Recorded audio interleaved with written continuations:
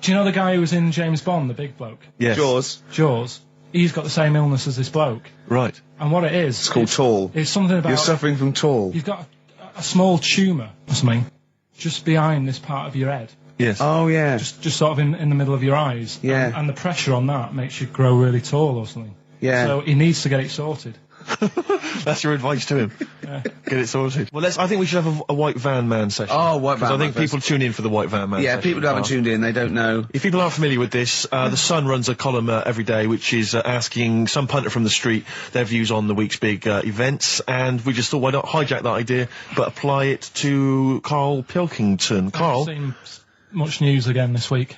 You've not seen much news? Don't worry, I'm sure you have an opinion on it. Just give us it from your heart. So, Gladiator. Okay, so, well, on the subject of Gladiator, what do you make of Russell Crowe's appalling behaviour at the BAFTAs? This is, I heard a bit about this. This is, when he got some director or something, because... Director or producer and threatened him, because they cut his bit, didn't they? Yeah, they cut a poem that he'd done during the acceptance speech. I watched it on Sunday night.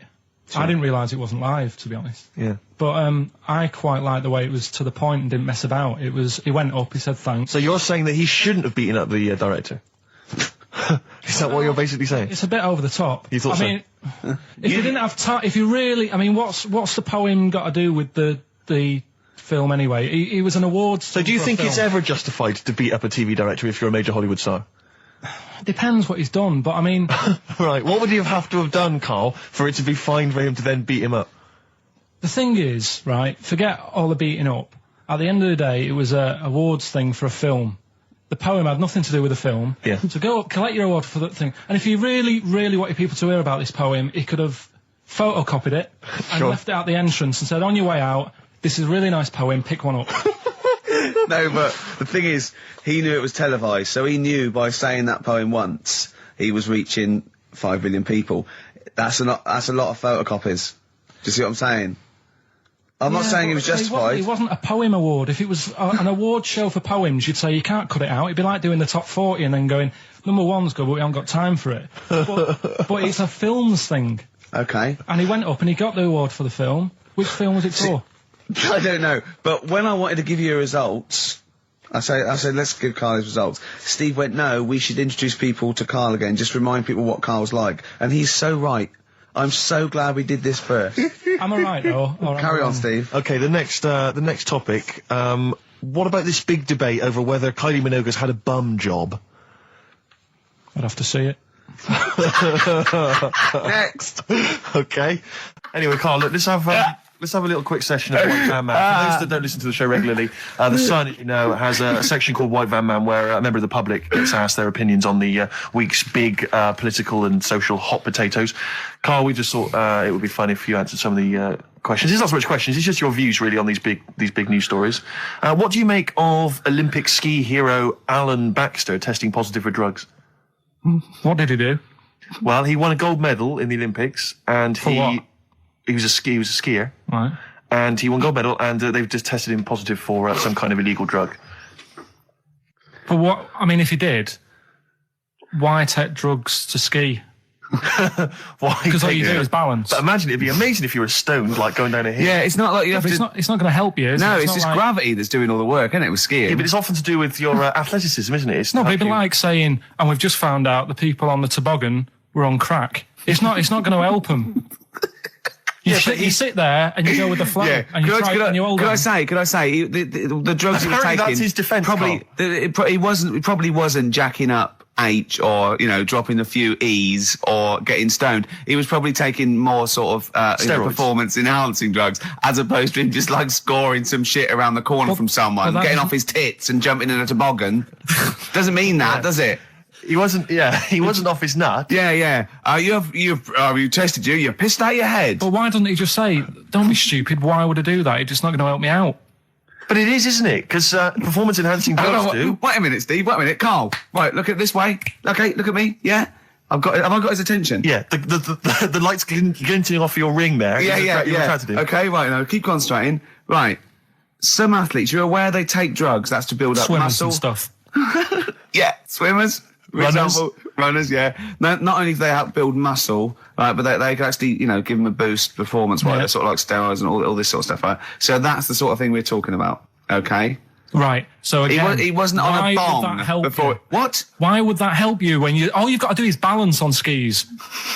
Not when you're at the Olympic level. Yeah. There's a lot to do with, your body and your legs. It's practice, isn't it? It's like, if you've skied for years, then you've got good balance after a bit. Oh, do you know what, Carl? Do you know what? You've made a mockery of drug taking.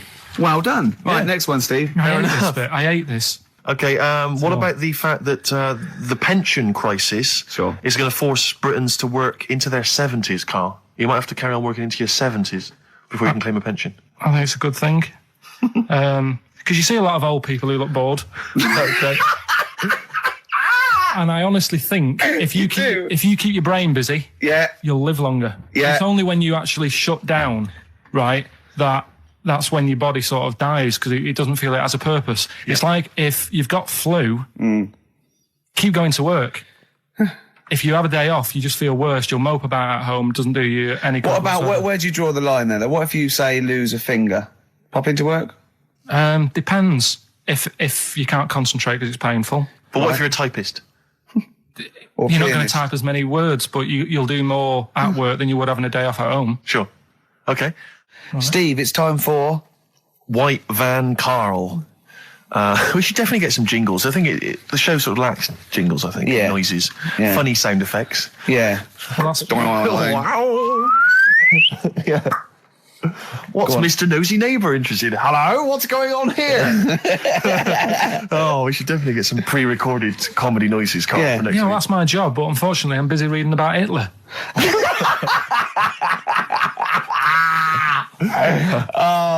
For those that don't know and aren't familiar with this feature, basically The Sun runs a White Van Man column where it asks just people who, every men and women, their views on news stories from the week, and we decided we'd just ask Carl his opinion on some of the same issues. This week... Not like us to rip off another idea and just use it for our own... No, but this time... The White Van Man in The Sun this week is Herbie Crossman from Harrow in Middlesex. Herbie. And he's asked his opinion, Carl, and what's yours, on pop idol Will Young admitting he is gay. Come on, Carl. I don't understand what the big deal is, to be honest. Okay. No. Talking to different people about it, and they've said, it could affect the sales, girls won't like him anymore, which I think is rubbish. Yeah, because it finished George Michael's career, didn't it? Well, yeah, and I was thinking when I was growing up, right? And Freddie Mercury. I was into Kim Wilde, right? Sure. Now... And her kids. You're not going to tell me America. she's gay, are you? No, but if they said, she's a leather. Yeah. Right? I wouldn't say, right, that's it, I'm taking kids in America back to the shop, I'm disgusted. Sure. I liked her. Yeah. I don't think I'm ever going to, meet her and marry her and that, so what does it matter? Yeah. Will Young, he's a good voice, he's gay, a lot of gay people in the world.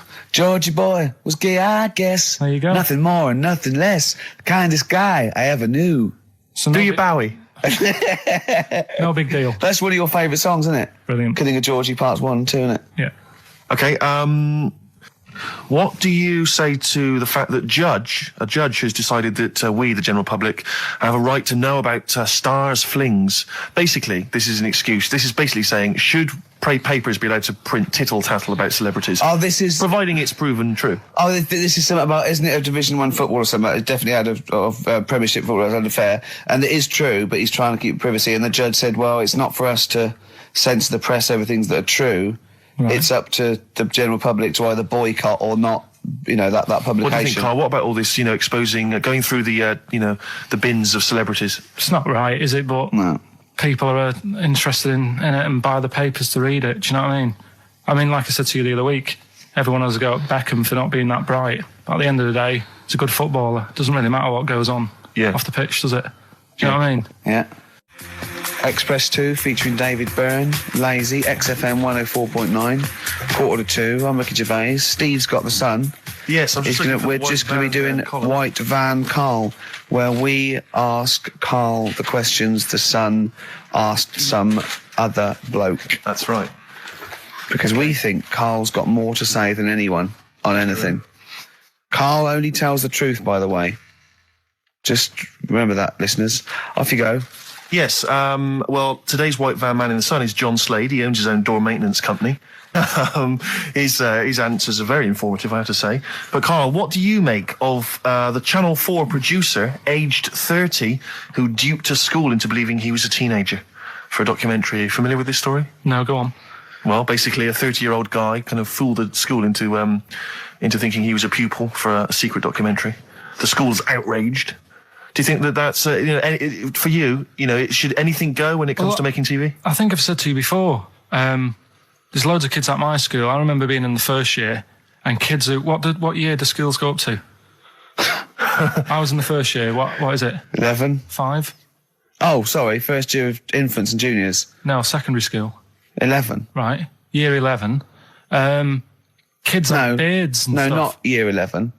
They're 11 when they first go to secondary school. Right. Well, I'm 11. The kids at the older end. Well, there's a fifth form, and then there's you can leave when you're 16, I think, can't you now? Right. Well, kids who were 16 looked old. They did have beards. I remember going there and thinking some of them were teachers. I think he's answered that. Next one. What's the next one? Tattoos and everything. I think they're kids in the earlier years even. What do you make of the fact that Mariah Carey's £38 million payoff has cost EMI staff their jobs, and we're talking 1,800 EMI staff who have lost their jobs? What do you think of that? Yeah, I mean, is that silly money, Mariah Carey, on 38 million?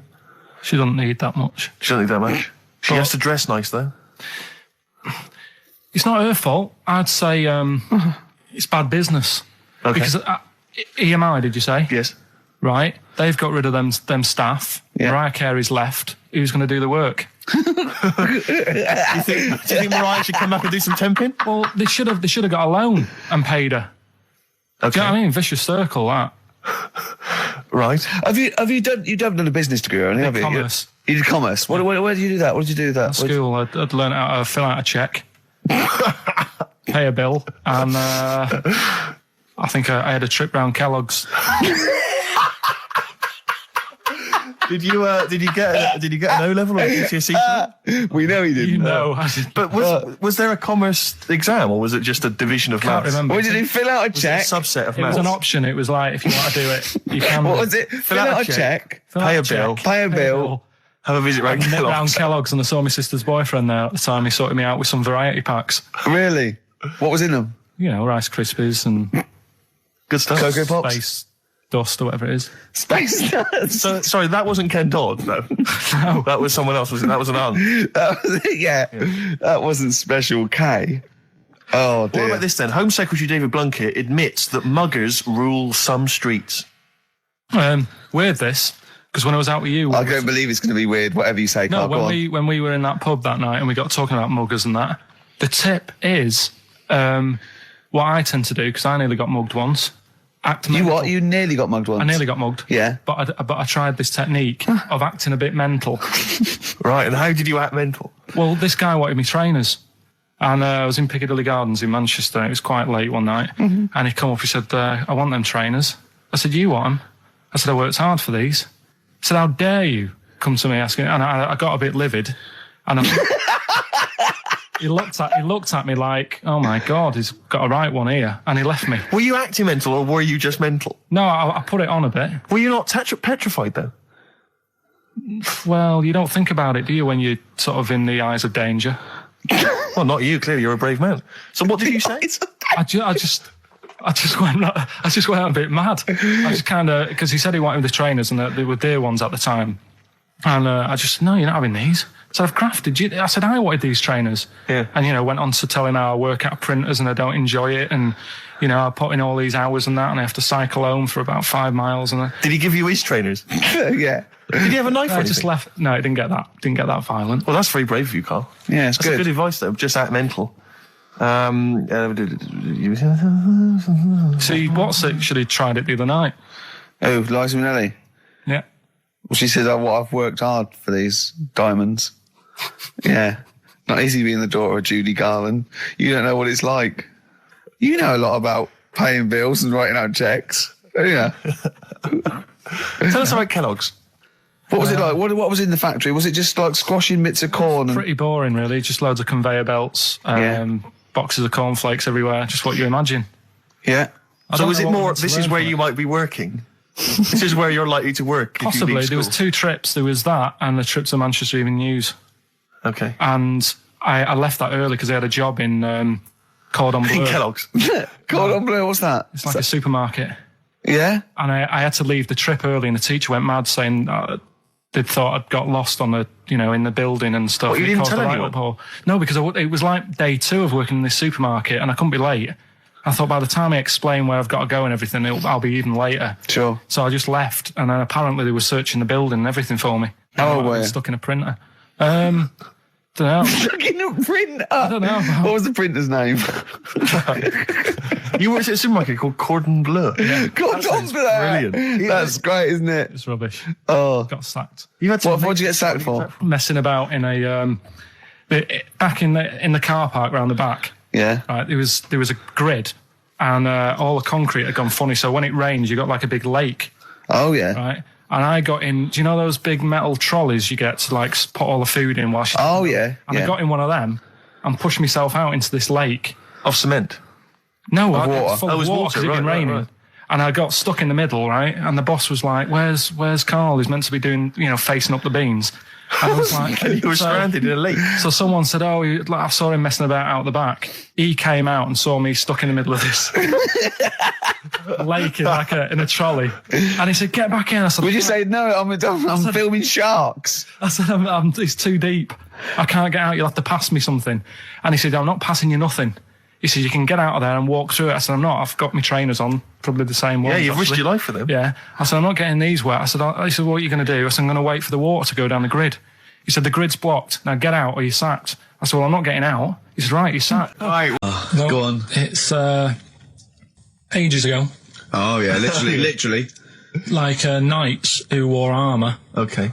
That's armour going after something. That's how it came about. Okay, armour. They wore all the stuff and they had the helmet, and say if they're guarding something at night, stood outside a castle or something, Yeah. and there's probably going to be 2 of them, right? So they stood there talking and that, and talking about stuff, and The future. Sort of, medieval stuff. One of them was like, "Oh, we should shut up. I've been stood here for hours," and he's going on and on. Yeah, sure. So he'd say, "Shut your face," meaning shut the guard down on your helmet. The visor. And I can't hear you then. So shut your face. Shut your face. And that's how it came about. Well, I suppose that's... It would be interesting if I could just rely on it. I'm not sure it's true. I know, I just never know. It needs to be corroborated. It's like, I don't know where he got it from, but anything via Karl is precarious. Yeah, I mean, I feel like maybe you should give us your sources next time. Tell us where you got I'll this tell you. information from. Got it off the internet. Yeah, but where on the internet? I can't remember where that one was. I mean, I always go through like the news pages and stuff, and This news should be updated because they've only reached the 17th century, which is last week with people eating tomatoes off lead but then plates. I look at, Go on, right, okay. like, what are you having? What are they again? Is the tip included? Yeah, go on, that one. Right. In Turkey, Nice. it's not, actually. That's where I went, and there was them little fellas after Suzanne in the kitchen. What? What do you mean? We went to Turkey. You went to And, Turkey and there were some little fellas. Well, they had quite a few sort of midgets working in the kitchen. Why? Is it a theme? No, Was it a it's theme just- holiday? I don't know. Might get them cheaper or something. Was it?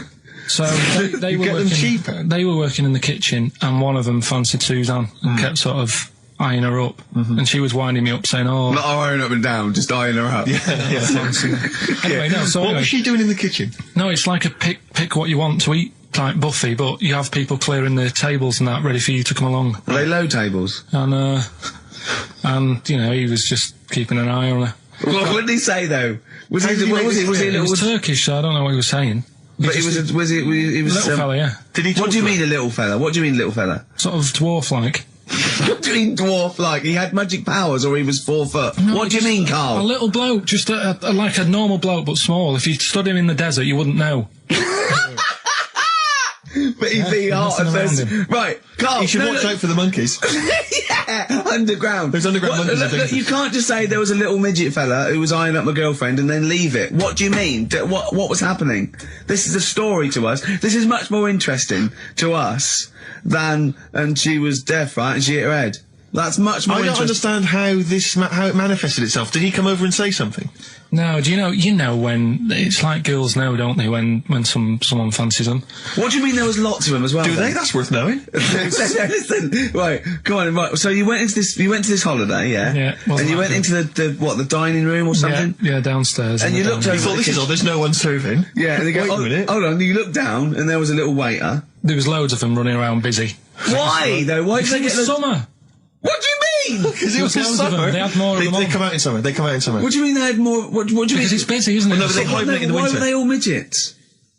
I don't know, maybe it doesn't heat stunt your growth or something. No! Well, they just happened to, maybe it was a thing that they did for tourists or something, I don't know. I just got on with my meal. It was a holiday, do you know what I mean? God. Right, So it's a midget serving. I'm not going to ask any questions. Right, okay, yeah. So they're all little fellas running around, and this one always was like, you know, oh, do you want a new serviette? You know what I mean? Going out of his way to sort of... for turning on the charm. Yeah, he was going out of his way. The others weren't. Right. I think what was happening is he'd been working with Santa all the winter. Yeah. This is sort of little summer break. This one He was hadn't seen your a girl. waiter, and so he was being polite to you. Maybe. But what did Suzanne say then? Well, she was using it to wind me up. What was she saying? Oh, Just like, you know, look he may be small, but he's well, built like a... Yeah, he's all man. so Were you jealous of a midget then? You were jealous of him? it is a bit annoying, isn't it? Why? It wouldn't bother me as much now, because I've been with her for ages. Right. But at the time, that might have been one of our first holidays, and it's like, you don't know, want to be what's going on? thrown I've away paid by for it. this holiday. And then you get off with a midget. Yeah. Oh. So anyway, But it doesn't matter because you got chatted up by a bearded lady. So. yeah. tell you what, no, that's got nothing to do with that. What were you going to say? What were you going to say? But I have to say, they wind me up. By they, you mean toilet attendants? Yes, No. yes. Right, Yeah, yeah, not not- Pop Idol winners. That's what I thought you meant, yeah. Yeah. So, go on. But because I'll tell you what it is, you go into a club or pubs or big friendly pubs, you go in there, and there's the toilet attendant in there. He's got his little display of aftershaves, sprays, some sweets maybe, Blue straw whatever it hearts, might. Yeah, and maybe a blue lollipop. straw hearts, maybe a lollipop. And all right, I don't know if I assume they're not employed by the club. I'm assuming the club's got we've got the DJ, we've got the bar staff. Wait a minute, we need a guy to irritate them on the when toilet. the manager walks in, do they hide? Well, this is it. I don't know if it's a guy who's just like. Is it like busking? Yeah, he Do they snuck just in. like, yeah, okay. He came in when it was free during happy hour. He's got a little bag, carrier bag. He snuck in the toilet. But the thing is, it's the fact that toilet attendants, fair enough. I mean, I'm happy if a toilet attendant sneaks in under cover of darkness, cleans it for me, and then shoots off. But it's when I have to see them there. I feel know. guilty because it's like I maybe wash my hands, I'll forget he's there. He'll hand me a paper towel. Suddenly I got to tip him like a quid or something. It annoys me because just out of I piss. wash my hands at all. I don't usually wash my hands. never wash my hands. I sometimes don't even bother getting my knob out. I do it by stand and change my trousers when I get home. Exactly. So it annoys me I have to go through this charade of getting it out, slushing out of it, shaking it dry, and then washing my hands. See, just if he 'cause did there's- any of those elements, What, I'd shaking tip it for him you? a quid, yeah. Pop it out. But yeah. not to hand me a paper towel and get it myself. And I I just, know. it's just guilt. And sometimes I'll hold it in because I'm nervous I don't want to go back in there. What It's annoys costing me me a is that, fortune. like a posh award ceremony, it's a pound a piss. It is a pound a piss. Do you know what I mean? So I, Or sort in of a like, top hotel or something. yeah. It's absurd. And I tell you what's worse than that. I know that he's doing it because he's got to feed his kids. But it's the fact that I've got to look him in the eye. You know, Yeah. it's like he's humanised. You know, if he was only dehumanised, Rick. Yeah. If I could see him and I didn't think he was a human being, I wouldn't feel guilty. If know. he could sort of hide under under the urinal, perhaps, or if And he could just put hide a underneath the handout sink. like thing from the Adams Family. He just puts out, He just pop a hand out, doesn't say anything, with just a hands me the glove, paper so you don't towel. even see, like, hand go, and then I'd put a pound in, I'd take the thing, put a pound in, nick a lollipop and run away. No aggro. Exactly. It's the fact I got to see them and I feel guilty because, you know, I'm on the radio, I've got a cushy life. I know. Here's a guy who's just trying to make ends meet. It makes me feel bad, it ruins my evening. Yeah. I'm just pleading for them. Can they not do it anymore? Can they maybe get a job, illegal mini cabin or something? Please. It's 10 past, isn't it? We haven't done a little bit of knob news. No, we haven't done no news, no. But It's been 3 months. It's been 3 months coming. There's this thing. I don't know the full story. I don't know how it happened, right? But little Russian fella. Yeah. He was sort of having sort of emptying his bladder, right? And somehow electrocuted himself. Right. And sort of did a bit of damage. How did he smashed I don't onto know. some I don't live know. wires or something? Something like that. So Did anyway, it damage to himself or to an electric fire or something? no, to himself. To himself. Yeah. And so the doctor Didn't slip and curling tongs went up his arse when he was pissed, because that's happened a lot in Yeah, we've all been hospitals. We've all shoved the old curling tongs up the arse when having a piss. right. So I can't even be bothered. No, come on, we're interested. We're interested. Well, come on, we're interested. Don't You give can't up. be bothered. You get Mondays off. Do some work. Right. So anyway, so the doctor says, "Oh, it's not looking good. We'll have to take that off." What? He's like, Novectomy. Yeah. Really? But the funny thing is, right? Nothing funny about that. They've done. You're doing me head in. You're doing me Just head tell in the today. story. Just doing me head in. Well, you can chill out on Monday. I've only got 15 minutes, but I'm going to talk to you every Saturday. I'm going to get the money's worth out of this, because you get Mondays off, and I can't bear the fact that someone's getting away with something like that, because it's terrible. So you're going to stick this out, or you're going to have to work Mondays. So take it on the chin, right? Okay. Just finish the story. Yes. I command you. Just do it. Anyway, so they said, he said, you know, will you be able to sort me a little knob out? A prosthetic No. cock, yeah. Yeah. But they put him out for the operation. Yeah. He woke up. Yeah. Right, and he's thinking, oh, thank God that's over and done with. Yeah. They've only grown it on his arm. What are you talking about? You twat. Shut the you're an idiot. What do you mean they've grown it on his arm? Apparently, like, that's the way they do it. Oh, yeah, but to then put it on, that wasn't a mistake. It wasn't doctor going, does it go there? Some bloke I didn't do a degree. Are you a real doctor? Yeah, yeah. No, but why put it there? Because it's got to grow, it's got a graft there, so where they can control it. To skin tissue. But on your arm. Well, But they're On going to your remove back it or- from the arm itself. What do you mean on the back? on your back. Somewhere, well, we can't wear a t-shirt. Yeah, but you could That's have ridiculous. a He's in hospital. but this way you can still have a little tug, can't he? But they'll leave it there for quite a bit. It's not, do you know what I mean? It's not going to be like, oh, it's just there for a few days. Yeah. It's there for a bit. That's not good, is it? So he's got a cock on his arm. Yeah, what's up with that? What do you mean, what's up with that? Well, I mean, he could say it's a thumb or something, couldn't he? Yeah. But they remove it. Be good And for attach hitching. it down wouldn't it? below later. If you had a knob instead of a thumb when you went hitchhiking, just tickle it. They can see it like a mile down the road, couldn't they? Posting. Yeah. If I'd lost my knob, I'd go, oh, I'm not going to have all that stuff. Just whack a pair of tits on me. Do you know what I mean? I think, oh, I'll have just forget it. But why not just put it where it should be straight away instead of messing about? Where should it be straight away? You know. On the you know- forehead. Listen, are we doing a competition? Let's play a tune. Let's Come on, let's Carl, you can't be bothered. Right, Alright, okay, better we're rainbow, going to better scrap rainbow, this yeah? and you're going to work Mondays again. I was on the tube the other day, Rick. So I was just coming into Finchley Road. Yeah. And I was on the train. I know you don't travel on the tube anymore. 'Cause No. you're too famous. But I never did. No, fair enough. It's not that I don't really recognise, it's beneath me. Fair enough. And and they're on the tube in each carriage on these newer ones. There are kind of these flaps that are normally locked closed, and there was one of them that's swinging open.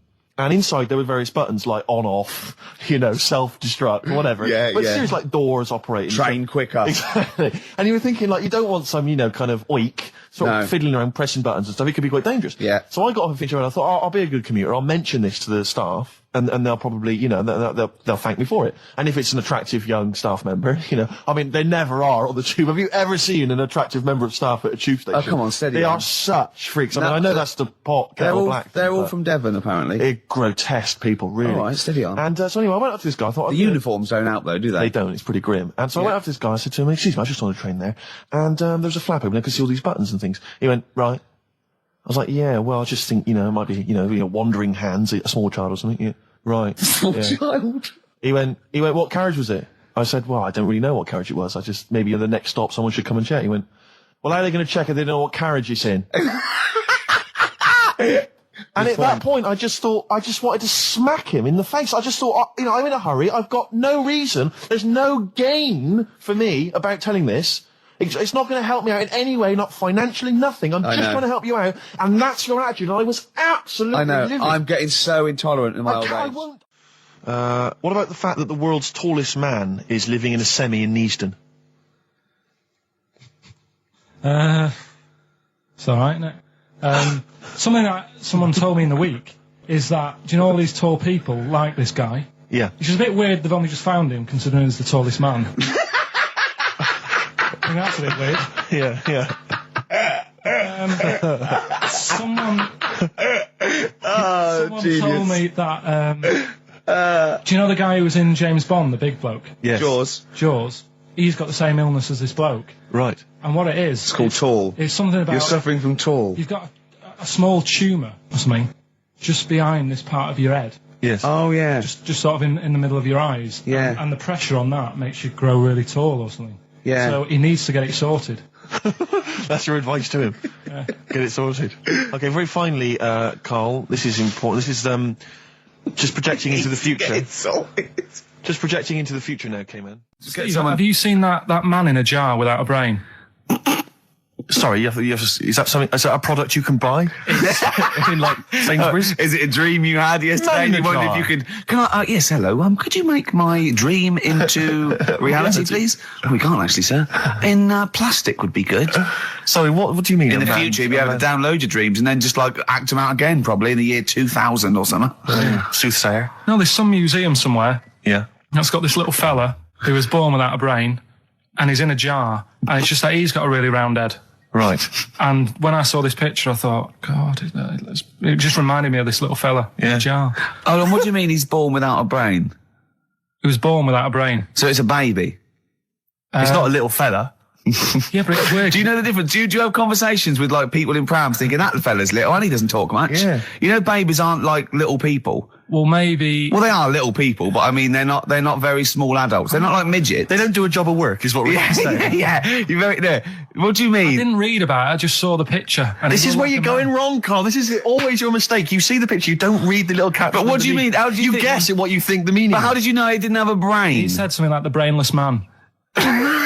Yeah, but people say that about you. It doesn't mean you haven't got a spinal cord. I bet somebody's seen it and knows what I mean. It's a famous picture. Right, call in 08700 800 1234. Once again, you win a prize if you can tell us what Carl is talking about. Just in general. It's an ongoing competition. We're trying to find some CDs to anyone who knows what Carl is talking about. Carl, you're a second-time buyer, aren't you? But Yeah. Bought one in Manchester. Lost $7,000 on that one. well, don't buy in Manchester. No, it's a good flat. It's just it wasn't. I didn't buy it to sort of make money. I thought I was going to be living there like all my life, and then a job came up here, and it was like, oh. You bought your first flat in Manchester. You assumed you would be living there for the rest of your life. Well, I wasn't in a rush. Play record. You're an idiot. Hang on a minute. So have you got a property portfolio? Have you got the two houses now?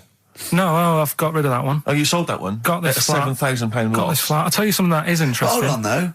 What? £7,000 lost. Yeah. And it's a flat in Manchester, but it could only cost about £8,000 anyway. Right, Steve, something they do now, right, they've got to do by law when you're buying, right? I was looking at one in London, right? It's haunted. They've got to tell you now. Right, don't talk shit. I'm telling you Play now. a record. I'm telling you now. Yeah. There's no such thing as ghosts. That is ridiculous if that appears on a legal document. Right, if there's anyone who sells flats and does that for a living, yeah, right, email in, Yeah. because I'm telling you now, that is a fact. She sort of dropped it in. I said, oh, nice feel here. And she said, yeah, well, that'll be the ghost. Just dropped it in, that's all they've got to do. And then I was like, what? And they went, oh, yeah. That's what I've got to do, is it? So that's the legal thing. Did you drop it in? So in court you go, did you drop it in? Yeah, I dropped it in. Play a record, you're an idiot. I think that my new TV is too big, Rick. I said that I know, when he I know bought what it. I was thinking. But I can't believe it. He talked about this buying it. He's got a bit of cash now, of course. And what is it? 42 inches? 42-inch plasma screen. What did it cost you? $3,000 or something? Don't tell me. That's Wow, huge. it's £3,500. ridiculous. $3,500. Big spender. Of course, it's too big. Well, I can't get far enough back in my living room for it. You're meant to be, I think, 4 times the screen size away from it. Really? To get out from the air. So that's 4 times 42 inches you're meant to be sitting away from it, which is impossible. Yeah. Well, I'll have to just get friendly with the neighbours. Yeah, watch it through a hat. If that's the case, though, aren't you better off just getting a portable? What? I don't understand that rule. What are you saying? Well, you're meant to be 4 times the screen size away from the TV. But then what's the point in having a big telly if you've got to keep moving further back? Get a portable and sit right next to it. Do see your point. Why do people go to the cinema then? Did you see films that are out yet? Fair enough, he's got you there. Tom, I tell you this though, I had it delivered, and are you supposed to tip delivery men? Of course you are. I don't know. I've never had anything delivered before. I never spent that much money. Not if it's a courier with an envelope, but if it's a bloke who's struggled up the stairs, two fat blokes with a fridge, then give him a £5 for a drink. But the problem was, I didn't realise, and I was thinking to myself, I wonder if I've got to tip him. And the guy was leaving, and my mobile phone went off in my pocket, and I reached in to get it. He put his hand out thinking it was a tip. I went, it's just my phone. And I felt terrible after he left. I didn't know. What was I going to do? Run down the street and offer him a £5? No, of course not. No, I'm not made of money. I just spent it on TV. Yeah, I've got no money, mate. No. I just spent it all on this to clean out my jar, everything, the drawers. Yeah, I'd take some bottles back. The problem was it took me forever to wire it in. I thought I'm not going to pay for someone to wire it up, So it took me about 3 hours to wire it in, and it was huge. And I got it switched on, and the first program that was on when I got it wired in was Bargain Hunt. I'll tell you this, David Dickinson's tan almost took me eyeballs out. It was incredible. It was like X-rays. So the close. glow. A huge plasma screen with this orange thing coming out, and he keeps turning to the camera, doesn't he? Just to get you. Yeah, he turns away. You get a bit close. They go, "What's he doing?" He just turns around, takes the cornea off. What do you think, Bargain Hunters? Bargain Hunters. Oh dear, that's why I'd buy a plasma screen to watch Bargain Hunt. I mean, it's ludicrous. This is the problem, is because what do you watch? I mean, have you watched anything that's been worth having? The only thing I've watched really worth watching. 24. Well, 24 works great, but also films. Obviously, that's the main reason I bought it, because films just look amazing on the DVD on the plasma screen. There's that one. There's that one that a bloke, right, was going to get a phone call at 4 o'clock to find out if his business was, okay, right? And if he didn't get the phone call, he knew he was broke, destitute. So dead on 4 o'clock, the phone didn't ring, so he went up to the roof, his office, and he jumped off to commit suicide. And as he was passing his window, the phone was ringing. Oh no. Carl, it didn't happen. Didn't happen. Think it through. Who told that story? Who told that story? As he hit the pavement at 120 miles an hour. He's the only person who could have known that series of incidents. Also, why didn't he wait? As his life's at stake, why didn't he wait till 5 past? I'm going to give it 5 minutes just in case the lines are busy. Yeah. And what sort of bloke goes, I'll call you at 4, okay, if you're busy. Well, call me anyway. No. If I don't call exactly 4, then, you commit suicide. Commit suicide. I would, because if I don't call at 4, that's the end of it. Well, call me anyway. No, that's not the way I work. Why can't you just call me and tell me the other way? Well, I'm telling you how I do it. If you're bust, I don't call. Can't you just call to verify in case something goes wrong? What if it's engaged? If you want to be engaged, just commit suicide at 4, please. It didn't happen, Carl. What exactly is there then? Is it just a kind of moon? I've said in the past to you, Rick, that my grandparents, so I love them dearly, but it's like for the last 30 years they've been waiting to die. I know. It's like they just sort of, it's like, the novelty wore off of life. Life in the 50s. Yeah, they got kind of bored of it. Life, in the 40s, it was brilliant. All sat around the old Joannas, the bombs fell, singing. They loved that. The 50s, that was great as well, because that was the post-war years. It was, it was a bit tight in the pocket, but it was all right. Everyone pulled together. And then the 60s came along, all the crazy music, the funny hair. Let's stay in bed. Exactly. They basically stayed in bed. And it was one Christmas when my grandmother said to my dad, what do you like for Christmas? What do you fancy for Christmas? And this must have been, I don't know, 20 years ago. She said, what do you fancy for Christmas, Ron? And he went, well, I could do with a nice big kind of warm winter overcoat. She said, don't worry about that. Don't worry about that, because your father will be dead soon. It's what you can have his. Meaning my granddad. Well, to be honest with you, my father's still waiting. Which is good news. Good news for my grandfather. Less good news for my dad. He's freezing. He's freezing. He finds out, how is he today? He's fine. Oh, okay. Oh, I'm freezing. It is such a weird mindset, that. I think that, to me, is what sums up people from that older generation, the 40s and 50s. And it seems to me that you've got that kind of mindset. It's like you were born in the 30s. And whenever you talk of your childhood, it's like you had like a baked potato to take to school. And a hoop and a stick is a Christmas gift. The other thing is, I think that that sort of generation, it seems that the man is dependent on the woman. There's a total dependence. Oh, absolutely. If she dies, he's done. Yes. He's done for. Just pine away. If he dies, she's got 30 years of pottering. Absolutely, yeah. Do you know what I mean? And going to the youth club and the church. I know what you mean, yeah. It's sort of like that. It's sad. Of course, it's sad for them, but it's not the end of their life. No, sure. And it sort of is the other way around. I don't know why that is. Yeah. It's terrible. That's a little melancholy thought for. I know. Christmas I've really brought it. You brought it down. You've brought it down. I've brought it. This isn't a nice show at all. This is terrible. Well, We're didn't gonna have really people wanna make just it- killing themselves. Well, I didn't really want to make it a Christmassy type show because I don't really like it. Oh, he's done it again. Well, you did Christmas once, didn't like it. No, my dad always said. All right, steady on. Dad said Christmas morning was for for me. So he used to stay in bed. So he never. That's brilliant. That's a great thing to say, isn't it? Yeah. Christmas morning's for you. Run wild. Do what you want. Just don't bother me. I'm going to Honolulu for 2 weeks. That's great. Dad, it's Christmas. Do I have to do anything? No. So my mum used to get up because she used to like to see my face light up, when I open my presents. And then, to give fireworks. and then, then I'd have to go to my bedroom from about 6 o'clock onwards because my mum and dad were into having big Christmas parties and I wasn't old enough to go. Right. So they'd say, right, you've had your fun there, you go up to your bedroom, stay in there. Really? Yeah, I remember one year, right, I got a train set, that's what I wanted. Yeah. Right? It's brilliant. Playing with it all day. I thought, I don't mind about the party, I'm happy staying up here playing with this. Brother comes in, he's had a few, right, he's going, yeah, give us a go on your train. How old is he? He's a bit older than me, so he might have been let's see. Well, let him be 18. Probably about 18, 19, And how old something were you? like that. I had a train set, so I don't know, about 14. something like that. Yeah. Right, so I'm playing on that, loving it and stuff. And then he comes in and goes, oh, give us a go. He turns the transformer up to 14.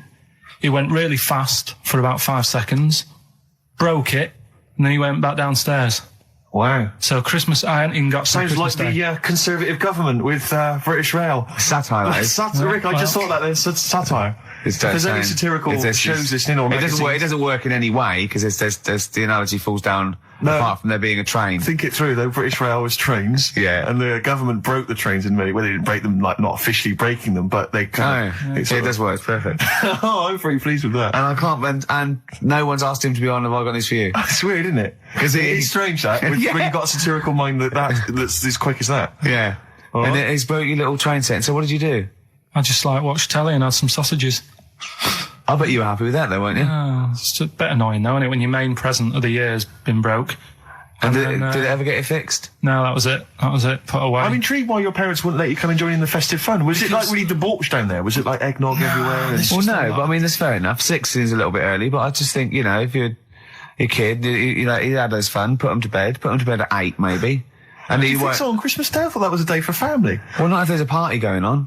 and Well, then don't have the party on the Christmas Day. is Well, my point. that's another option. Yeah. Your parents are weird, aren't they? A strange breed. well, I think that was the year, right? You're talking about buying presents and stuff. I think I did treat my mum. I didn't buy my dad anything. I think that was when I got a bit older, he used to get me dad something because he wasn't that bothered anyway. No. So, got me mum. There was a cheap shop, right? Of course. Thank God for that. Called Snips. Right? So I went in there and I thought, let's see what I can get her. And remember Victoria Plum? I don't think so. Well, it's like a fairy character. Right. Right. I mean, mum's into gnomes and stuff. Right. So I thought, right. She must be pleased with you, then. Victoria Plum. I was thinking, is that one of the neighbours? Is it like a brandy Do you liqueur? remember Victoria Plum? Victoria Plum. Victoria Plum, yeah, it's like a little fictional sort of character. Right? Okay. So I saw it. I thought, yeah, she'll love that. Right. So I did my paper round, saved up for 2 weeks. Right. Got that sorted. Went to Snips. Bought the Victoria Plum. Next day, I'm in town with her, right? So I think, I know what I'll do. I said, come in here a minute, right? So we go in and we're looking around, and I tested her, right? I went, look at that there. That's all right, isn't it? And she goes, oh, it's bloody awful. Oh, Carl. Oh, Carl. Oh, God. So then Christmas Day comes. I said, don't bother opening it. She said, no, why? I said, Oh, "Don't." no. Why don't you still give it to her? So, well, it's too late. I'd already bought it. Oh, Carl. So she opened it, and I was like, and she said, oh, that's nice. I said, why are you saying that? I said, the other day, so it's bloody awful. She said, oh, no, I thought you were pointing at something else. Oh, no. So that's why I don't get anyone anything anymore. Do you have Innovations catalogue? Well, I just read this week, Innovations Yeah. catalogue is being closed down. Gutted. Yeah. The Is it Innovations really? catalogue, which Gutted. it used to go to something like I'll tell you 50 million homes or something. I love the Innovations catalogue. You do think, well, I could do with that because I want. Well, I've never thought that. I do. I want to spend money on an advantage in life. Like, you know, I want the power packs and hoverboards and things that are like to see through walls. Just for 19.99. Yeah, They but that's- don't work, do they? I bought oxygen. Did you really? I bought oxygen. What do you mean you bought oxygen? Well, me and my mate was sort of like, I'd run it. It was about like, I don't know, 1987. And me and my mate, Wally, we were doing long distance running together. We were trying to get good. And I thought, I'll just have some oxygen before the race. And I What do you thought- mean some oxygen? It's there, free in the air. What's in Oh, there? you put some big canisters. A canister of Big oxygen? canisters. What was that gonna It do? didn't work. It just smelled like you were sniffing mints. I couldn't get any in. I But what was it supposed to do? Well, you know, oxygenate the blood so you can. Right. But yeah, I don't Make know you why. slightly red How in much the was face. it? I don't know. I can't remember. But Mine was 1999. It was a big canister. It was rubbish. Why did you buy it? I mean, he was at least doing a job. For much the same doing reason. a job? I was But it does seem to me training. that because the problem with the Innovations catalogue is that for the few idiots that buy stuff like you, there are hundreds, thousands who just looked through it and laughed at the absurdity of a motorised tie rack. I bought the I know, Abs yeah. Master. Who is so lazy that they need that? Yeah. Yeah, about that. The Abs Master. I worked for a while answering the mail, and opening the mail for a returns. It wasn't the Innovations people, but it was if that's the kind of middle class version, this was a very much more working class thing. It was how to get hot dogs out of a tin and all the rest of it. And there was stuff in there was incredible. There was one item that was in the catalogue, and it was. Yeah, I know, like me, you've probably thought to yourself, I just haven't got time to boil the kettle and fill up my hot water bottle. Oh, I You know, thought that yeah, takes upwards of a minute and a half to do.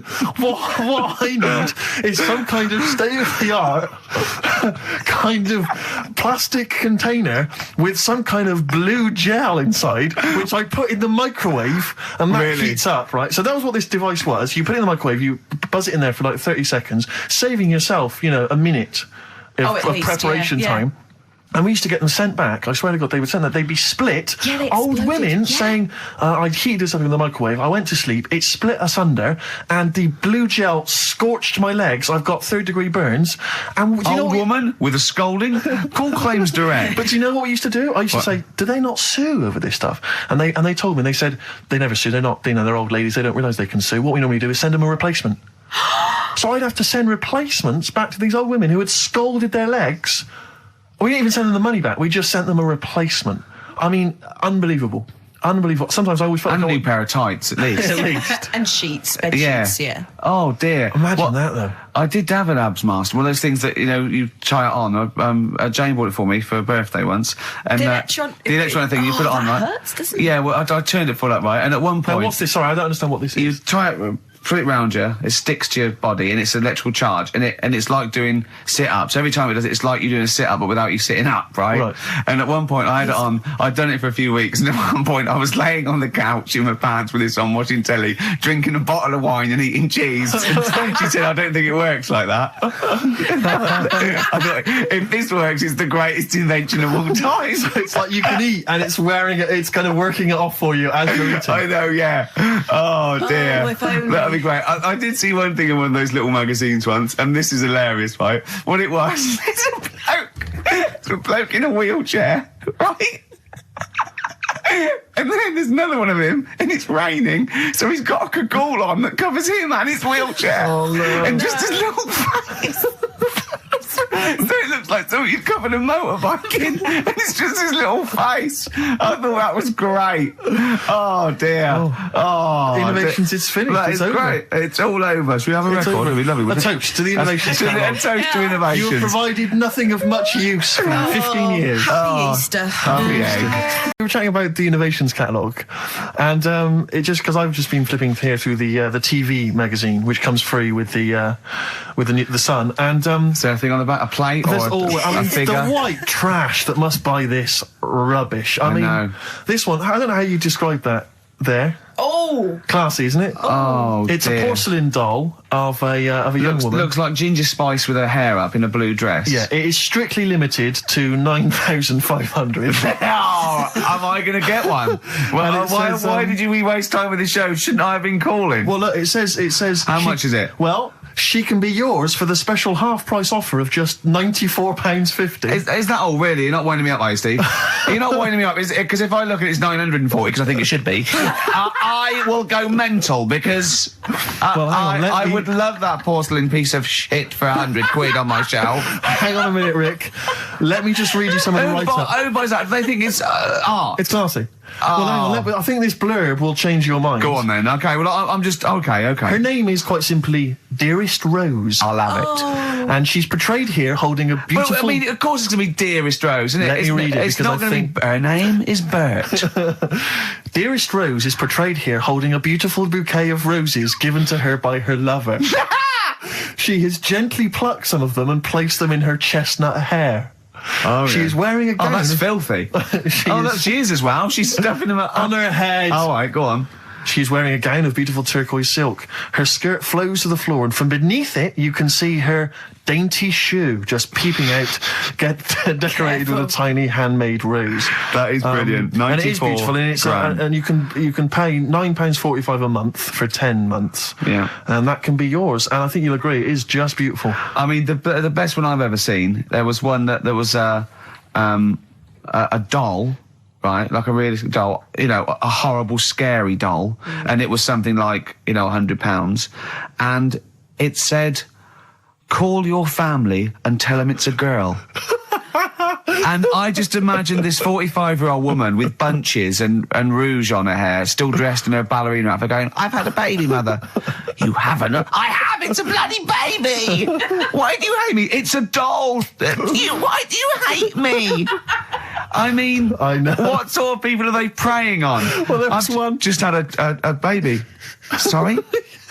Call the doctor. Call the doctor. Don't call the doctor. I've had a bloody baby.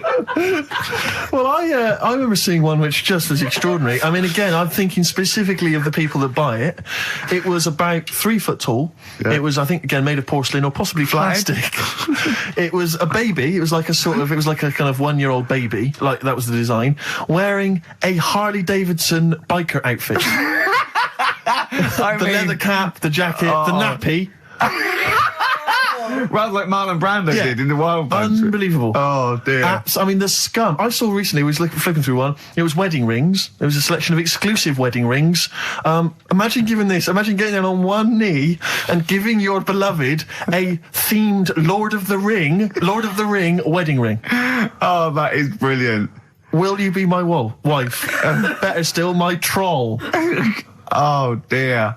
The scum that must be that they're preying on, like you say. I mean, unbelievable. It's those sort of houses that I remember going into as a child sometimes when you met a friend from school, and you'd go into their house and it was like a shrine. I remember some people kept the polythene on their 3-piece suite. Yeah. There was some when you weren't allowed in the front room. Like we couldn't go in the front room, and it's sort of, you look around and there's all these dolls and that, and it's just like, oh God, scary. What in God's name happens in this house after dark? Well, that's about it from us, isn't it? We got, to be honest, I didn't miss Karl at all. I didn't miss Karl. In fact, I felt we worked harder. We did a better show without him. I think he's dead wood. Well, I think that we should, tell him that we don't need him. If he turns up, it's fine. If not, you know what I mean? Yeah. Because that will wind him up. Oh, he'll be livid. If you could send, could you send Carly emails saying to Ricky or something, because he gets all those, doesn't he? Or to Karl, saying the show was better without Karl. Yeah. Can you please do that for us? We'll tell him the truth.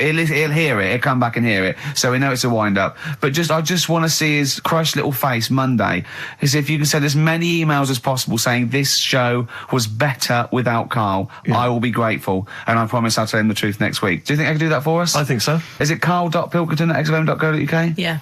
And it's Karl with a K. Yeah, and send some to me, because he'll read those next week as well. Yeah, ricky.gervais@xfm.co.uk. Yeah, just say send some to me as well, and pass them on. And to the head of XFM. Oh, what's his one? Yeah. Because he won't get in trouble, because obviously Andrew's listening, so he know it's a joke. But Andrew.phillips@xfm.co.uk. In fact, could you send a load? Marketing manager Charlotte Susan at XFM. Yeah, Andrew.phillips@xfm.co.uk. Just saying it's so much better without Karl, because it's got a bit self-indulgent. He just does his same old stuff about Auntie Nora farting, and it's not big and it's not clever, and the man's a fool. Yeah. So if you do something like that, make stuff up as well. Thanks very much.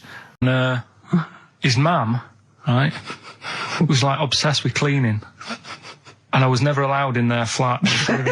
He makes the place look untidy. So she used to, I don't know if it was just me or all his mates, but I used to turn up and she goes, yeah, he is in, but you know what you've got to do? And I used to have to go round the side of his flat, and he had a computer, right, which he used to play. I didn't have one at that point, but he had one. And I used to have to go round the side of the flat and stand at his bedroom window with his window open, and I'd be sort of leaning in playing the game. You are joking. I'm not. You had the weirdest upbringing I've ever heard. The things you were willing to do. It's the strangest. What is this town like? No, I stopped going. Was there always music? Like, there's the horse in the house there. Oh, look at these two kids with big heads and webbed feet. All right, Ronnie. All right, Reggie. What was it like? She was obsessed. It is like you've grown up in a cartoon made for children. Yeah. No, his mum was really obsessed with cleaning. Can I play it through his window? I used to... Mrs. Ramsbottom, can I play it through Mark's window? Alright, you know what you have to do. She used to be up till about 3 in the morning. Pilkington again? Have you washed your hands? Well, up till 3 in the morning, washing. She used to be up doing the tiles in the kitchen. Washing until 3 in the morning? It was at 3 in the morning. And for ages and ages, that saying that out on the tiles, I used to think that came from, like, his mum. Because she was out, like, cleaning them late. So, till I was about 13, I thought that saying, out late, on the tiles... Yeah. Was... And now you're not confused by anything. Well... There's no misunderstandings in your life now, is there? See the grass, seen the light. I just think of people... sort of other Saturday going, you coming shopping? I go, I can't, I'm listening to XFM, there might be some monkey news. And they waited 2 hours for that. What sort of a show has a feature called Monkey News? Well, I have to say, the monkey story has been corroborated. Which one? Well, this one, it says, police in Britain this week are on the lookout for a very different kind of burglar. A chimpanzee who has been sighted breaking into a house in Hackney, stealing a mobile phone and leaving. The chimp is also the prime suspect in a break and entry in a nearby house where part of a radio was taken. One policeman stated that it might have been trained to steal, but a monkey's not going to think, that's a mobile phone, I'll just have that. Look at Carl's face. Yeah. Fact. That's fact. WC, featuring Snoop, The Streets on XFM 104.9, Ricky Gervais, Steve Merchant, Karl Pilkington. I think we should kick off with a bit of a competition. I think we should get the listeners involved here. Mm-hmm. Phone up if you want to play XF Family Fortunes. Now, a lot of people, of course, won't be familiar with this because we played this in the very early days of XFM. Yeah. Do you want to explain the rules, or do you just want people to phone in? It's like Family Fortunes. We need two of you. I asked Do you remember we discussed this before? You can't say that. Yeah. And so get two on the line. You're competing against each other, and so it's fingers on the buzzers. Will you stop chewing, picking your teeth? I mean, even if the listeners can't hear it, it really annoys me. It is a bit like having a chimp in the room. Do you know what I mean, Carl? Right. Have you ever seen him eat hot food? No. Honestly, it is like a chimp. And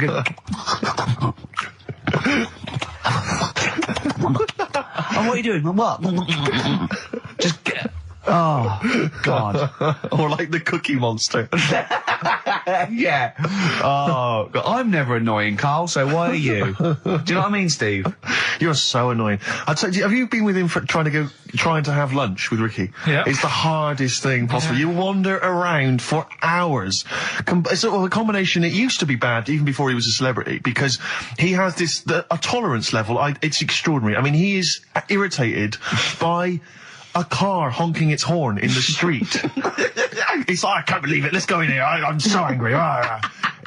He gets annoyed by police sirens, by rain, wind, birds in the air, other people in the streets. They're the most annoying. Children particularly, whether they're in a school playground we happen to be walking past, whether they're on TV. It's just noise that isn't mine. Well, I know, but this is the thing. You are the most irritating man I've ever met, without a shadow of a doubt. I mean, you know that, Carl, don't you? I mean, noises he makes. It's extraordinary. I mean, I've been editing some behind-the-scenes footage we shot of making the second series of The Office. It's extraordinary. I've had to cut sequences out involving Ricky because they'll just think he's a gibber, just think he's an idiot, like some kind of puppet that the rest of us are controlling, because he's shouting, he's whistling, he's honking, he's making noises, he's dancing around. It's extraordinary. And if you're out trying to find somewhere to eat with him, all these irritants, all these annoyances, and it's, that music's too loud, I don't like that particular song, I'm not going in there, there's more than 8 people in that cafe, I'm not going in there. It's just extraordinary. I think we need a woman.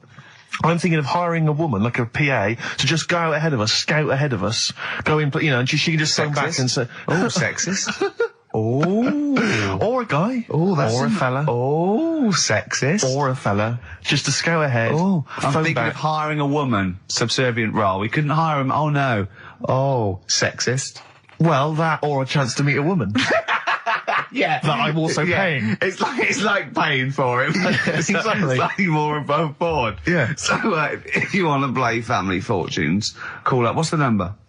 08700 800 1234. Yeah, it's just like Family Fortunes. Two of you are competing for some great prizes, and I go something you know how it goes, and then you go Buzz and play it on board. It's not as high tech as Family Fortunes. Current single from Nick Cave and the Bad Seeds, that's Bring It On. Yeah, on XFM 104.9, Ricky Gervais, Steve Merchant, Karl Pilkington, and 2 people on the line to play XF Family Fortunes. Brilliant. Hello. Steve first. Steve, hello. Steve first, hello, how you doing? You alright, mate? Where are you calling from? From my pub in Barnes. You got a pub? Yeah. In Barnes? Yeah. Are you posh? No. Oh. I suppose you're the local landlord. Do they come in and sort of like go, good man, there's a shilling, get me some ale? They're all posh in Barnes, aren't they? Well, no, not all of them, actually. Does Nigel Havers come in your pub? Because he lives there, doesn't he? Well, none of them do, actually. I know there's lots of them about, aren't there, in Barnes, but no, not You've in banned them. You've banned them. Who's on the other line? It's Jennifer. Jennifer, hello. Hello. Where are you calling from? I'm calling from Forest Hill. Forest Hill, that's right south, and I don't go out of WC1. Oh, you should. Do you run a pub? Do I own a pub? No. Do you drink in one? Yes. That's just good. just some friendly chat there. Yeah, thing between the brain that you were talking about before. Oh yeah. I can't remember what it's called, but they did an experiment, and apparently the length of it determines whether you're straight or gay. Is that That's right? what I heard. Yeah. Well, so what? You could actually trim it if you fancied. It didn't go that far. Oh, well, Always. you've just interacted with Karl Pilkington. Oh my God. I treasure that. Right, here's the prizes. Okay, now, listen, don't be disappointed, because, as ever, Karl has just gone through some people's drawers here at XFM and found some really quite shoddy prizes. So, you get, on DVD, I don't know if you're a fan of it, are they a German band? Rammstein or Rammstein? Oh, you'll enjoy that. But there's any number, that includes Asch zu Asch, Spiel mit mir, and Hergelade. That's just some of the classics on this, DVD of their greatest videos. Red Dwarf, the first Do you think series. Germans sit around looking at ISIS records and going, look at these Wonderwall? Possibly so. Wow. The very best of the Stone Roses, although I might have that. So anyway, there's also an I Love You compilation, kind of appropriate, and a tribute to the Ramones, which might be interesting. So you can get the idea, Steve and Jennifer, the stakes are pretty high.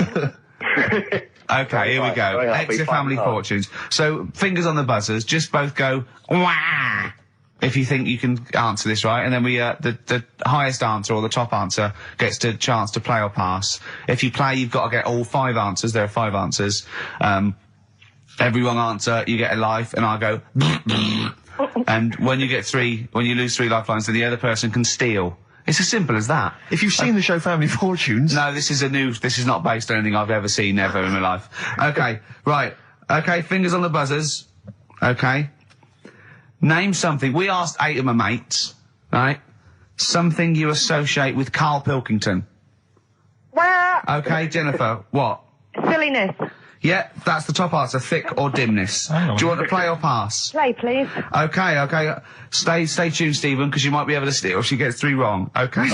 Right, okay. Right, we've got a top answer. 4 to go. Thick or dimness is top answer, obviously. Okay, Jennifer, some other things associated with Karl. Comedy. You'd think so, wouldn't you? Yeah. No, I don't even know who he is. You don't even know who he is?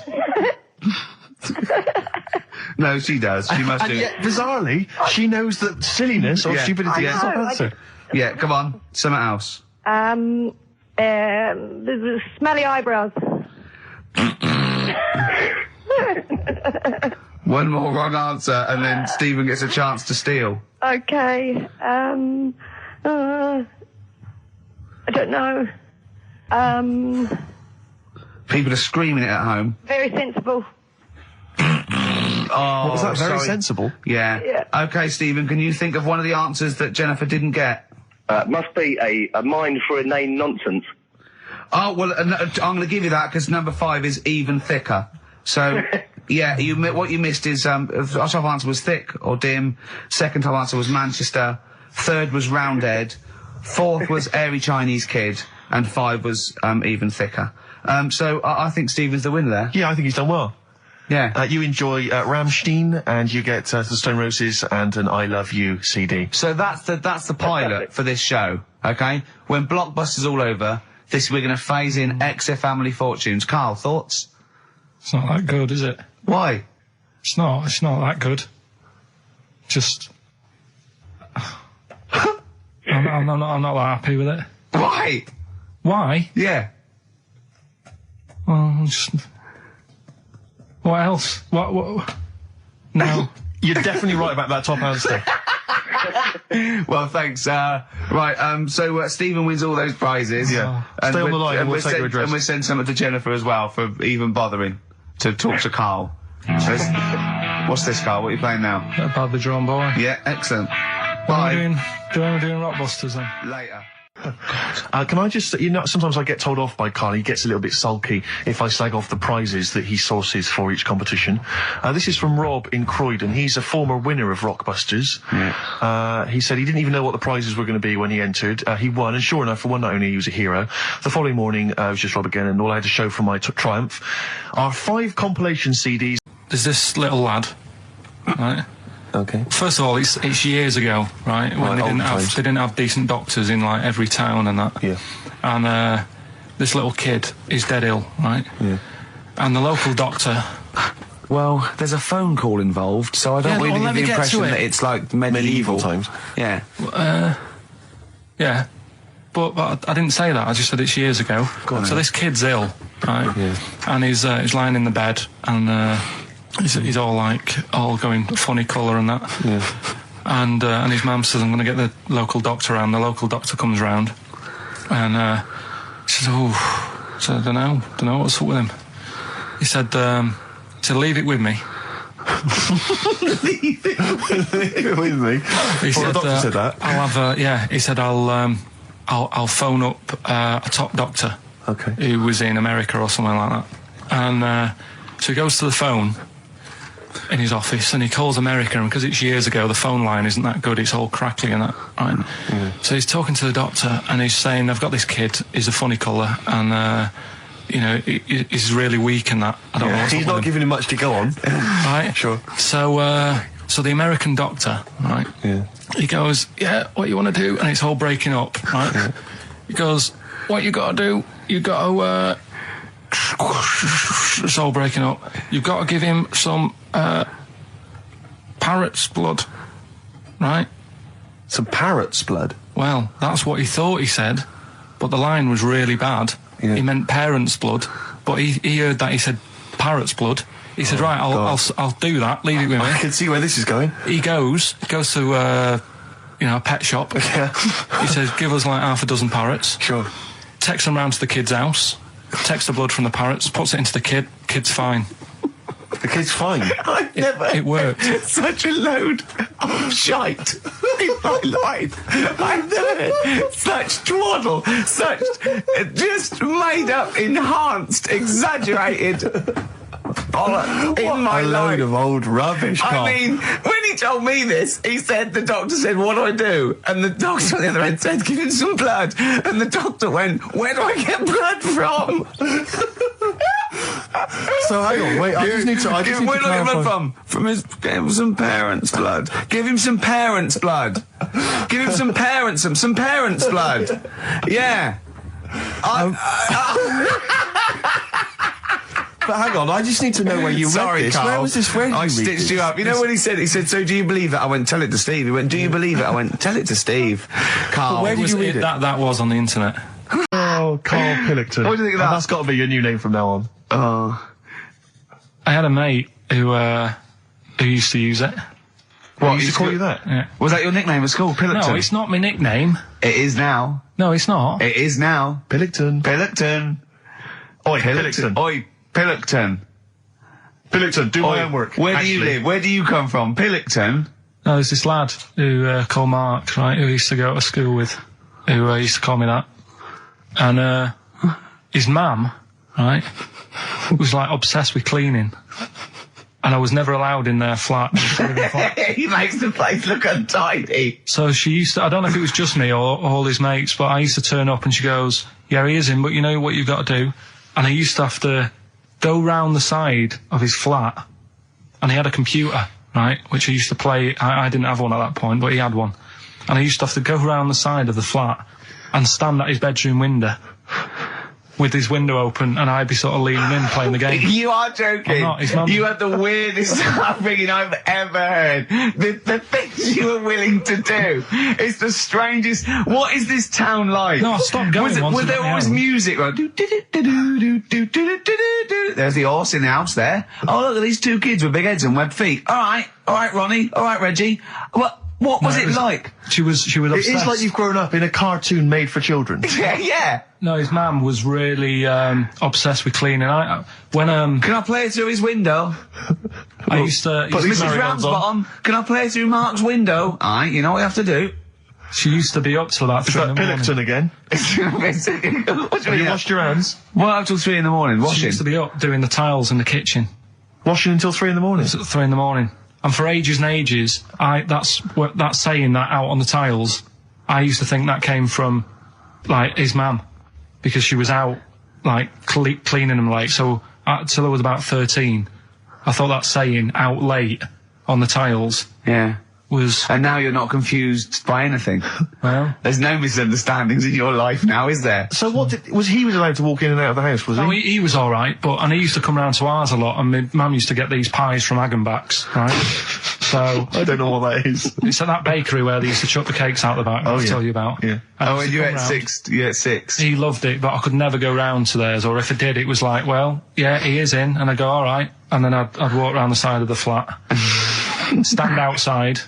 Why did you ever knock at the door? Why don't you just go around and knock on the window? Just to check he's in, because he wasn't always in his room. If he was in the lounge, he'd have to go to his bedroom, and then that's Used to meet you.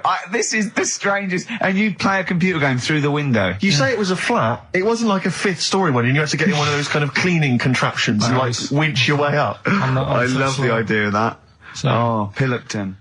Clocks from the Coldplay on XFM 104.9. I'm Ricky Gervais, with me Steve Merchant, and back Karl Pilkington. Hey. He's raring to go. That's nice when you have a bit of time off, isn't it? Yeah, how long have you had off now About then, 3 Carl? weeks. About 3 weeks, yeah. We can't do that because we're sort of self-employed. We'd be letting people down, but it's different when you get paid anyway, whether you turn up or not. But good to have I'm you back. never off ill. No, That's the first time I've been off ill. Like, Well, no, I mean, just you're off 2 weeks and then you're off. No, I just wish I was the kind of person who could let down an audience of regular really, listeners. yeah, but like I say... Well, no, we spoke to you. You weren't that bad. A cold, you don't go home for a cold. We were discussing this last night in the pub, and, you don't go home for a cold. Okay, so moving on. What have we got then? We've got some great songs. I've brought in the Smiths, I've brought in Buzz Cox, I've brought in Neil Young. I know Steve's got some hip-hop. Some great hip-hop. I've got some great Elvis Costello. It's going to be great. Carl, come on, concentrate. You've been away for 3 weeks. Just annoyed. No, stop saying that. Because you're annoying me now. Why? What you do? Go home ill? Oh, he's annoyed me. Oh, has he? Yeah, I got wedgies and I'm a little bit annoyed. Can I have some time off but still get paid? Yes, of course you can, Steve, Carl. right, he called me up, winding me up about this. And, right, I'm 30, right? I'm 30 now. I can only remember being off 2 times. Oh, his memory's going as well. You'll have some time off. And both of them were when I was at school. What's school? One when it was windy. Why did you have time off? Because it was windy. But to be honest, Carl, that lasted for 7 years. Your time off at school. Why did you have time off? Because it was windy. Were you windy, or was it windy outside? No, it was like when... Your auntie wasn't out the window, was she? When the winds were bad in the 70s, and my mum said, oh... What? I remember space operas and flares. I don't remember the winds being bad in the 70s. Well, my mum just said, you might get blown into the road, so don't do that.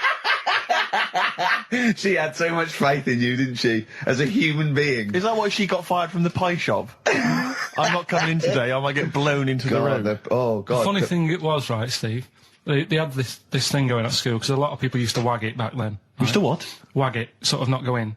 Yeah. Right. And they sort of tried to make it interesting for you by giving you an education, a certificate if you did a full week. Reward for the rest of your life with achievement. That sort of carrot. And also like let you go home at 3 o'clock on a Friday, right? If you'd done a full week and that. Right? Yeah. So it was lovely weather all week. Then it just sort of changed on a Friday, and I got up and it was all windy. It's always windy for Friday on Sunday, isn't it? Don't if you don't want, don't go in, because you might get blown into the road and that. So I said, all right, then I'll stay off. And, so why did you told you to hold on to a fence or walk you there? What's this? Don't go out. Immediately give up. I love this getting blown into the road. Is that based on your cats that kept getting blown into the road? Well, so I got to school on the Monday, right? And the teacher said, Took you a long time. Today, to punish you, you're the only one who wrecked the whole week, right? Everyone else came in, you didn't. So everyone else is going home at 3 o'clock today, but you're not. Brilliant. Serves you right. And I wasn't bothered though. It was great, because I said, well, you'll have to stay with me, won't you? And it was great. So all I did for half an hour was doodle and stuff. It was great that afternoon. Yeah. And that was ages ago. That was like when I was about 8. And that's one of the times I was off ill. Yeah. So it was but that wasn't even ill. That was wind. Yeah. Yeah. So Yeah, it's a bit different when you're to be honest with you, world though, Carl. You can't just not turn up because you've got a bit of a cold or you're a bit fed up. I mean, we had an appointment 4 o'clock Thursday, wasn't it? And he had to call it because I cancelled it. Meeting went on a bit late. Time management. Get things done. If it was important, you'd get it done. Play a record, Carl. Pull your finger out, please. When I was a kid, right, and it's all right for you to go into women's toilets when you're a kid. It's like, oh, it's a bit cute, right? As long as you're not, like, over 15 or something, right? Right. But when I was a kid, I went into a toilet, and women, when they use their little cubicles, they don't shut the door. Some of them just sit down on the toilet, right? And you see everything. And, no, seriously, that's probably one of the first times I saw, like, a woman. Yeah. That, right? And my Auntie Nora when she was staying over. What happened with your Auntie Nora? She was, she's into wearing caftans. Into wearing what? You know, caftans. Oh, yeah. What caftans? Big, bellowy sort of dresses. Right. And, I used to sit on the floor at home in front of the telly. Sure. She was on the chair behind. Yeah. She did a bit of a sort of a Sharon Stone scene. Oh, God. Yeah. Did you see it? There was no underwear? No. What age were you? What was it like? What age were you? It was like a ripped tennis ball. What? Right, we're off air. Either that or put us in for the Stoners. Rockbusters. Rockbusters. Well, tell the prizes, Steve. Yeah, tell we them have got Christmas some, gifts. This is Christmas gifts. I don't know if you'll receive them in time to actually pass them off as gifts. I wonder if I can tell that Ross Noble story that he told us. I don't know. We'll have to discuss that when the record's playing. Okay. All right. Okay, so you heard a track from it just then. This is the XFM Christmas album. I think that's been knocking around here in the office for years, hasn't it, Carl? Or is it new this year? It was brought out about 2 years ago, but the Christmas songs are Christmas songs. Yeah, it's not bad. There's Scott bands on there, like the Dandy Warhols, the Webb Brothers are on there, Drugstore, Bell and Sebastian, Flaming Lips, all sorts. So we've got that to give away. We've also got this Smashing Pumpkins compilation, which we've seen, again, that seems to be knocking around for weeks. Another one of those 50 years of the greatest hit singles. I don't know, Culture Club's on there, Queen, obviously. I've just seen the cult film. Yeah, the cult film will come back to you shortly. This, I think, is one of the most exciting gifts.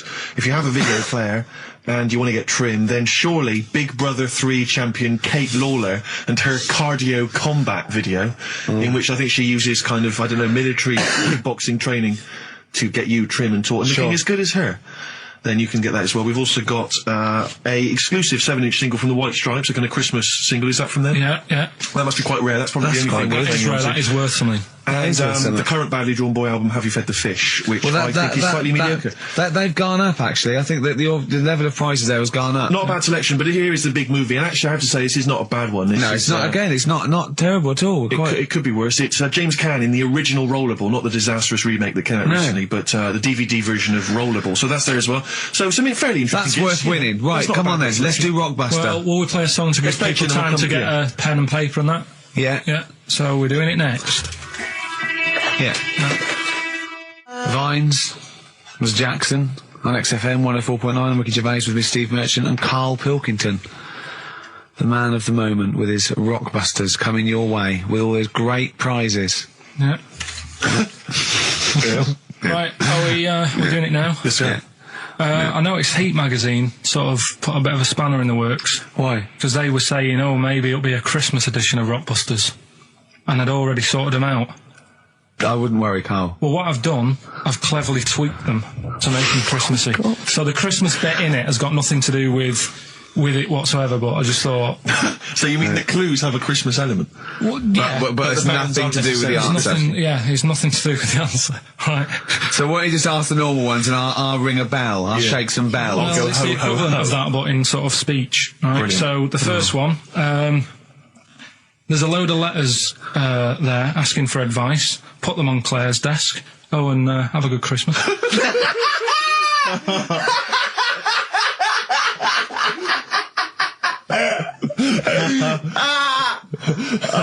Give it to us again. Oh, God. Right, so there's a load of letters asking for advice.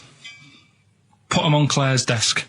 Oh, and have a good Christmas. Right, but bear in mind, people, that the Christmas element may not be relevant to these No, that's got nothing to do with it. I don't want to... Okay.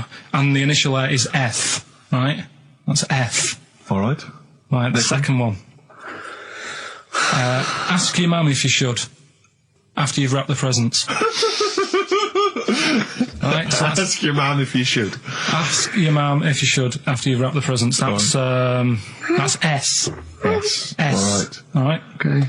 And the last one, a couple of people were arguing in the supermarket at the fruit and veg counter, but it's busy in there because it's Christmas.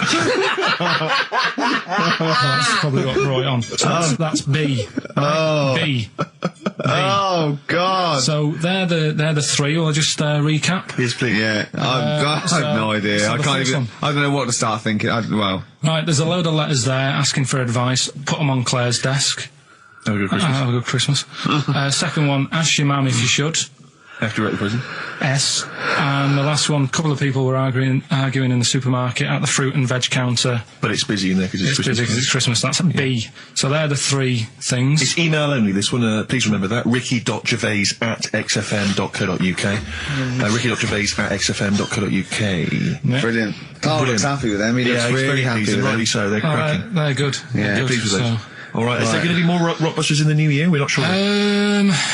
I'm still, thinking about new ideas that we can do. Okay. Are we starting Ridiculous today? Have you done? Couldn't be bothered. Couldn't be hard. Look forward to Ridiculous. He's worried about. He nearly said asked, and he just stopped because he's worried because he's the producer. Yeah, well, I've got to set a standard. Oh dear. Carl, you have, mate. You have. So that's that. We've still got to come... I'll tell you what, why don't we have a lovely tune, right? You make the tea, we're opening these biscuits from Alexandra, we'll be enjoying that, right? Maybe segue so we can have a nice little, rest. I don't want to talk through it, it'd be rude.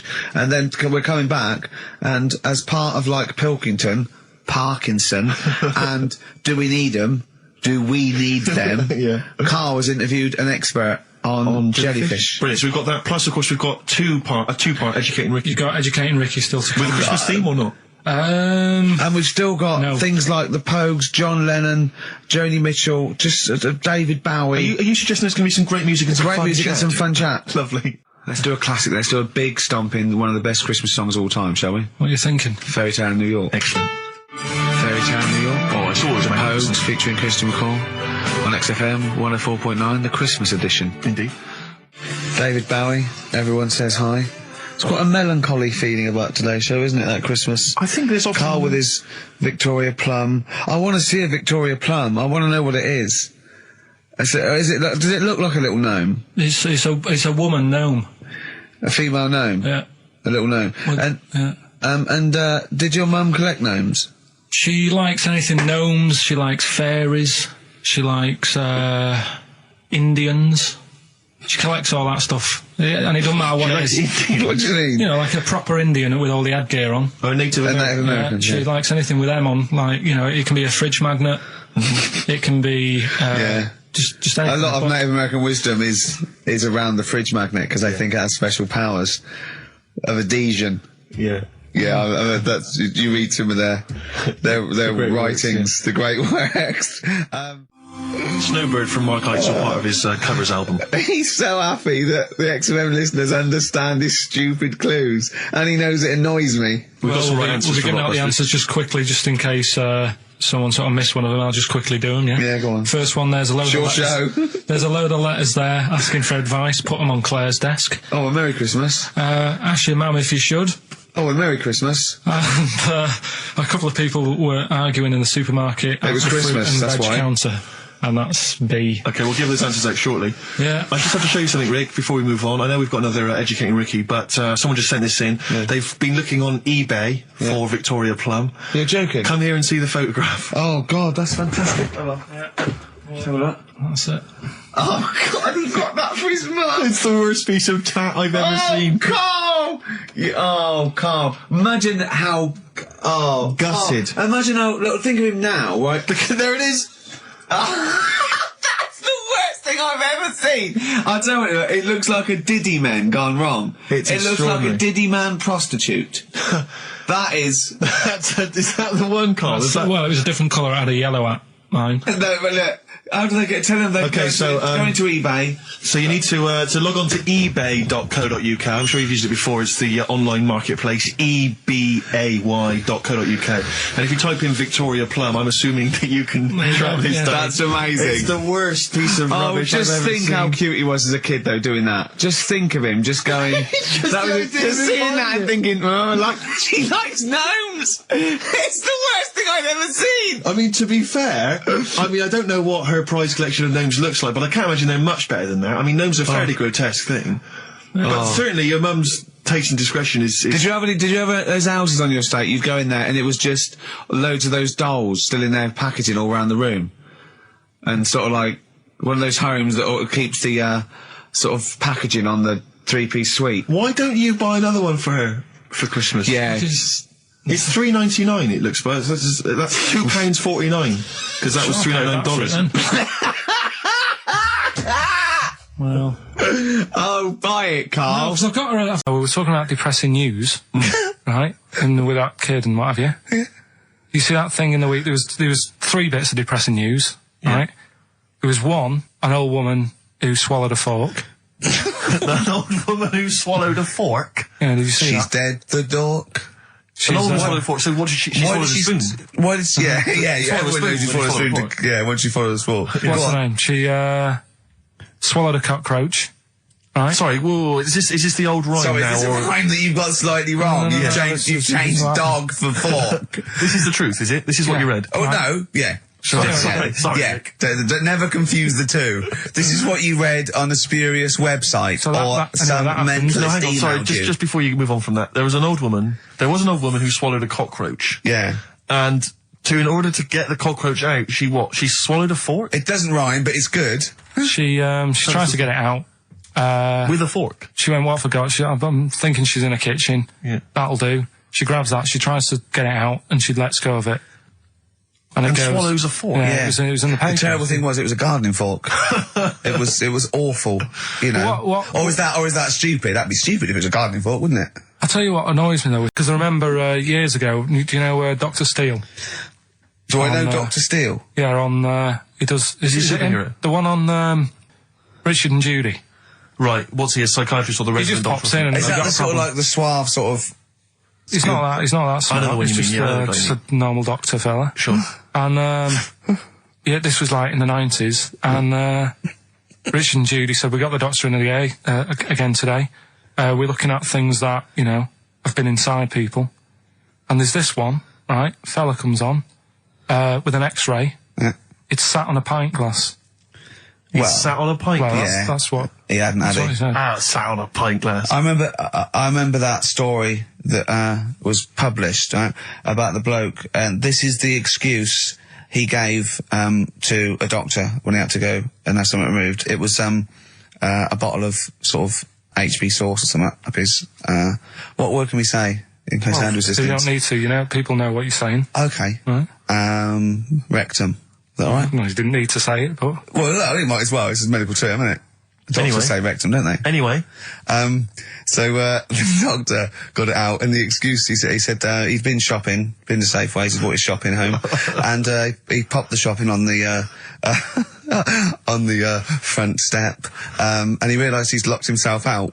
So he started to shimmy up the drain pipe, but his trousers and pants fell down while he was climbing, and he slipped and fell on the HB sauce bottle, right? And that was the note thing, right? And the doctor had put at the bottom on his notes, this would be somewhat more believable if Safeway sold their HP sauce with condoms already attached. Wow. Well, God. Why did he put a condom on it? No idea. To use it again on his chips. So he didn't just buy it to have a quick, you know. Yeah. He thought, well, I don't want to waste HP sauce. Sure. I mean, I use it up the arse, then I put it on the chips. Safe sauce. I always practice safe sauce. Always have safe sauce. Used to work for a magazine when I lived in Bristol, and I remember the editor said to me once. He said, "Oh, we got half a page to fill. Do the usual. Phone up a hotel and ask them what the weirdest objects they've ever found left behind in a hotel room are." This was something they did every year. They just they would phone up the local hotel, and I found out. I can only remember 2 of them, but they have stuck in my mind. These were found. I think it was the Marriott Hotel in Bristol. Yeah. They were found by cleaners. A chicken. A live chicken? Yeah, a live chicken in a hotel room. And that was just left behind. And, a false leg. I mean, I don't know who leaves behind a false leg. I mean, presumably you'd notice if you didn't have your false leg, because you'd be lying on the floor. But I just remember, well, yeah, I don't know where else you'd find those 2 objects, except perhaps Paul McCartney's farm. I've always thought to myself, who left behind a false leg? Maybe the chicken pecked it off. Yeah, well, possibly. The person with it just like went and goes, so much different, I keep falling over. Yeah. I don't know why, and where's my chicken? Yeah. She probably called later and said, did the cleaners find chicken and false leg? I'll check.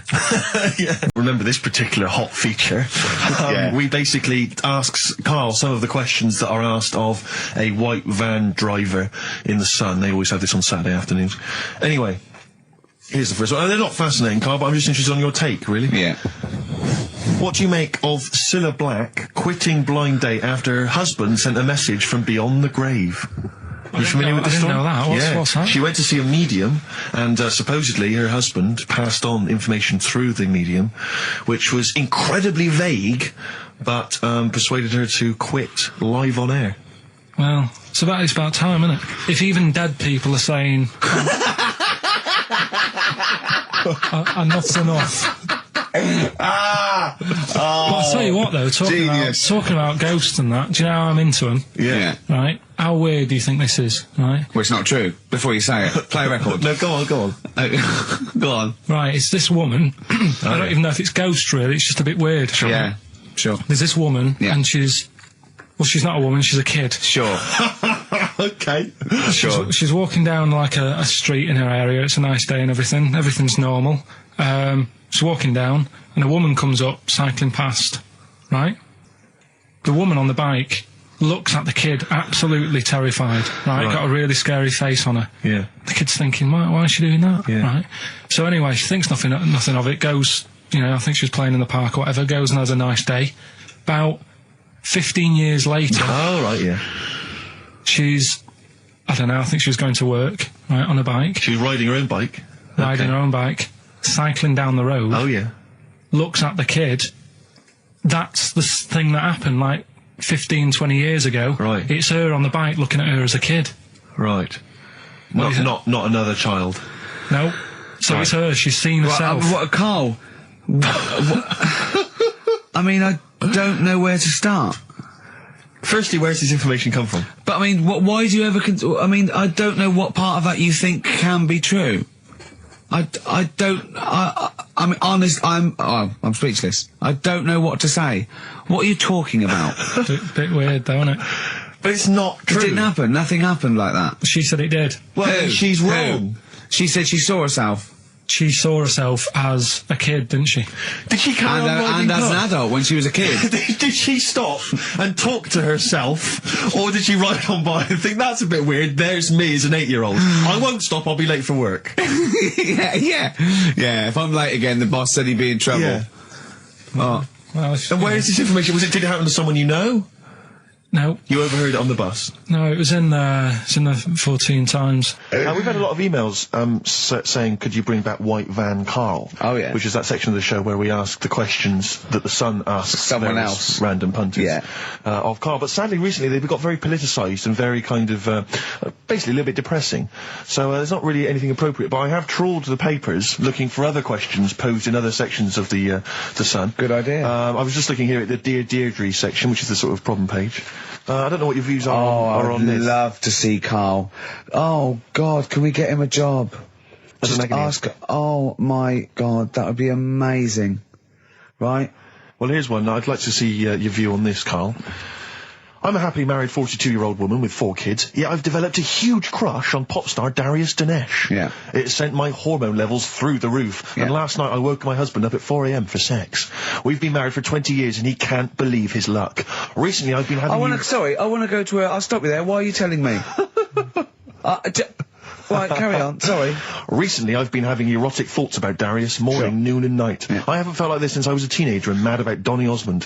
My husband is amazed at the change in me. We had sex twice last night and again this morning. Again? Why are you telling me this? Yeah, go on. He's just boasting. This is not a problem. It's not a problem. What's the problem? No problem. Just wanted to tell someone. Thanks very much. I watched Darius on TV last night, and when my husband came home, I dragged him into the kitchen and we made mad, passionate love. Right, they did it then, twice last night, once this morning. That's 4 times. 5 times she's mentioned it so far. Yeah. She's doing all right. My husband, this is a great bit. My husband thinks it might be his new moustache.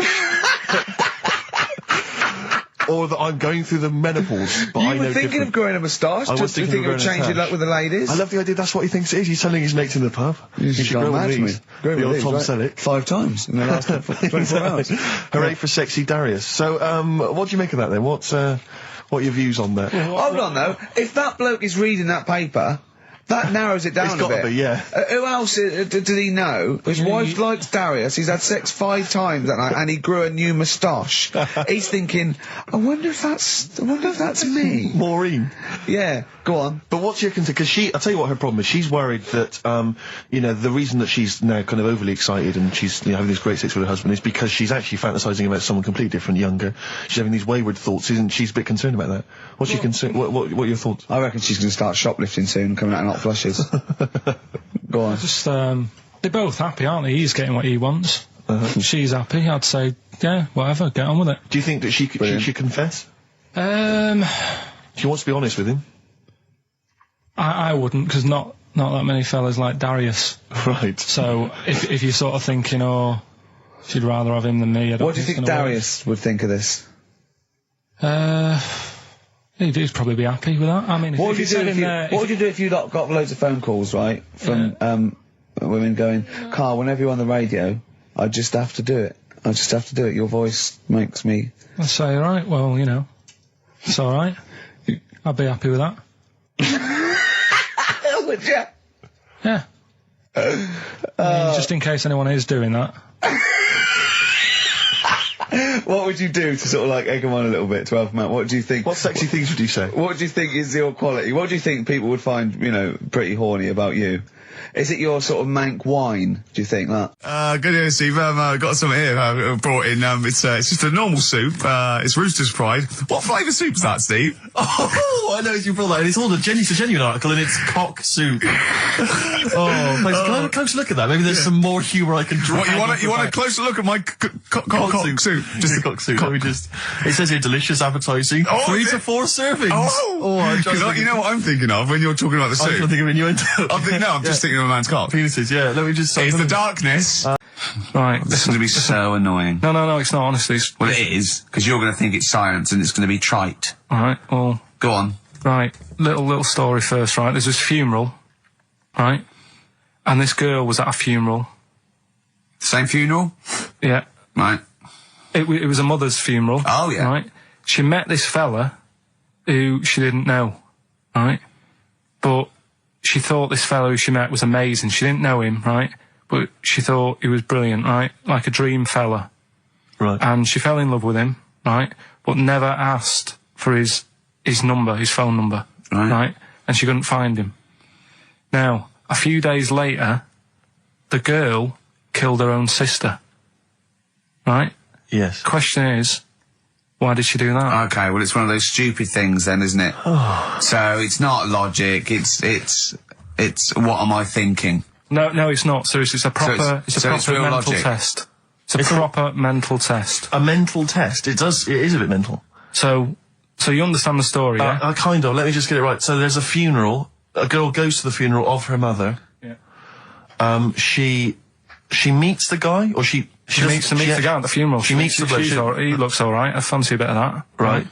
Has a chat with him. Yeah.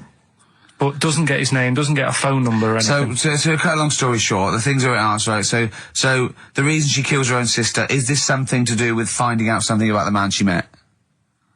Well, just answer the thing. Just why do you? Okay then. I'll answer it then. She went mental. He was a spy called Derek. What do you mean? Just answer it. Anyway, I'm testing Steve. Right. Well, she killed her own sister because her sister had stolen some money from her and was sleeping with her husband. Is that it? Well, I don't know. It's an answer. What's the answer on the paper? So, well, come on. What? Come on. Well, the answer is an answer is that she was hoping that the guy would appear at the funeral again.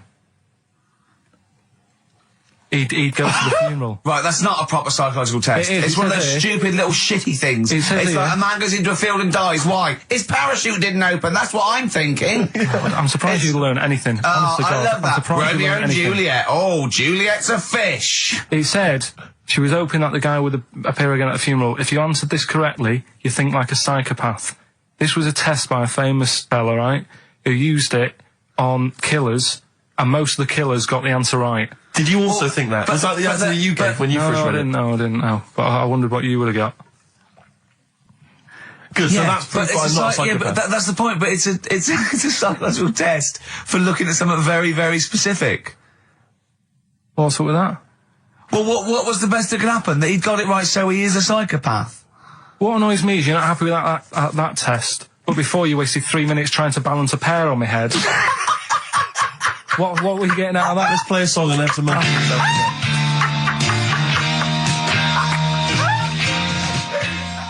Joe Jackson. Is she really going out with him on XFM? Right, it's the time that most people, I imagine, have been waiting for. Monkey news. Play the jingle. Okay.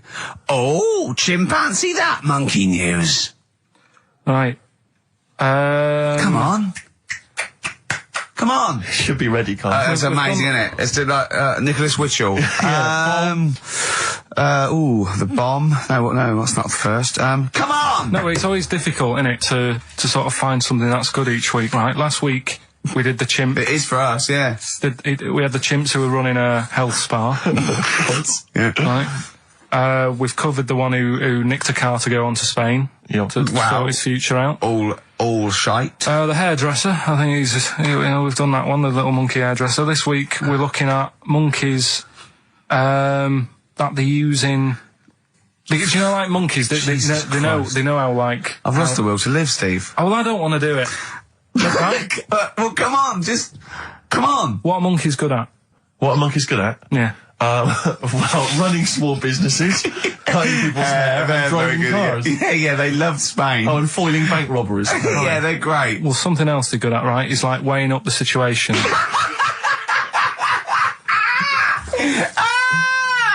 Oh, God! If you stick them in a field with loads of like obstacles on it, right, they're good at sort of, I can get over that, and I climb over that, I'll swing from there to there, that sort of thing, right? Okay. So the people in charge of somewhere, I've thought... somewhere! Come on. I've thought we can use that skill, right? And what they've done is they've got a load of little monkeys, right? They've given an IQ test. Yeah. And the ones that score above 80, right? Get to produce this show next week. Join the army. Right. How do they join the army and what do they do? They just, what they do is they set little obstacle courses up for them. They do that. They do a cross-country run. They do, the IQ cross-country test. run? Yeah. Okay. And then once they've done all that, they make them a little uniform, made to measure little uniform. Slightly longer arms, shorter legs than usual, yeah. Yeah. And basically then they taught how to use a gun and that sort of thing. Yeah, of course they are. You're talking rubbish again. This came through literally, pretty late on, so... So you've not had a chance to incorporate all the facts, as usual? Just have a look. Right, it's the bit I'm looking for is, well, A, why are they doing it? Why are they doing it? Yeah. Why do we need monkeys in the army? And secondly, why are we giving them guns? I'll just check to see if any of that... I love that we only let gays in recently. Yeah. Talk amongst yourselves. Yeah. Just have a look. I can't read it. There's too much pressure. It's rubbish. But it's rubbish. They don't get it. Again, it's the way that there are things there are animal cores, right? There are horses, there are dolphins, sea lions. There are lots and lots of animals in the army, but they don't have to pass an obstacle test as such, and they're not taught to fire guns. You straight away assume that there's going to be loads of squads of men and then just one little monkey in the middle. Like, he came second on the test. He's in, boys. What do you think, Steve? You've read it? Well, as ever, Carl, this is an arbitrary email sent by one of our listeners. You know what Ricky and I think of them. and so we're not really basing this on hard evidence. We're basing it on the ramblings of one of our listeners. Rubbish. Once again, lazy, rubbish, uncorroborated, nonsense. The stupid test that you got wrong. Rick, that sounds like monkey news to me. Also, can I send a big shout out to my grandparents, who I believe might be listening on their new digital radio? They're pretty high tech. Very nice country. Yeah. Are they the merchants of Bristol? Merchants, yeah. Props to them. Props to them, yeah. It's a slightly truncated show, isn't it, today, Carl? We've got monkey news, I would trust. I don't like change, and that's what's happened. I'm not You don't, do you? You're like Rain Man. Yeah. He really is like Rain Man. Anything change, it's got to get in a little routine. You can't... I don't like to... I'm not like Suzanne's mum and dad and what have you, where routine cannot change no matter what. Like what? Well, we've talked about it where, if it's a Tuesday, I'm having sausage, egg and chips no matter where I am. That's what they're like. Right. That's what they'll remember, actually. When I'm saying about stuff about Live 8 and all that, people will remember. If people said to a dad, you remember Live 8?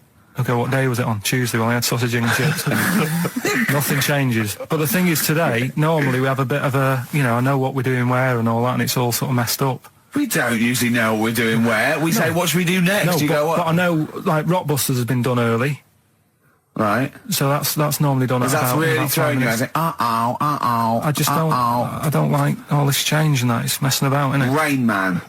So what do you want now? Well, what about Song with the Story? See, right, well, last week... Look at him, he's in a genuinely foul mood. No, he's actually rocking. Yeah. He's actually rocking like Rain Man as well. Last week we did, like you say, Eric Clapton. This is the section where we play a song with a story. I think every song, if it's a good song, it's got a story. You've got to listen to it, sort of, from the start. You get in the middle, you're going, oh, how's it going to end and all that. Yeah. You wait another minute, you know the ending, you're happy. But the thing is, as Steve said... sometimes you're disappointed with it, so it's just not a good story. And as Steve said, I'm not sure you're finding what you need in a song for a story. Why don't you read a book, a novel? If you want a really good story that engrosses you, why don't you read a book? You're not going to get it from a pop song. I haven't got time for a book. Song's 3.5 minutes. And that's it, is it? And that satisfied you? Well, yeah, it gets you thinking for a few minutes, then you move on. Then you stop thinking. 2 minutes 50, this one, right? And it's brilliant. Go on, It's about, last week we talked about the little crippled fella, right? This one... as I say, I don't think we say cripple anymore, but go on. Alright, this one, someone emailed in saying, if you want a song about that, this is a song you ought to listen to, right? It's about this fella who, basically something happened. I think he's in a wheelchair, right, for some reason. You thought that last time? His wife, likes going out. She doesn't take him with her when she goes out. Right. Is it Ruby, Don't Take Your Love to Town? Yeah. Brilliant song. Well, just play it then? Yeah, great song. All right. What do you mean? Oh, just, it's a good story. It starts off well and that. You're feeling sorry for him, but then he says, where's my gun? Yeah. Because she's a slut. Why? Because she's going off. Yeah, but what does he expect her to do? What? Just because he paralysed his legs fighting for his country, presumably in Vietnam War. It says that crazy Asian war. So he's gone, he's fought for his country, he's taken a bullet, he's come home, he can't walk, he should be a hero, and then his wife's going out putting it about downtown. Why do I never meet women like Ruby? XFM. Forever Lost. The magic numbers on XFM 104.9. Well, the concert's kicked off, Steve. Yeah, I'm a bit annoyed that we're still here, really. Let's try and wrap this up quite quickly and then shoot No off. one's listening anyway. Nah, we could talk about anything.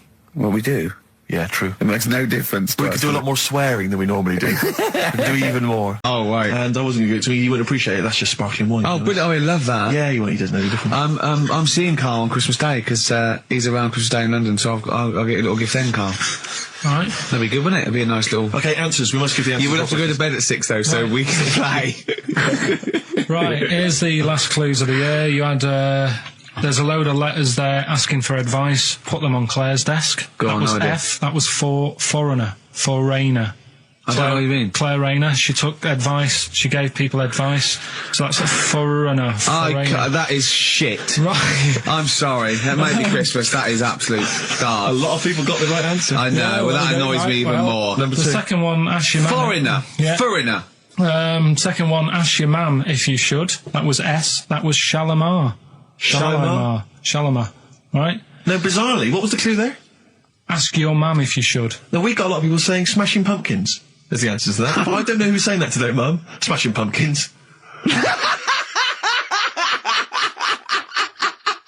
Merry Christmas, Mum. Smashing Thanks Pumpkins. very much. Nice bollocks. Oh, that's great. That's great. Right. Smashing Pumpkins. Your dad bought for me for Christmas. Yeah.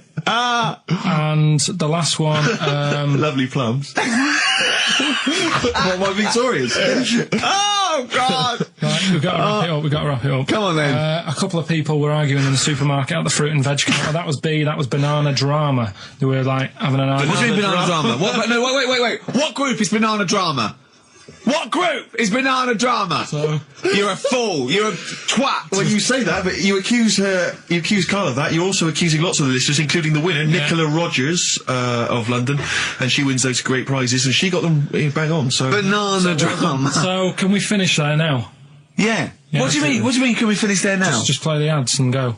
What? No, what are you talking about? We're going to play Jerry River. River all day. Play that then. Goodness me, Carl, look at you. We haven't got time. Merry Christmas, Carl. Merry Christmas, Carl. Enjoy the show. Let's give him a little kiss. Oh, little kiss. Oh, no, I with can't. tongues, it's Christmas. No, don't. Stop messing about. Get up!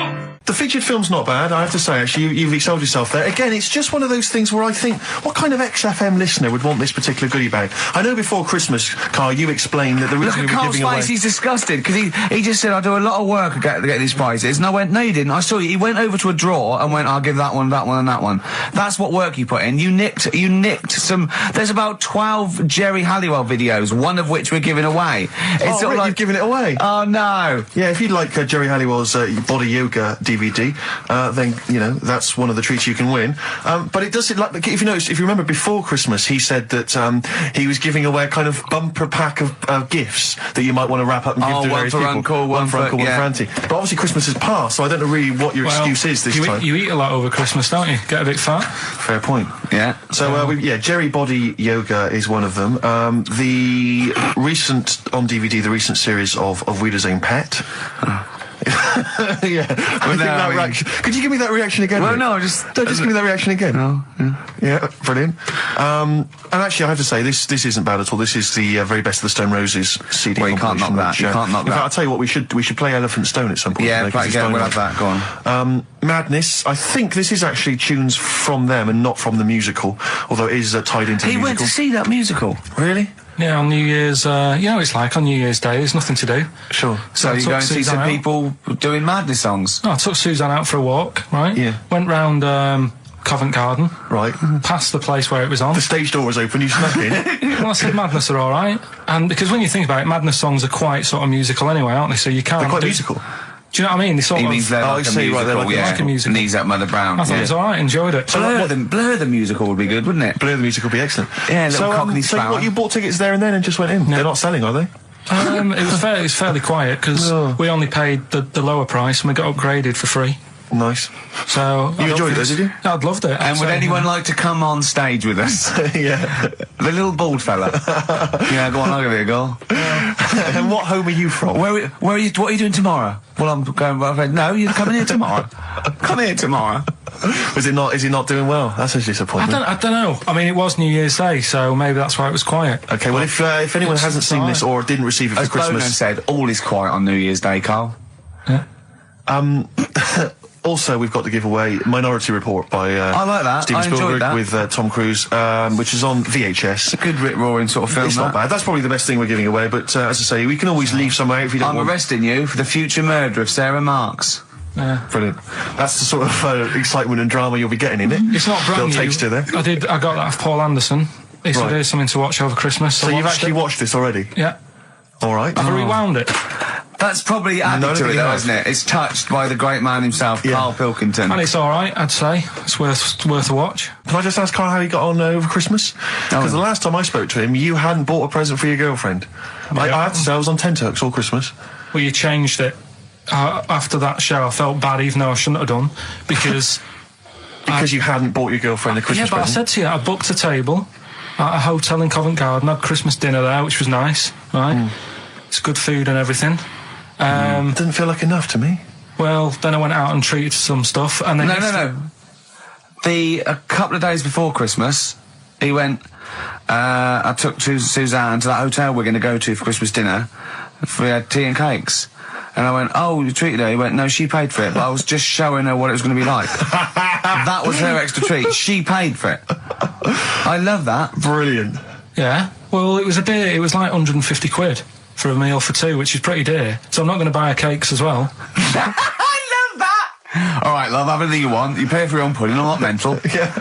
So you treated her to some other stuff? Yeah, some bits and bobs. What, and then so she chose them and you paid for them? What, the presents? Yeah. No, you chose them and she paid for them, but, you know, it's the thought that counts. I got them on the way home that Saturday. Well done. And what did you buy? Shops. Well, just some bits. It might be personal, Steve. Well, I don't care. Just some bits. Yeah, but bits and pieces. leave out the personal bits. What bits? Just little things. And then yesterday, right? A monkey wrench and a new washer for the shower. Yeah. Some recordable CDs that you need for your job. Oh, so, dear. Now, when you gave those presents to her, did her face light up? Right. I don't want to tell you what they were, right? But she wasn't that impressed.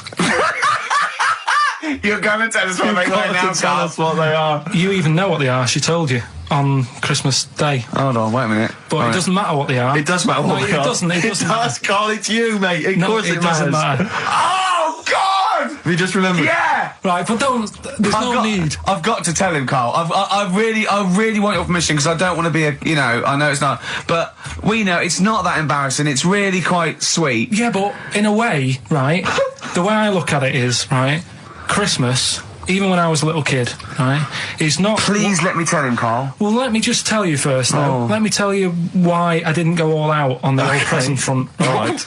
Justify yourself. Right? First of all, I've covered it up since then anyway, right, with that present, because I bought her some shoes yesterday, and she did say, I'll give you the money for them, but when I get home, I said, it's all right. I said, you can have them, right?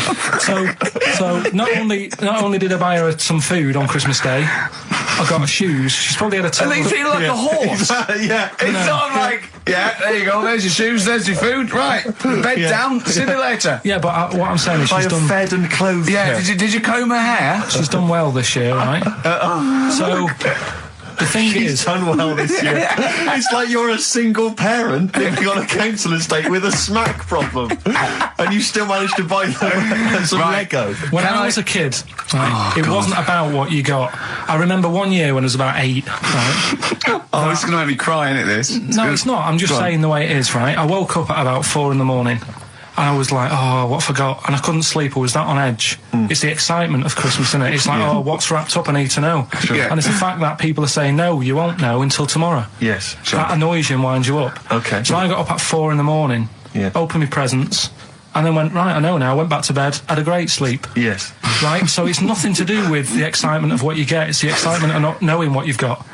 And then what happened when you got up to go down with the presents? Hang on. So what you're saying to me is that you could wrap up a brick because the thrill of Christmas is in hoping and being excited about what it is, not the actual gift itself. Yeah. Is that what you did? Did you get a brick? No, let me tell you now what he got. He got her a present, right? And she said, she came. I said, yeah, he got me. It was an industrial-sized packet of condoms. It was a joke gift. No, it wasn't a joke. It wasn't even a joke. I went home that Saturday after the year, past Boots, thought, might have something in here. They were on, like, some value. Right, you passed the Were makeup. they used? Right, but anyway. The makeup, you passed all the other... Past the makeup, stuff. past the lovely vanity cases. Yeah. The foot spas. Exactly. Yeah. Hold on. How much are these, love, for 100? Yeah. $4.99. Yeah. Do I get them reduced if I buy in bulk? So how many did you buy? What was it? I don't know, probably about 100. Right, okay. And is she allowed to use those with anyone? Did you wrap them? Can she just go out and have a wild time? Well, you don't need to wrap. They're already wrapped, aren't they? Oh. And then what did she say when she opened them? No, wait. Carl, what did she say? Right, play a record and we'll come back to this. Oh, you're worse than my father. That's genius. Made famous, of course, by Jimi Hendrix. Yeah. That's All Along the Watchtower, as originally done by Mr. Bob Dylan. On XFM 104.9. So, Carl, just take us through the moment where you gave this gift. Firstly, so you went into Boots, right? You thought, all right, 100 condoms, brilliant. Okay, did you wrap it I up? don't know if it was 100, probably 80. Right, okay, yeah. Right. You don't want to go mad, do you? Wrap them up. I'm just resting easy knowing that he's not trying to breed. Right? No. Yeah. So, I got her them. I got her Grease on DVD, because she's always watching that. Yeah. Right? Yeah. So just think of when her mum said, what did Carl get you? Some condoms and grease. I was going to say, I'm glad he said on DVD. And, she was surprised anyway, right? Because yeah, I bet she was. no, when she got she was thinking like jewellery. no, right? That showed her. That surprised you, hasn't it? All right. So hang on, wait a minute. You thought it was a holiday, didn't you? Yeah, look at your face. You don't know me at all. So hang on. So did you give these on Christmas Day? Right. What happened is, Have you ever read the? Carl, over to you. This is the time where we play, well, the world famous quiz, isn't it? Rockbusters, isn't it? Yeah, which is Blockbusters but with music. See you later. Cryptic clues and that. Do you want to say? Not really cryptic, but go on. We've got a number of DVDs to give away, including some teachers' DVDs. We've got a bunch of CDs here, and also Ricky Gervais's live stand-up DVD, Animals, brilliant. which Cool. is not good at all. I really would not encourage people to buy that. It is weak observations, poorly performed. I would recommend The Office Series 2 on DVD. Rubbish That's in still that. I'm available. awful in that. You can actually see me forgetting some of my lines. That's true. Go on. Right then. So cryptic clues. Just an example. Might be new. I reckon people will be staying in today because it's raining and that. So might not have heard it before. So like. Or they have and they're not listening. Yeah. Well, whatever. Good. You gave up on that, did you? Well, give us an example of the sort of thing. Jeez. All right, maybe don't. Listen, Don't take that long. I'm a broadcaster. Yeah, words are my tool. Go on. All right, forget that. Come on, Baldy. Right, three clues then. Here's the first one. It's a band or an artist. Yeah. Right. I'm going to the northeast. What are you going there for? Good point. Good question. Right. Yeah, if it had been why you're going to the northwest, that's a different matter. Go on. Going to the northeast. What are you going there for? Right. Yeah. S is the initial, so it's a band or an artist it starts with. You and your father have probably come across this sort of dilemma in the past, and I'd be interested to know what your take is on it. Let me see, this is from Lee Matthews by the look of it. He says, he lives in a suburban area where the local teenagers also live on the same road, and they're running riot. They're smashing wing mirrors off the cars, they're crashing into parked cars on their skateboards, and they're just generally making mayhem, night and day. What can he do to stop this going on? The parents of the kids don't seem to give a damn. Anyone who complains to them, they just say, oh, piss off. The police are useless because they never catch them in the actual act of violence, which is what they got to do to apparently convict them. So they don't know who to turn to, really. It's rather like when a little old lady went and got the A-team, and he was dressed as an elderly Chinaman. Exactly. She knew who he was. Colonel Decker didn't have a clue. Yeah. You see, it's weird because now it has got out of hand. Sure. Do you know what I mean? Like years ago when I was growing up on the estate, yeah, you had problems, but not like you have now. Do you know what I mean?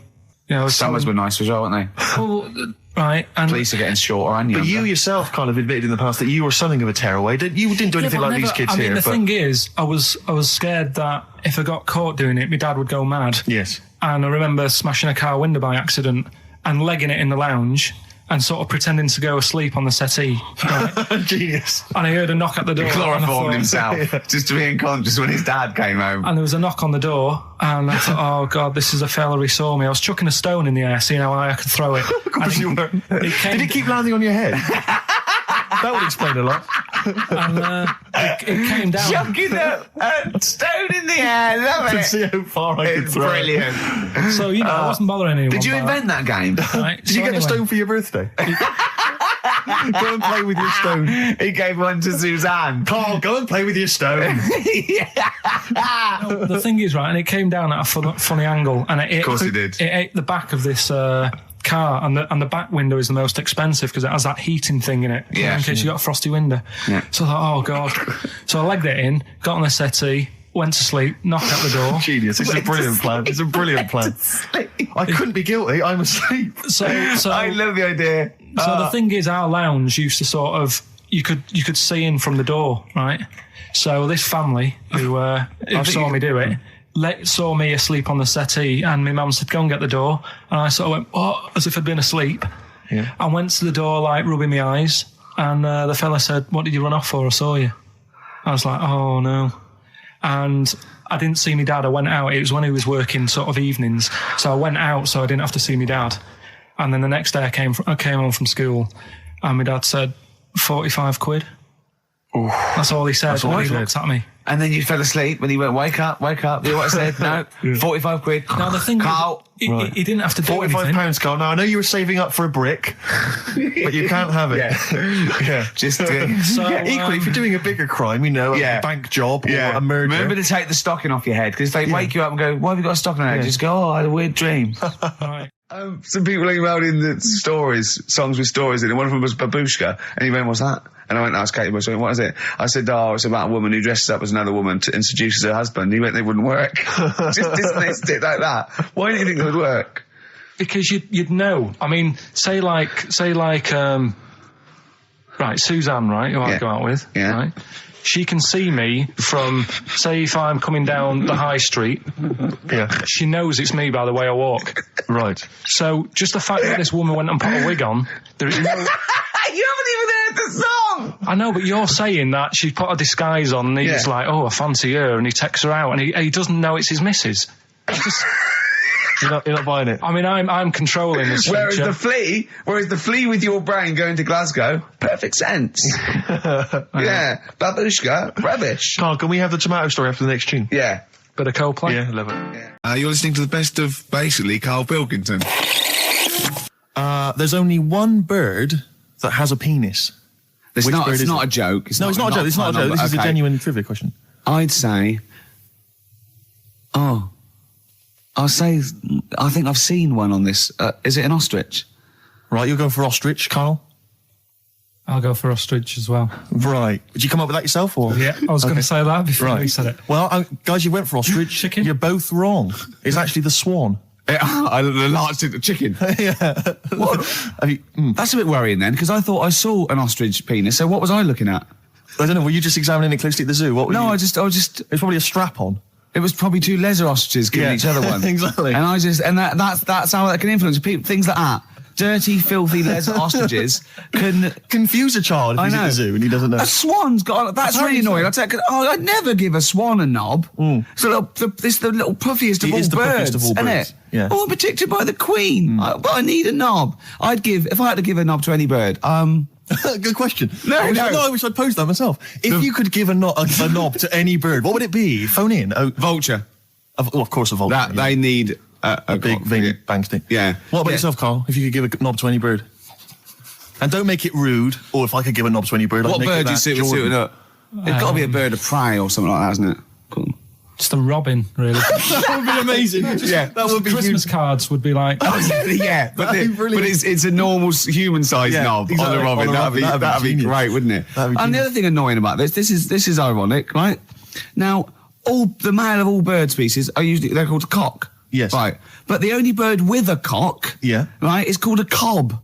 Is that what a swan's called? Yeah, they're cob and pen. They're not cock and hen. That's annoying. And he isn't a cock, but he's got a cock. Yeah. Quick query there, Rick. Go on. When you said then cock, presumably you meant male bird the first time you said it. Yeah. The second time you said it, you said cock. Did you mean the penis? Well, you're showing off the whole farce of radio broadcasting. Because you're not really allowed to say cock. No, exactly, no. One cock would cause great offence. Yeah. The other cock's fine. Exactly. It's weird, isn't it? It is strange. It is strange. So, I mean, if I said now to you, I like cocks. Yeah. Meaning birds. Yeah, that's that'd be fine. Yeah. But if I meant penises, it would be a problem. If you like cocks, it was penis. Yeah, that would be. Carl, do you like cocks? Do you like cocks? No. Right. Okay, that's fine. I was asking if you like. No, I like.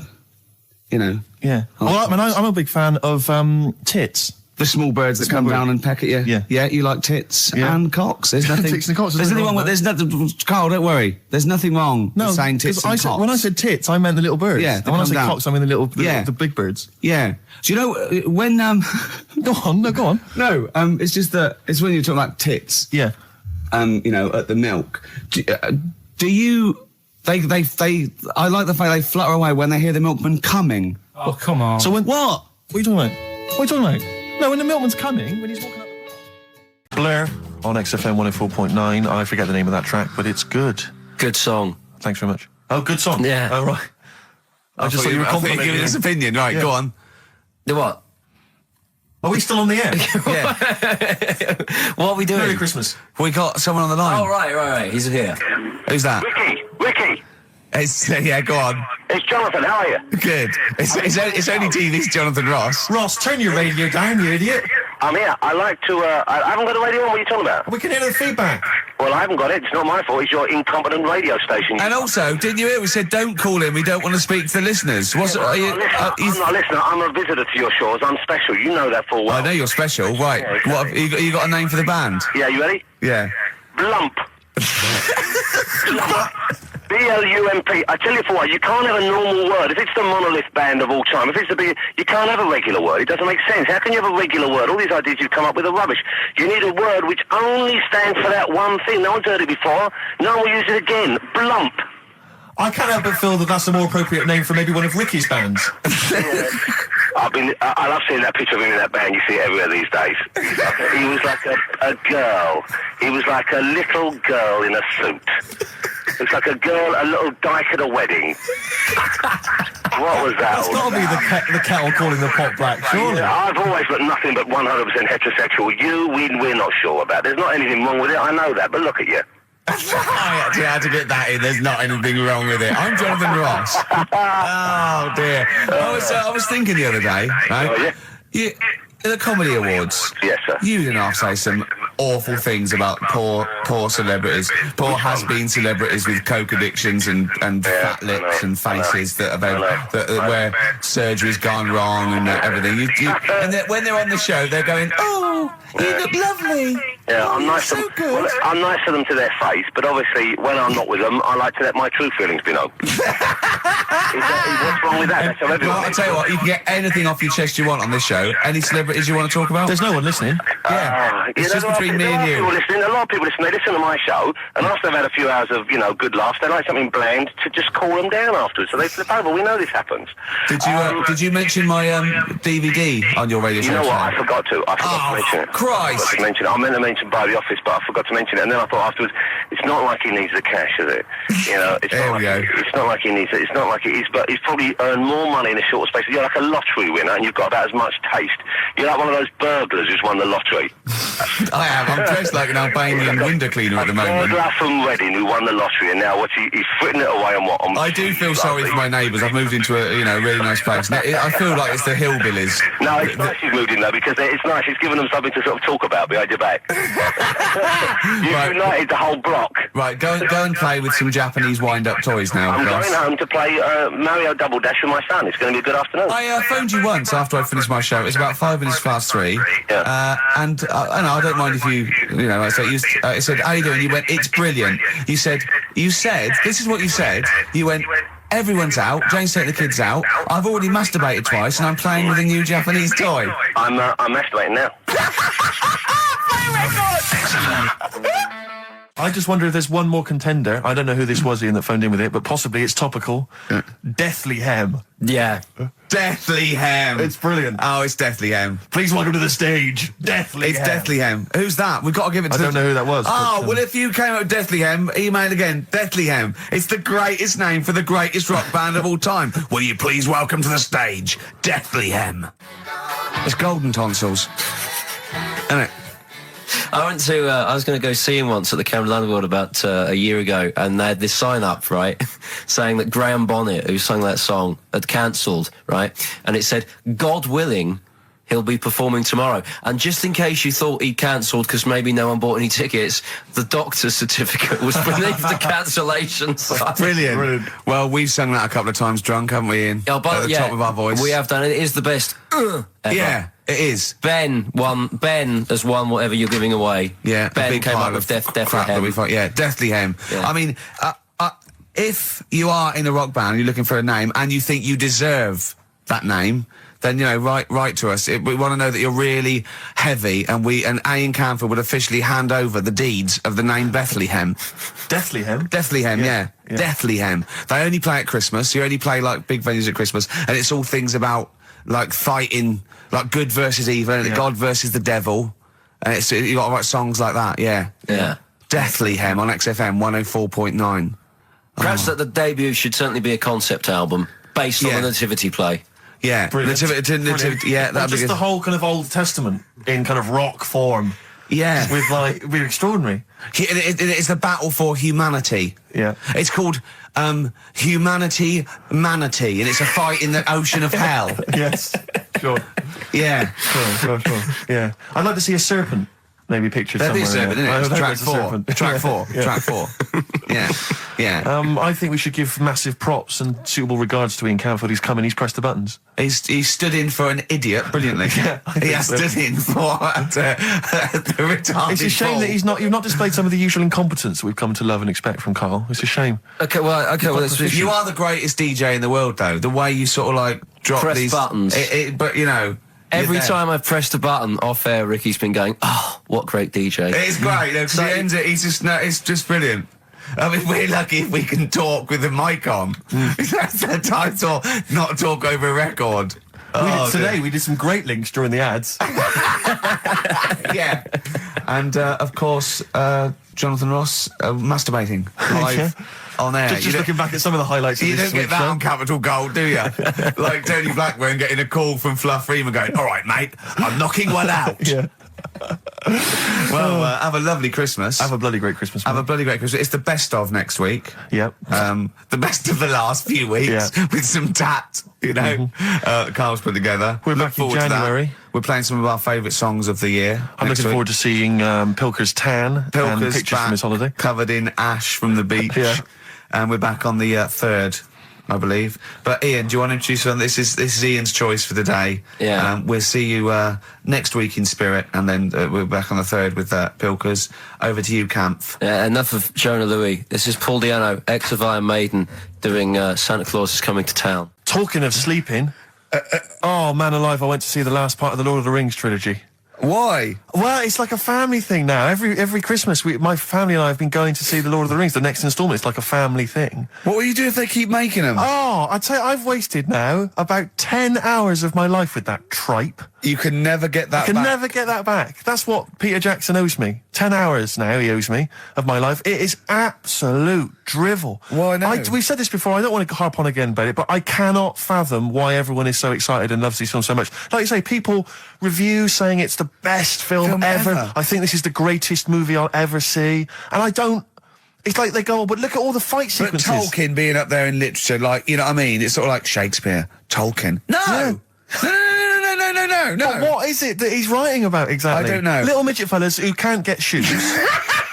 wondering. I mean, I've got big feet. I've got size 14. I can get shoes. Oh God! Send off for a mail order. I know it's like Harry Potter taken seriously. Yeah. But I know who's watching it. It's like these people who are watching it are obviously nerds, people who live in Forbidden Planet. They love it. They can't believe their luck. But that's the core audience, but it's obviously bigger than that. But then it's also people who can think they have a go, like menopausal women thinking, well, I'll write a book then. the Globulin came into the cave. Exactly. Right? And they're sort of like 13-year-old sons who've never shown interest in anything except glue now writes orc yeah, exactly. on his exercise book, and so they're loving it. It's like it's sort of uniting, bringing people together. But at the end, right, I mean, it's taken them now like 9 hours to get from one part of Middle Earth to the end, to the other end, so they can destroy the ring, the evil ring. Did they do a line? Was it? I don't know what they. Like those little Chinese fellas. And it's taken them 9 hours of their time and my life as well to get there.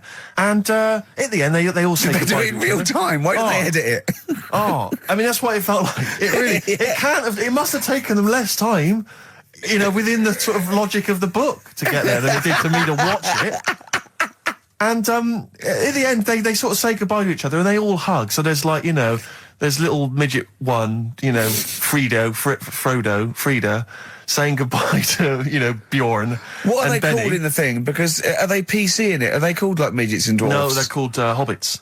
Oh, are they? Yeah. So we should call small people hobbits from now on. That's what they are, just to make it kind of topical, and they'll like that as well. Give them sort of, you know.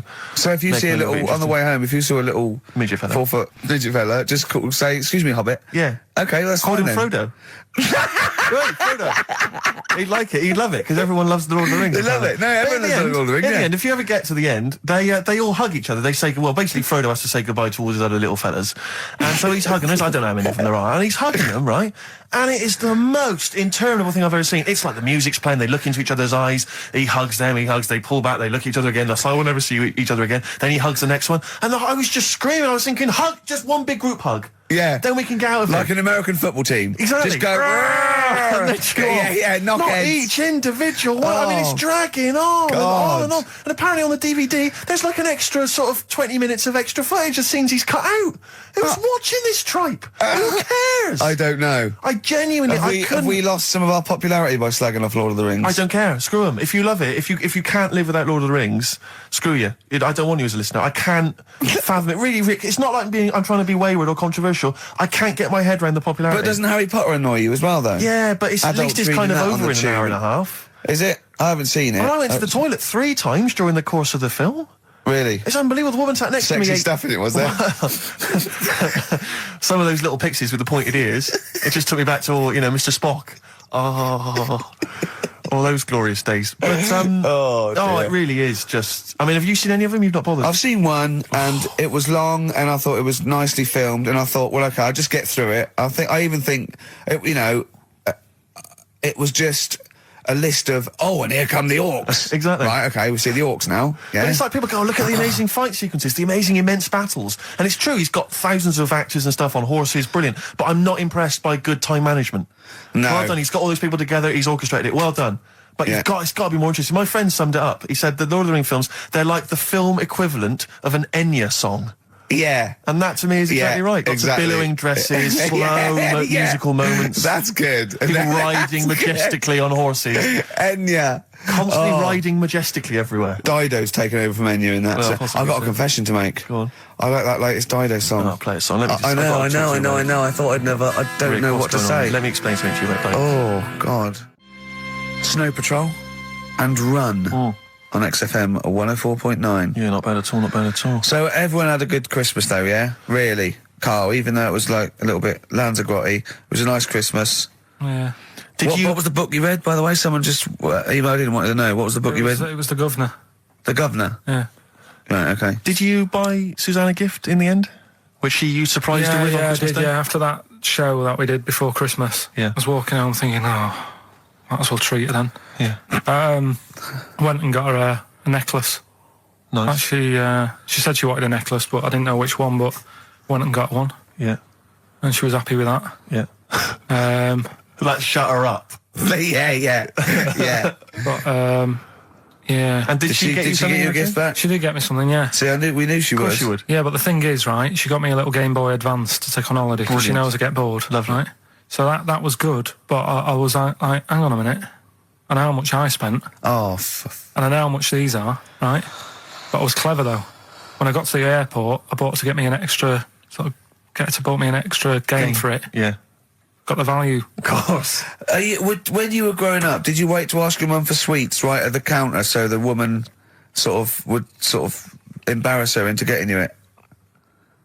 What, you mean just slip it in the basket? Well, no, just wait till there's some, a stranger watching before you ask for sweets. Mum, can I have a Kinder Egg? Did you sit in front of Suzanne when it got to the... Suzanne, can you get me something else? Because remember I spent more on that necklace than you did like Game Boy Advance. And the woman in Dixon's goes, oh, you better get him something else. And she goes, oh, bloody hell, all right then. Nah. She did well, though. You know what I mean? She's done well to keep you, hasn't she? Done well. Because you're such a find. You're quite a catch. Yeah, she must wake up every morning and go, ooh, I am the luckiest girl in the world. Well, she told you that the other night. What? She said the other night how good it is living with me. Oh, yeah. I said to Suzanne, it must be great, because I only see him 2 hours a week and I like to squeeze his little head. You can do that all day, every day. Does she ever squeeze your head? No. No? No. It's like that thing, though, isn't it? It's like when you work in a chocolate factory. You get sick of it, don't you? If it's there all the time. Yeah, she must think, well, I could squeeze that head any time I wanted. It's not worth it. I'll just, yeah. What about your Christmas? My dad, I'm wondering if you're turning into my dad, because he bought my mum a bracelet. He won't mind me talking about this, because he said you'll probably talk about this on the radio, and you're right, Dad, I am talking about it. He bought my mum a little gold bracelet, lovely gift, you know, it was a lovely thing, and she opened it, she loved it, and everyone thought, what a great gift, lovely gift. He wouldn't stop talking about it. He wouldn't stop talking about the gift he bought. He kept on grabbing my mum's arm and showing it to people. Look at that. Look at the gleam on that. The gleam! Steve, look at the shine on that. Look at the gleam there. Look at that. Gleam! And do you know what he said, the great thing about that's pure gold. He went, it's an investment. That's an investment, that. It's gold, you know, it's always worth having gold. I love that when people get a gift and it goes an investment. I love it. But what, not only does it sort of take away any of the romanticism of it, but it was the way he constantly was talking about how great a gift it was that he bought. I haven't heard the word gleam for 30 years. Look at the gleam on that. The gleam. Look at that, look at the sparkle on that. And look at that, it looks like rope. That's what he kept saying, it looks like rope. It looks like gold rope. And he just can't. I heard he disappeared. We were opening gifts. He went disappear. I could hear him in the kitchen going, thinking about that's pure gold. That Elaine, that's pure gold. I might melt that down. Yeah, John, next door neighbour. John, look at that. Look at the shine on that. That's great. That's brilliant, though. But it's just it sort of undermine the gift a bit if you keep on droning on about how great it is. If people enjoy giving, that's nice, isn't it? And you got to, you know, what did your mum say? She loved it. She couldn't get a word in edgeways. That's a step up from a jar of coffee, though, isn't it? It is a step up, yeah. That's good. Oh. What about yours? I didn't get my mum and dad anything this time. No, because I'm always treating them anyway. Whenever if they need a few quid, if I can help them. Well, you are the gift that keeps on giving, Carl. No, but don't just go giving anything just for the sake of it. You know what I mean? Wait for the time that's right, sort of thing. Just because it's Christmas. Because... yeah, I mean, there's no better time, is there, really? No, I just was going to say my mum and dad didn't get me anything, but they did. What did they get? But, just some money. Mm. But I'll get them something when the time's right. Do you know what I mean? They always need bits and pieces through the year, so yeah, I'll look after them. Sure. But it was weird being away. Has anyone got caught onto the fact that they leave groceries in the telephone box near your dad yet? No, that's still going on. Is it? Going on, yeah. Oh, that's fantastic, isn't it? That is just fantastic. So when he needs a loaf of bread, pint of milk, just goes down. Does he ever give that as gifts? Now listen, are we doing the film thing in a bit? Oh. Got more prizes. Yeah. Is it better than Rockbusters? It's all right. I did it in a bit of a rush because I was only in yesterday, wasn't I? Sure. Well, yeah, if you take 3 holidays a year, then there's not enough time for the work. Me and Steve like to, put our priority into, doing the work, coming up with a good product, and getting a holiday when we can. We haven't. I haven't really. I love a holiday, Rick. I love a holiday. But I don't do the holidays for me. It's for Suzanne, isn't it? She's the one who likes going away. With you? I'll just go. Yeah. So I'll go with her. Do me bit. When you were playing Game Boy, right, and you looked in a hole, and you were reading your book, what is she doing? She'll make things seem more interesting to me. Do you know what I mean? So, like, when we're at the Owl and the bus driver said, you've got an hour here, I said, why have I got an hour here? I go to a funeral with someone who I loved in the ground and don't spend an hour around it. Why do I want to... Do you know what I mean? Why do I want to spend an hour looking in this? Wasn't that terrible when your auntie just shot up in all this magma? Yeah. That was terrible, wasn't it? That was the worst funeral you'd ever been to, wasn't it? But she'll tell you, that would make funerals more interesting. If they just... It was a cremation and a burial. Yeah. You just put them in a volcano and they go 2, 3, here they go, whee, up to heaven. I was having a conversation with my flatmate about songs that would be inappropriate to have at your wedding, at your funeral. And horny, surely is one. It, yeah, was what we were thinking. Really? Yeah, that was the first one we came up with. I'm horny, horny, horny, horny. That was the first one we came up with. Isn't Robbie Williams' Angels one of the... Yes. Biggest and ones. I think Wind Beneath Your Wings. Yeah. I think is apparently quite popular. Oh, yeah. Yeah, I play that on Auntie Nora's. Can't you? Bit of Boston? Yeah. A bit of who? Busted? Boston, more than Boston. a feeling. Right. It's much more than a feeling. Boston, more than a feeling. XFM 104.9. Well... Got some good prizes? Absolutely, yeah, we'll talk about those later. Because, I mean, was it last week that you had the classic? Was it, I can't remember, I'm paraphrasing, Carl, apologies. Something like, I'm here in Texas, I've fallen in a puddle, and my knee has got wet. Yeah.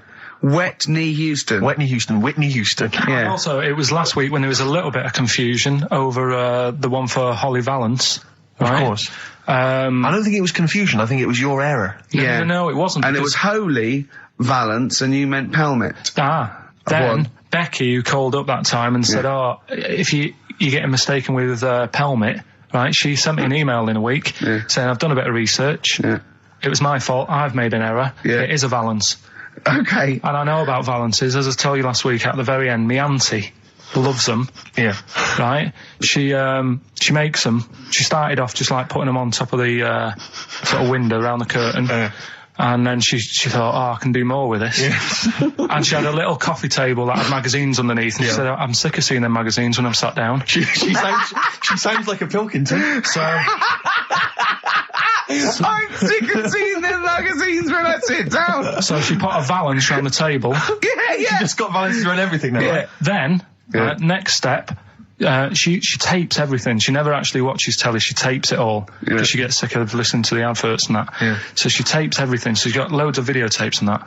And the video used to get on her nerves. When she was watching a film, she'd see the clock changing. Oh. And it distracted her from the film. So she put a Valance around that. Yeah. That's genius. Yeah. So, that is or is it mental? Only Mrs. Einstein can tell. I don't know. She's even made a little Jack Russell look like a hovercraft. Yeah. It's great. So everything's got a Valance. If you go round and you stand still for too long, the chances are she'll put a Valance around your head. Yeah. This is this is Auntie who? Auntie Nora. And this is the one that farted for 5 minutes. Lest our listeners forget. Farted for 5 minutes. Called his mum, saying I'm farting. 2 minutes into the fart. She said about 2.5 minutes in. Yeah. She said I'm about 2.5 minutes into the fart. My mum said, how long's it been going on for? She said, well, it was about 2.5 minutes before I called you. Yeah. And then it went on for a further 2.5 minutes or something. And then it stopped. She couldn't time it because there was a Valance over the clock. Yeah, she used to annoy her when she was on the phone and you put her off seeing the time. She was guessing it was 5 minutes. This was one consistent fart. Yeah, I mean, it wasn't making a noise, it was just... Oh, it wasn't making a noise? Just gas. Right, endless gas. So, there you go. That's fantastic. Well, we started off with a new one, a little bit of Foo Fighters. We like new and old on this show, don't we? Indeed, we like to mix it up. I'd like to play the Smiths from their debut album, I Don't Owe You Anything. Red Hot Chili Peppers on XFM 104.9. I'm Ricky Gervais, with me Steve Merchant. Hello there. Karl Pilkington. All right. Don't be nervous. We might... see a difference in Carl. He's a little bit shy. There's someone here from the BBC filming this, part of that celebrity boxing thing, The Fight, I think it's called, and they want to get a little clip of this, so we're going to let them film for a minute, and then they're going to go away. Is that all right, Carl? Yeah. He doesn't want to be on camera, do you? Do you? I think it ruins radio, doesn't it? Do you know not for the people listening, it doesn't. Yeah, but it does, because people are like, he sounds like a bit of a looker. What, you? Yeah. And then they'll see it on the telly, and they'll go, God, yeah, his head is round. It is round, though, isn't it? So... Guess what? I got a call yesterday, you'll love this, Steve, from MTV. And, they were wondering if, they could screen test Carl. That's outrageous. I'm loving it. And I was going, yeah, and I said, yeah, it's fine. I'll come down with him, and I was saying, what about this and that, and they were loving it. I called him up, and went, oh no. I went, why not? He went, well, I'm looking at my reflection now in the mirror. He said, I shouldn't be on the telly. What would you wear for your screen test, Carl? What kind of look would you try and cultivate? Because you've got to bear in mind that the audience out there, they don't know what you look like. So would you be a snappy dresser like, say, Jonathan Ross, or would you go for your kind of street cash look? Can't wear a suit. You can't wear a suit? Don't hold it well. So I'm thinking, I don't know, I'll probably wear my woolly hat, because that takes some years off me. It does. He looks about 10 with a woolly hat on. Yeah. Okay. And, is it quite a cool woolly hat, or has it got a bubble? Charcoal. I'd say it's the in colour. Yeah. Okay. And I'll probably wear me anorak. Right. He's going for the. He's going for glam. He's going for quite a glam look. No dressed for a jumble sale. Wow. Yeah. But I'm not that happy about it all, to be honest. Are you going to do it? You're not going to do it? Well, I'm sort of stuck in the middle, because throughout my life so far, I've never planned for anything, right? It's just always happened. Yeah. The time, you know what I mean, being in plays at school, never planned it, but when I did it, I went down the store. It was a triumph, yeah, we all remember that. So... as I remember, you did Little Donkey. Did Little Donkey, yeah. And then later, someone was filming at the back. Was it your dad's mate? My dad's mate, well, yeah, and on the camcorder, he listened to it back, watched him playing it. His dad says, just off camera, what does he say? I don't want to say it, because I'm in charge of the show, and I'd be irresponsible. He looks like a right twat. So he gets home, listening, watching that, and then here's his dad just off camera go, he looks like a right twat. Yeah, alright, yeah. What are you worried about? Your dad saying that? Can I just interject? Because I'm really worried about this idea of Carl being on MTV. Because the problem is that, let's be honest, Rick. I mean, we're getting by the skin of our teeth, aren't we? Really, it's only Carl that's keeping this afloat. Yeah. And if he gets on MTV and the world sort of gets a sense of him and they understand him, and he won't be ours anymore. We won't be able to control him. It'll be out there. It'll be in the. Well, that's the thing. No, that's the thing. That's the terrible thing, though, isn't it? It's like Carl is my pet, but I realise I've got to release him into the wild. And because I love him, I know he's got to go free. Sure. But I want to. It's like Kez. Maybe someone will beat him to death and we won't have to worry. I'll have you on, though. I'll have you on as a guest. Which gets me on to something we've got coming up today. Oh, yeah, he's got a new idea. Yeah. Right. Do you know, like, I've talked about ghosts, and we had that good discussion the other week walking to Piccadilly Circus Station, and I was telling you about ghosts, and you were saying, Carl, don't be an idiot, and all that. Spoke to a woman in the week, done a little interview with her. You've done a little interview? Done a little interview, 2 minutes or so. With a woman who's got ghosts in her house.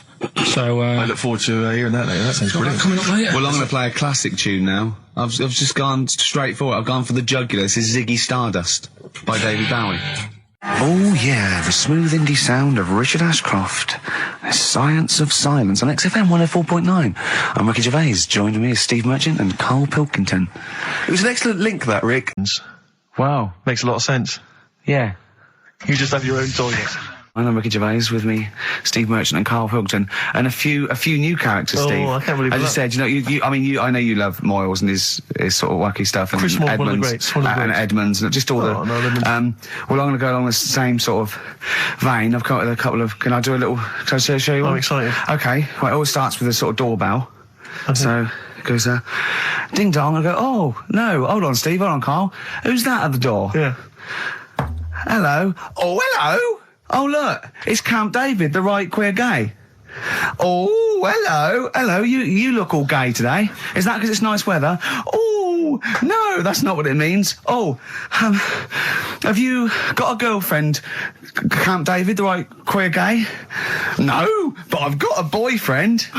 Oh, bye. Right. So there you go. We'll be hearing more from Camp David, the right queer gay. And Holy Fuck the Funny Little Chinaman. What? All right, Karl? Yeah? Is that your sort of humour? It might not be your sort of humour. You just should have run it past me before you did it. Yeah. What one are you worried about in particular? The not Camp David. Well, say his name. No. Say his name. Which one? I don't know which one you mean. The Chinese fella. Well, I forget who that was. What was his name? I can't remember. Well, if you can't remember, it can't be that good, so we'll leave it. We won't do it again. Right? Oh, ding dong. Who's that? This? Oh, hello. Oh, look, it's David Gray, the bent piano player. Oh. All right. I thought it was going to be Columbo. That would be the joy. Ding dong. My wife loves you. No. Hello. Oh, I don't believe it. Look who's turned up, Carl. The weird thing is, Steve, right, that is like what I imagine Ricky's house being like when people are ringing the bell. Because they're all so different. It's got a little... He's obsessed with all my friends being slightly different to each other. I've never understood it. He goes, there's no thread. There's no thread to them. All my mates have got a thread running through them. I was in literally after they walk out of the home. Yeah. But what do you mean my friends are all different? Well, that could be... It wouldn't surprise me if I was round there and the bell went and I said, do you want me to get it? And he said, yeah, and I opened it and it's, you know... what, holy fuck? Holy, yeah, he's at the door, right? And then I'd say he's busy, close the door, bell would go again, then you got the little gay fella. David Gray. Yeah. And then, do you know what I mean? Yeah. Not really, no. Because he's met some of my friends and he looks at them in a weird way. I mean, some of them are weird. Years ago, husbands weren't allowed to sort of clout the wife with anything. What was it like in the past? I know, yeah. You couldn't clout your missus. With anything wider than your thumb. The stick had to be the same, no bigger than your thumb. Oh, no, So I a was bit- thinking so a big Robin bloke- could do no damage if he went out with anyone. Although his is wide, he's got a little thumb like a little knob, isn't it? It's like it's truncated, because it starts off normal. It looks like he's had his big toes put on his hands. Does he have to drink a pint with two hands? Yeah, yeah. And he's dropping stuff all the time. Can I just go back to the rule of thumb thing, though? The idea, what date was this? I'm not asking Carl, I'm looking at Ricky, because you're not going to have any idea, Carl. It's just going to be the past. Yeah. But I like the idea that... I think it's the same sort of day where, I don't know, you got hung for being homosexual and you could shoot I a just love Welshman. the idea that there's blokes beating their wives with shovels, logs of wood, and someone's gone, hang on a minute, everyone, Hold on, this is wait crazy. a minute. Let's have a look at your thumbs. What can we do? Wait a minute. We've got to have some kind of rule here. I'm all for beating your wife, but let's have some kind of rule. Let's give him a sporting chance, Yeah. surely. He goes, well, I'll say, well, what about you can hit her with the width of your thumb? And the wife goes, make it the width of his knob. I go, no. He no. slaps her again. Yeah, yeah. Width of your thumb. All right. Better? Yeah. You're wrong. Ding dong. Oh, here you are. Oh, it's a fat fella with lipstick. Hello. You're giving away a lot of, I mean, that, you know, you're an enigma, Carl. I wouldn't give away your workings. I mean, because then everyone will be able to do it. And what you've got now is a gift that people can't really tap into. Do you know what I mean? See, that's what Lenny Henry and Chris Moyles' mistake. See, I've sort of worked out how they do their comedy, and I'm doing it now. Sure. Do you see what I mean? Now that, you know, I'm doing it. I think the only way that people would start to be able to replicate a lot of what Carl does is if maybe they had a severe blow to the head, or they were diving and they came up to the surface too quickly. Ding dong. Oh, I'd like a severe blow. Oh, get lost, David. Oh, let's have some adverts, quick. So this week, we're very lucky to have with us Russian pop act Tattoo. Round of applause for them. Lovely to have them here. Tattoo. Now then, of course, there's been much controversy that your kind of lesbian shtick is just something to try and whip up some press attention. Yeah. We are proper lesbians. We love Fanny more than cock. Okay, brilliant. And Tattoo, lovely to have you here. Thanks for coming. Yeah. Now then, you've got some live gigs, I understand, planned. Yeah. Duh. Okay. I can't help but notice that you sound, dare I say it, Tattoo, you don't sound so much Russian as German. No, we cannot do the accent properly. Okay. And Tattoo, it's a joy to have you. Thanks for coming down. And finally, your lesbians would, for instance, either myself or Carl be able to convert you from your lesbian ways? We like the muff so much that the knob is no good for us. All right, well, thanks very much, Tattoo. Yeah, thanks, Tattoo. Thanks very much. Cheers. Yeah. Next week, share. Brilliant. So if you've got any guests, special guests you love us to interview, then let us know. Ricky.Gervais@xfm.co.uk. Basically, it's about this monkey. Oh yeah. In the jungle. It's got a gig at an hairdresser's. What are you talking about? What are you talking about? It's got itself a nice little job going in an hairdresser's. As what? It gets people sitting down, and what it does before the people have their hair cut, that it sort of sits there, and it goes through people's hair, makes sure it's clean, and people are loving it. Right. So it's a pet monkey. It's nothing to do with it getting a gig in an hairdresser's. It's a pet monkey. It's not working at Monkey and Guy. Yeah.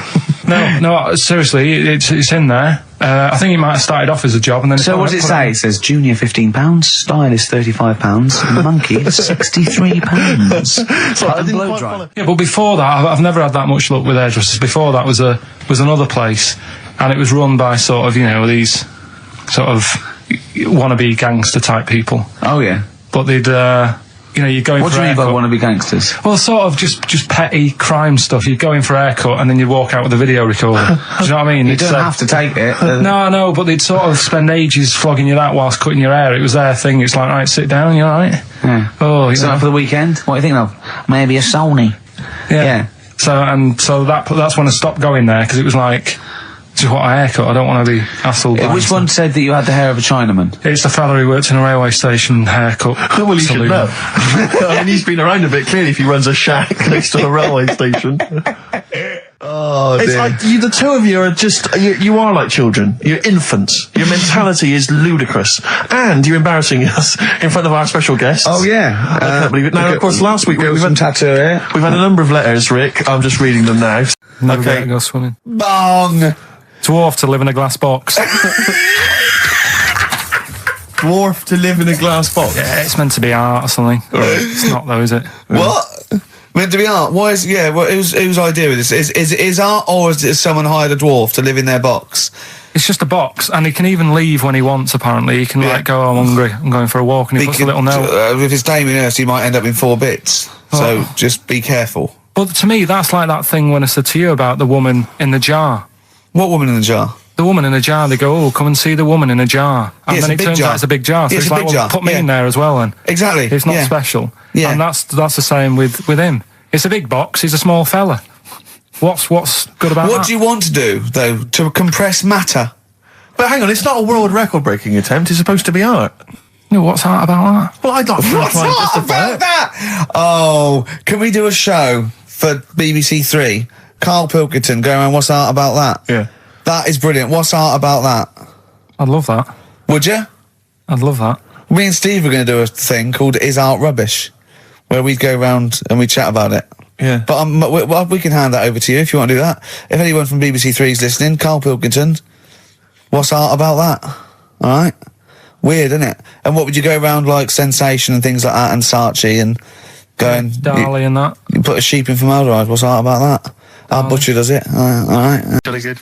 What do you make of the So Solid crew's Ashley Walters being jailed for 18 months? Obviously not a very good example to his young fans. He should have got more. Do you think? I had a dream about him the other night. Go on. About the group itself. Okay. I had a dream that... Were they all there? Because there's a lot of them. I couldn't remember all their faces. The feature in a dream. I had a T-shirt on. He had etc. Exactly, He had yeah. two of them, he had etc. Yeah. I had a T-shirt on. You had a T-shirt on? Yeah, and it said on my T-shirt, So Solid Poo.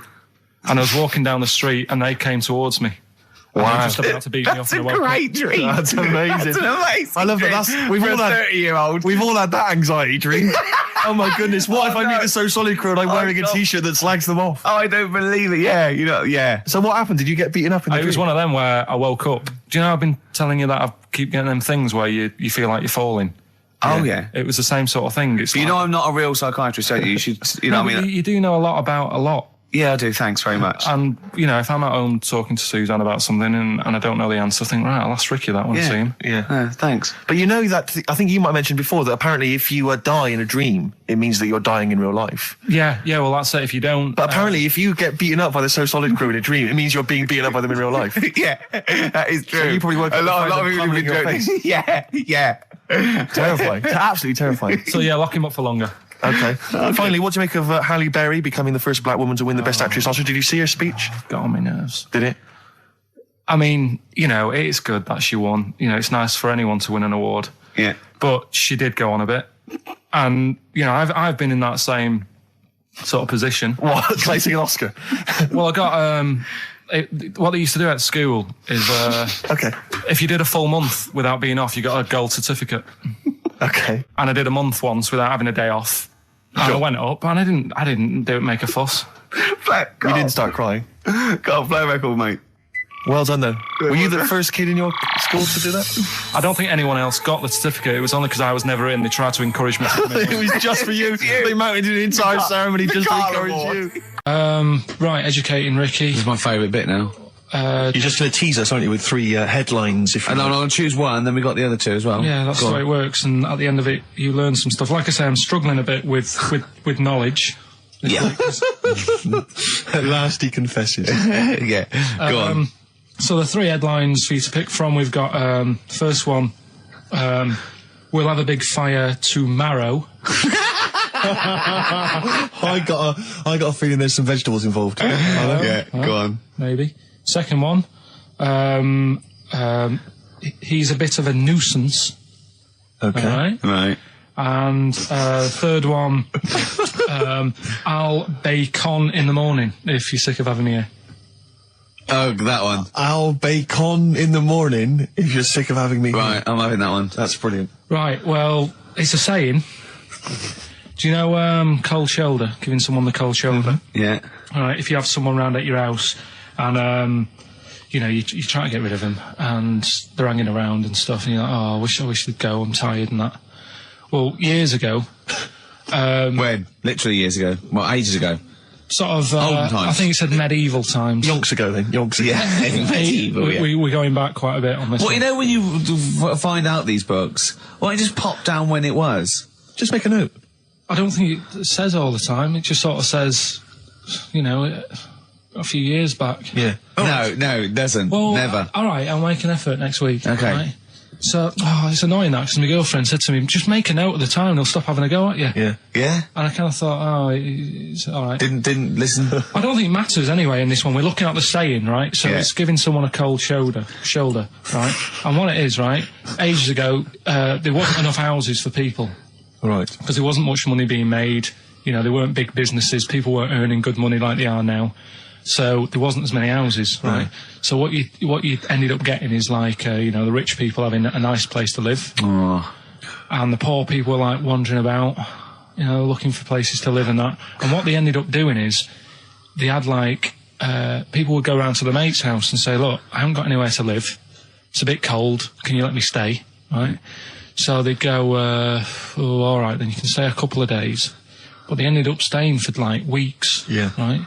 So to sort of get rid of them, what they'd end up doing, they'd be making the dinner, and they'd be making a lovely dinner, like a bit of meat, nice warm meat, and nice veg, gravy. And this happened every time, did it? This is where the saying came from. This is what happened, Rick. This is what happened every time. It was in that vague book. The book of vague sayings and stuff. Right, so they'd be making a nice meal, but what they did, they looked after all the family. But the person who won't go home, they just give them some, like, sort of a cut-off of cold meat. Right. So they'd say, you're giving them the cold shoulder. Meaning... Right. Okay, that's rubbish. Okay, absolute... Carl, why would that necessarily work? Yeah. Why do they always, in every situation when you want to get rid of a lodger, well, still feed him every day, but make the meat lukewarm.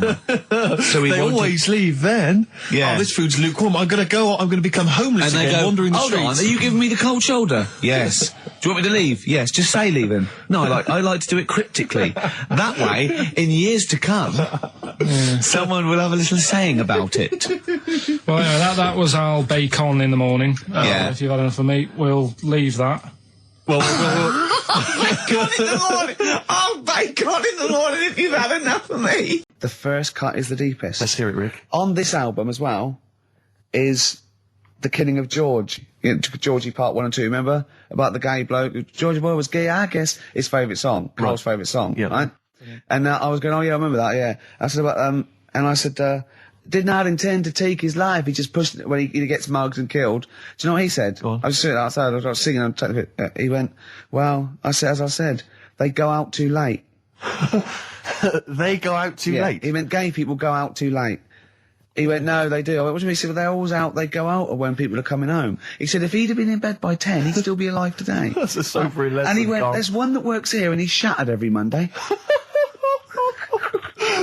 Oh, if you're gay and you're listening, just be in bed earlier. Go out when sensible people go out. Yeah. You're right, we're not on the continent, Carl. If you're gay and you're not in bed by 10, go home. Yeah. I don't get it. Now, right, okay. Someone's mentioned Daphne from Scooby-Doo, but I've always had a soft spot for Velma. Velma. Because Velma did all the glasses. I mean, I'd have She's had, clever. Can I tell you what would have happened if I was in that environment? I was maybe on the... Your glasses would have got tangled up. I'd have always had I'd always been making a play for Daphne, right? And Velma would have fancied me, but I'd have always ignored it because I was playing for Daphne. And then when I finally realised it was never going to happen with Daphne, I'd have blown it with Velma. Maybe not, though. Maybe not. Maybe not. Sometimes those, they might, appreciate honesty. Go, listen, I've been hitting on the good-looking one. Yeah. Oi, Four Eyes. Yeah. Do you fancy it, Chubbs? Exactly. Something like that. Let's be honest, is what you're saying. Well, yeah. I'm wondering, I don't mean to be libelous, but Velma, she was quite short, the glasses, the short hair. Lesbian? Hung around with the dog and Lesbian? the bloke. I'm beginning to wonder if she was... Yeah, maybe. I was like, see... Unfortunately, I said lesbian there, and you still carried on with your assessment of what it is to be a lesbian. It's bad enough doing the cliches of having short hair, but you said the dog. Yeah, well, she hangs around with a dog. So do lesbians do that? Well, have you seen some lesbians? They're right dogs. Good night. Have you seen what I've done there? You know what I've done there, Rick? Comedy award winning. Oh, God. So, Karl, you were going to a wedding last week. Was it last week or the week before? No, it was last Saturday, wasn't it? Yeah. And he said, looking forward to it. He went, no, it's going to be boring. Suzanne was listening, knows that the couple were taping the show, so she had to get in there before you, didn't she? She went up to him and said, look, when you're listening to the show and he says it's going to be boring, he didn't mean you, he meant weddings in general. I love the fact she has to run round and clean up after him. It's great, isn't it?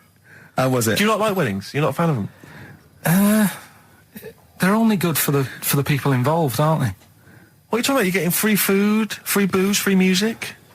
Yeah, but it's not. It's just all hanging about, and there's loads of people there you don't know. Absolutely, I agree. Do you know what I mean? You've got to make an effort. And even the bit that was important, right, when they were getting married, right, there wasn't enough chairs, because it was, all the family gets the chairs, don't they? So I was sort of stood at the back.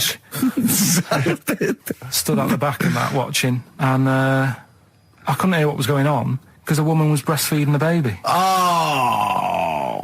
But what? How loud was this baby going away? You couldn't hear what was going on. So it was slurping and that, and she was like, I just thought, how hungry is it? Could it not have waited? Because you've all got to wait for the buffet or whatever later. I know.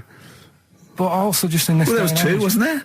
Why didn't you always... The only thing that annoys me with weddings is the gift. It's the gift thing. Because, you buy these gifts, right? You spend a little bit of money, maybe. I like to be a little bit lavish if I go into a wedding. Oh. Well, no, come on. You get a gift, right? You package it up. You're having a laugh. And I don't know about you, Rick, but I like to see the response. When I give a gift to someone, I want to see the feedback from that. You know, this is very much... I want to see what it is that's Jane bought them on and put my name to it. Yeah. Because sometimes I have to... Oh, thanks for the... I go, oh, no worries. No worries. Yeah. But, certainly, I mean, we talked about it before, but certainly, it's the amount of money spent and the amount of time given to the gift should be correlated by the amount of the response you get. Absolutely. If I give a book token, a shrug is fine. But if I give, anything sizable, I want them to be showing it to friends. If it's a bar, I want them to show it to the barman, other people, strangers. Look what Steve Merchant got me. Yeah. He's the greatest man in the world. Yeah, exactly. Yeah. You go to a wedding, you turn up with a gift, you could have spent, upwards of £15 on it. You turn up, you walk in, you say, excuse me, where's the bride and groom? I want to give them this gift. And some bloke, normally the brother-in-law, says, oh, no, the brother-in-law's mate. Yeah, sorry, they're too busy to see you right now. Just stick the gift on this big table with all the other ones. Yeah. And they'll get back to you... in a week. It may be 6 to 8 weeks after the honeymoon. They maybe write you a note. They won't thank you personally, they'll write you a note. It'll be a general thank you. It's a general thank you. Your name in different type. Yeah, but it might have some vague reference to, to what you did, but it won't really be personalised. Yeah. The set of mugs, again, will be in different type. Exactly. Thank you, Steve Merchant, for your wonderful gift. We love mugs. Yeah, yours. Yeah, exactly. And a photocopied signature. Exactly, yeah. It's not right, is it? Oh dear. And also, of course, as well, if there's a baby involved, perhaps they had a kid out of wedlock, and that's why they're getting married. There's normally the little baby signature as well. I hate that. Like the baby signed it. From Paul and Sharon and little Billy. Be Ben these days. Ben. I reckon. What do you think, Karl? How was the wedding, by the way? Did you buy a gift? Suzanne sorted something out. Yeah. What? I don't know. Oh, actually, no. We're going away, having a week away with them. That's your gift. Yeah. We're going away. No, we're going away to Cornwall or something, and yeah, that's it. We've sort of paid for a place to stay, and they're coming along and that. And their gift is to spend a week with you in a confined space. They love it. They'll have a great time on that. Will they? Yes. Do you know what happened to me on the way in? Go on. A homeless person called me a dickhead. How did he know? Do you know him? Is that why? He's like the local big issue fella. Oh, yeah. Yeah. And he knows me. He sees me walking up and down the street. Oh, that's how he knew you. Right. So normally I have a bit of a chat with him and that. And I walk past him. And, I can be a little bit cheeky with him because I've been cheeky with him in the past with stuff. You pinched his arse. No, just, saying stuff like, God, you're always there. I mean, you got home to go to and stuff like that. Yeah, no, just breaking the ice. No, but he knows, and he'd laughed at that, right, last time, so I thought I can be a bit cheeky, right? So he goes, do you want a big issue? I said, no. He said, come on, I've got loads of them, right? So I sort of said, when I was a kid, and I used to do a free paper around the free papers one, I said, just put them in the bin and go home, right? And he went, yeah, but how am I going to get any money doing that, you dickhead? You see, I can see his point. He is homeless and having to sell newspapers to get 50p or a quid or whatever. Yeah, and sometimes I treat him, right? And today I didn't have any money. I had a takeaway last night and I normally give them a quid. And I felt bad not being able to do that because I didn't have any money on me last night. Right. I couldn't look him in the eye. Did you explain this to the homeless person, the traumas of the takeaway without the tip? Did you explain that, you've had it hard as well? I go, look, I had food delivered to my warm flat. Yeah, it was a nightmare. You don't know what that's like. You don't know what the trauma is because you can't have food delivered to your flat because you haven't got one. So please don't look at me like that. You should have said. But most people ignore him. At least I gave him a bit of acknowledgement and sort of... took the mick. Yeah. I didn't think I was. I just was being friendly. Yeah. No, I know. You got to be careful with the homeless because this is true, and this is when the clocks went back recently, so you got an extra hour in bed. Yeah. And I was at Cash Point with a friend of mine, and there was a homeless person sat by the Cash Point, and we were getting some money out, and she said spare some change, and my friend said, he's a bit awkward. He's just trying to make conversation with her. He went, clocks go back. Extra hour in bed. Oh no. I gave her £2. I felt so bad. He didn't do it intentionally. He didn't realise what he said. Just making conversation. It's tricky making conversation with the homeless because there's so many areas you've got to avoid. What was on the telly. Yeah. Although I get recognised by homeless people and think, I don't know where... But you've got to remember that's very much your demographic, Rick. Yeah. People who watch TV through the window of Dixon's. In Dixon's, yeah. There was Ricky Gervais as well. Yeah. They can smell the alcohol on you. They think you're one of them. There was a big bust up in the week. I'm only allowed to wind him up. I'm not allowed to wind him up socially now. I'm not allowed to... What am I not allowed to do socially? I think squeezing the head... socially, has been crossed off. Right, okay, and I agreed to that because it got to a head where, Carl was really upset and he was thinking of just giving it all in, weren't you? Yeah. Yeah, why was that? Because you were just winding me up too much. Yeah. I mean, do you want to bring it all up again? I don't mind, what was I doing? It was just... I should say now that there was a conversation where we were all sort of really walking on eggshells. It was frosty. It was a conference call, and Carl was on one end. And I'll tell you, I was very much a mediator. I was very much a UN mediator. What do you think of that? It was difficult to sort of keep it serious when I'm saying stuff like, "I'm sick of you putting a Burger King bag on my head." Do you know what I mean? Yeah. There's a part of me that's like, I can't believe we're doing this. What I like about it is that I'm laughing and going, well, I won't do that anymore. And he's going, you can still do it on air. And like today, I came in, I went to squeeze Eddie, went at 1 o'clock. I love those rules. Yeah. I love those rules. Well, between the hours of 1 and 3 on a Saturday, you can squeeze his head, you can put a Burger King back on his... I can't wait. It's terrible. Oh, dear. That all started last week as well, really, because I got in a bit earlier to do an edit for you on some track that had swearing in it, right? Yeah. So I get in early, he comes in, first thing he does is go to sort of squeeze me head. And my reaction was, not now, do it later. As if it's all right to do it later. Yeah. So that's kind of what made me think this isn't normal. We should just point out, when we say squeezing your head, what exactly does that mean? I put my hand on the front. I do 2 experiments, right? Yeah. One is the side, because you can crush an egg sideways, so I think that's more dangerous. Right. And I actually put my elbows out, and I pressed like a vice, and I really go for it until it really hurts. And the front one it shouldn't hurt so much, if my experiment's right. I don't know. Well, it was all this that sort of, built up. Sure. And the research that you're doing there, Rick, is that going to be available online at some point? Well, that was the problem. That's what I was saying to him, because it kind of started last week.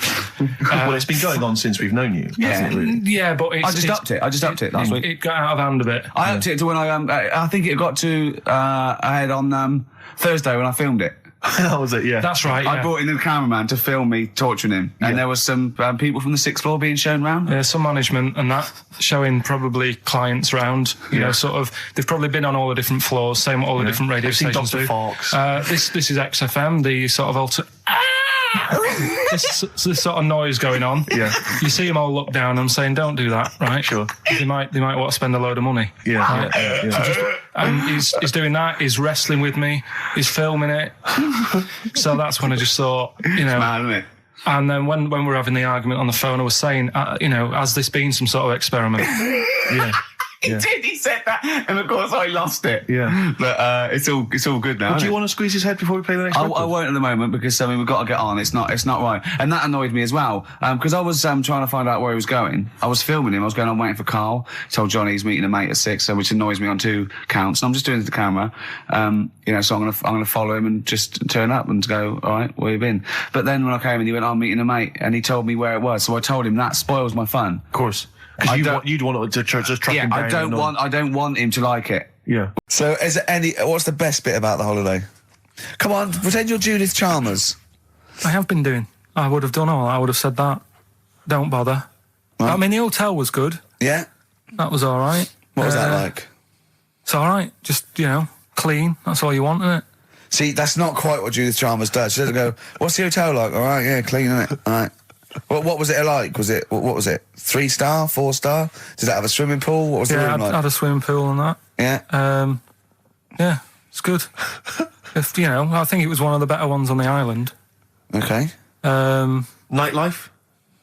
Wasn't really. And there was a bar. There was some bands playing. Yeah. Not very good. Food got a bit boring. Yeah. It was always the same food every night, but they sort of themed it and made out as if it was different. So, like, on Mexican night, it'd be chicken with a nacho on it. Right. And Chinese night, sort of chicken with a little prawn cracker on it and stuff. Sure. But that got a bit boring. That's me just turning on my phone, because I want to read to you a text that I got from Karl. I think you sort of sum up the holiday in this text, don't you? Do you remember it? I can't remember. Let's have a look. Let's have a little look. Instantly, what did Suzanne, your girlfriend, make of it?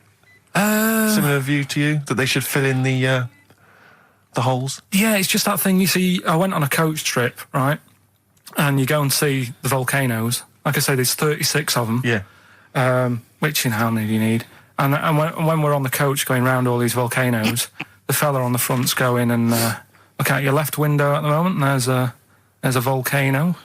And if you quickly look out at the right-hand side there, there's another one. Right. And on the left, there's just like, all right, we've seen it. Sure. Do you know what I mean? Yeah. And that trip, we'll talk about that trip in a bit. Right, this is the text I got from Karl, right? All right. Been up to a volcano. Been in some dead artist's house who built his house in the lava. They said they would show me science with volcanoes, but all they did was chuck some water in a hole and it shot up in the air. No dwarves in the canteen, no scousers here, but there is a Swede woman with a big head. She looks effing gormless with a cap on. All right? So a little reference there to... A Swede woman? What's that mean? Do you mean Swedish? Yeah. Or she looked like a vegetable? No, the Swedish woman. But they've all got sort of quite big bill, aren't they? So me and Karl went out for a beer, and it was great, wasn't it? Yeah, we started off, good. and you met my mate Robin, didn't you? Yeah. And some of the stories. Do you want to tell Steve some things about Robin that you don't? Do you know him well? Yes. Well, do you know about his worm problem as a kid? Go on. Right. What I can remember is he had worms as a kid. Not sure how you get him. He never answered me. He was getting a bit touchy about it. Right. This is like the second time I met him. I think he was a bit annoyed that Ricky told me about his problem. What now? Now, straight away, you not being there, instinctively, what do you think went on with this story about worms? My suspicion is rather like when you told a group of people that Robin had once suckled milk from a cow's udder. Did he mention that as well? Yeah. My suspicion is that, like the cow story, the worm story is not true. But why would he get so sort of uppity about it? Well, imagine if that wasn't the first time he'd done it. Imagine if he did that every single time he was with somebody for the first time and Robin was just met them. He will tell that story to anyone. But they do say there's no smoke without fire. Robin.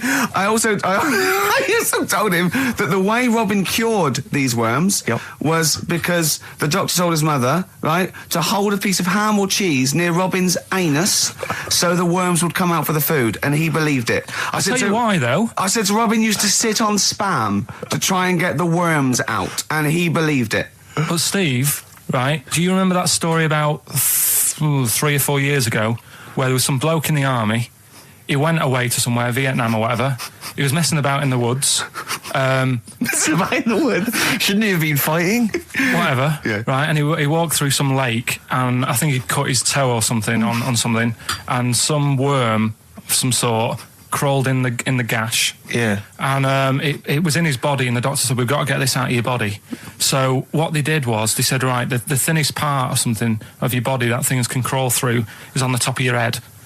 So they wrapped where the skull is. So they wrapped some bacon. No, they didn't. They did. That's right. Thing. So he's gone in via the toe. So what we do is, I'll tell you what, that worm's probably heading straight for the head. We'll put a bit of bacon on it. The thinnest part of the body is the skull. Of course, it's not the thinnest part of the body. It's where your brain case is, isn't it? It's the skull. There was a reason for it. And it was like they stuck some bacon on his head. And as ever, the vital piece of information, i.e. the reason, Karl seems to have forgotten. Because the worm was in his body, and they said everyone likes the smell of bacon. Including worms. Even a Vietnamese lake worm. They love bacon. Remember last week when I said about the little fella with the bone with no brain, and you were proved wrong? No. We were saying it wasn't a little fella. We were saying it was a stillborn child. It wasn't a little fella. You're changing it now. You weren't having any of it last week. Right, hang on a minute. I'm getting confused. There was a Vietnamese snake that went inside of a soldier. A little, like, maggot or some sort that you have to get out of your body because it causes problems. Yes, and so in order to get it out of the body, they strapped bacon to his head. Yeah. That is great. This doctor... And did that work? I think so. They had a picture of him smiling. Oh, God, what, the worm or the bloke? The bloke. Oh, dear. Honestly, I hope someone knows the story. Right. It was about 3 years ago, I reckon. Okay. And, it did work. GI bacon. So this is why the worm burrowed out of his head to get the bacon? Get to the bacon. Right. That's great. So this is why when Robin was telling his story, I was a little bit disappointed if it wasn't true. Right. Because in a way... You know Robin's never been to Vietnam. No, but what do you really think that Robin... Well, as Robin said at the time, Karl, why would I sit on ham, then tell Ricky Gervais? It's a very good point. Because if he was a kid, you do daft things like that as a kid. Right. He is telling Ricky Gervais, though. Yeah. And then, bless him. Okay. And then anyway, Robin left, and I tried to chase him, but he got away. He knows that and then we had a few pints, and then Karl embarked on some of the greatest stories ever told. Can you tell the story about your dad? Let me run it by. I haven't spoke to him all week, so let me run it by him. Okay, play record. Because what we got? We've got one of Steve's tunes. Yeah, well, bizarrely enough, this comes from the Teachers 2 soundtrack, the soundtrack to the current TV series. There's a slight whiff of nepotism in the air. Yeah. Rick, would you like to explain why? Well, that's why you're doing it. No, my girlfriend worked on it. But you were going to play this anyway, weren't you? Well, I was, actually. Bizarrely enough, I was going to play some I Am Clute, and this is from, as I say, the Teachers soundtrack. This is called To You. It's a good track. That's I Am Clute, a track called To You from the Teachers soundtrack. That's also got, I noticed, the Electric Soft Parade, The Hives, Star Sailor, Feeder, Turin Breaks, Mercury Rev on there. It's a good little collection. Lovely. Karl, has just had confirmation. He's looking smug because someone phoned up and went, it is true. It's a Laogai chi worm and you wrap bacon around your head. That's all the bloke knew as well. Yeah. And his name was Gary. Yeah. So I'm not having it. No. And he said, see, that's why the Robin thing isn't so weird. He said, but when you said he tried it with cheese, he said I was having none of it. He's got standards. All right. Now, whilst I was in Cornwall, I wasn't online. I didn't have the internet, so it was like, oh, what am I going to do? And I didn't come back till yesterday. I thought there's loads going on that I don't know about in the monkey world and stuff. I was hoping to get some from the zoo that I was meant to be going to. Of course, that didn't happen. So I said to my dad, do you know anything about monkeys? Or have you got any stories with monkeys? Brilliant. This is what Trevor McDonald does. Turned out... 9:45, he goes, got nothing. Dad, anything happened? You got anything politics? Anything politics, Dad? No.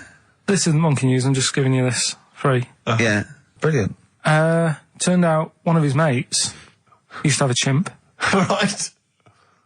What do you mean one of his mates used to have a chimp? Well, two of his mates.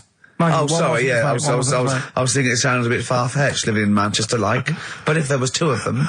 He had a chimp, had to thump it in the head. For doing what? Answering back? Oh, God! Tried it on with his wife. Had to thump it in the head for trying it on with his wife! I love it. It's a proper fist fight in a pub in Manchester. Oh. I'd call him up, but he's one of them who, like, swears all the time. Right. Oh. I mean, it'd be good to get him on and just... Let's interview him. Can we not interview him pre-record? We can bleep out the swear, and I'd love to hear his story. Do a lot of work, that. Yeah, well, we're not scared of work, are we? No, I mean, Steve? I'll get myself if you can't be bothered. Yeah, I'll have a word, I'll sort it out. Yeah, try and sort that out next week. Well, don't tell us the rest of the story then. Let's let him say in his own No, words. but there was another one as well. When you say you can get him on, but he swears a lot, you mean the monkey? I'm assuming he's more coherent than your dad's mate. But there's him, and there's some other fella who he knows who had a funny name. I'll have to find out, because you'll love his name. But he was a drag artist. Yeah. And, I think he said my dad went round one day, I don't know why, right? Went around there, knocked on the door, chimp answered. Carl, I don't know what you're doing, mate. I don't know where this place you live, next door there's an horse in the front room. There's chimps running round. Mad. Anyway, chimp answered! Is that it? Is that the end of the story? There's a chimp answering the door and that's the end. You sure it wasn't the drag artist before he shaved? No, sure it wasn't your gran? Because I like the really airy ones that decide they can be female impersonators. Yeah, your gran. 104.9. Yeah, not bad at all. So everyone had a good Christmas though, yeah? Really? Carl, even though it was like a little bit Lanzagrotte, it was a nice Christmas. Yeah. What was the book you read, by the way? Someone just emailed in and wanted to know. What was the book you read? It was The Governor. The Governor? Yeah. Right, okay. Did you buy Suzanne a gift in the end?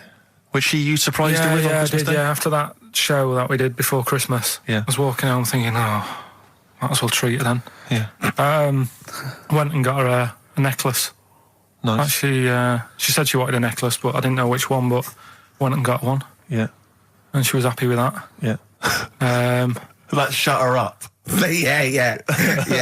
But, yeah. And did she get you a gift back? She did get me something, yeah. See, we knew she would. Of course she would. Yeah, but the thing is, right, she got me a little Game Boy Advance to take on holiday because she knows I get bored. Lovely. Right? So that was good, but I was like, hang on a minute. I know how much I spent. Oh, and I know how much these are, right? But I was clever, though. When I got to the airport, I bought her to get me an extra, bought me an extra game for it. Yeah. Got the value. Of course. When you were growing up, did you wait to ask your mum for sweets right at the counter so the woman would embarrass her into getting you it? What, you mean just slip it in the basket? Well, no, just wait till there's some, a stranger watching before you ask for sweets. Mum, can I have a Kinder Egg? Did you sit in front of Suzanne when it got to the... Suzanne, can you get me something else? Because remember I spent more on that necklace than you did, like Game Boy Advance. And the woman in Dixon's goes, oh, you better get him something else. She goes, oh, bloody hell, all right then. Nah. She did well, though. You know what I mean? She's done well to keep you, hasn't she? Done well. Because you're such a find. You're quite a catch. Yeah, she must wake up every morning and go, ooh, I am the luckiest girl in the world. Well, she told you that the other night. What? She said the other night how good it is living with me. Oh, yeah. I said to Suzanne, it must be great, because I only see him 2 hours a week and I like to squeeze his little head. You can do that all day, every day. Does she ever squeeze your head? No. No? No. It's like that thing, though, isn't it? It's like when you work in a chocolate factory. You get sick of it, don't you? If it's there all the time. Yeah, she must think, well, I could squeeze that head any time I wanted. It's not worth it. I'll just, yeah. What about your Christmas? My dad, I'm wondering if you're turning into my dad, because he bought my mum a bracelet. He won't mind me talking about this, because he said you'll probably talk about this on the radio, and you're right, Dad, I am talking about it. He bought my mum a little gold bracelet. Lovely gift. You know, it was a lovely thing. And she opened it, she loved it, and everyone thought, what a great gift, lovely gift. He wouldn't stop talking about it. He wouldn't stop talking about the gift he bought. He kept on grabbing my mum's arm and showing it to people. Look at that. Look at the gleam on that. The gleam! Steve, look at the shine on that. Look at the gleam there. Look at that. Gleam! And do you know what he said? He said, the great thing about that's pure gold. He went, it's an investment. That's an investment, there. Because gold, you know, it's always worth something gold. I love that when people get a gift and it goes an investment. I love it. But what? Not only does it sort of take away any of the romanticism of it, but it was the way he constantly was talking about how great a gift it was that he bought. I haven't heard the word gleam for 30 years. Look at the gleam on that. The gleam. Look at that. Look at the sparkle on that. And look at that. And it looks like rope. That's what he kept saying. It looks like rope. It looks like gold rope. And he just, I don't know, I heard it, he disappeared, we were opening gifts, he went disappear, I could hear him in the kitchen going, think about that's pure gold, that, Elaine, that's pure gold. I might melt that down. Yeah.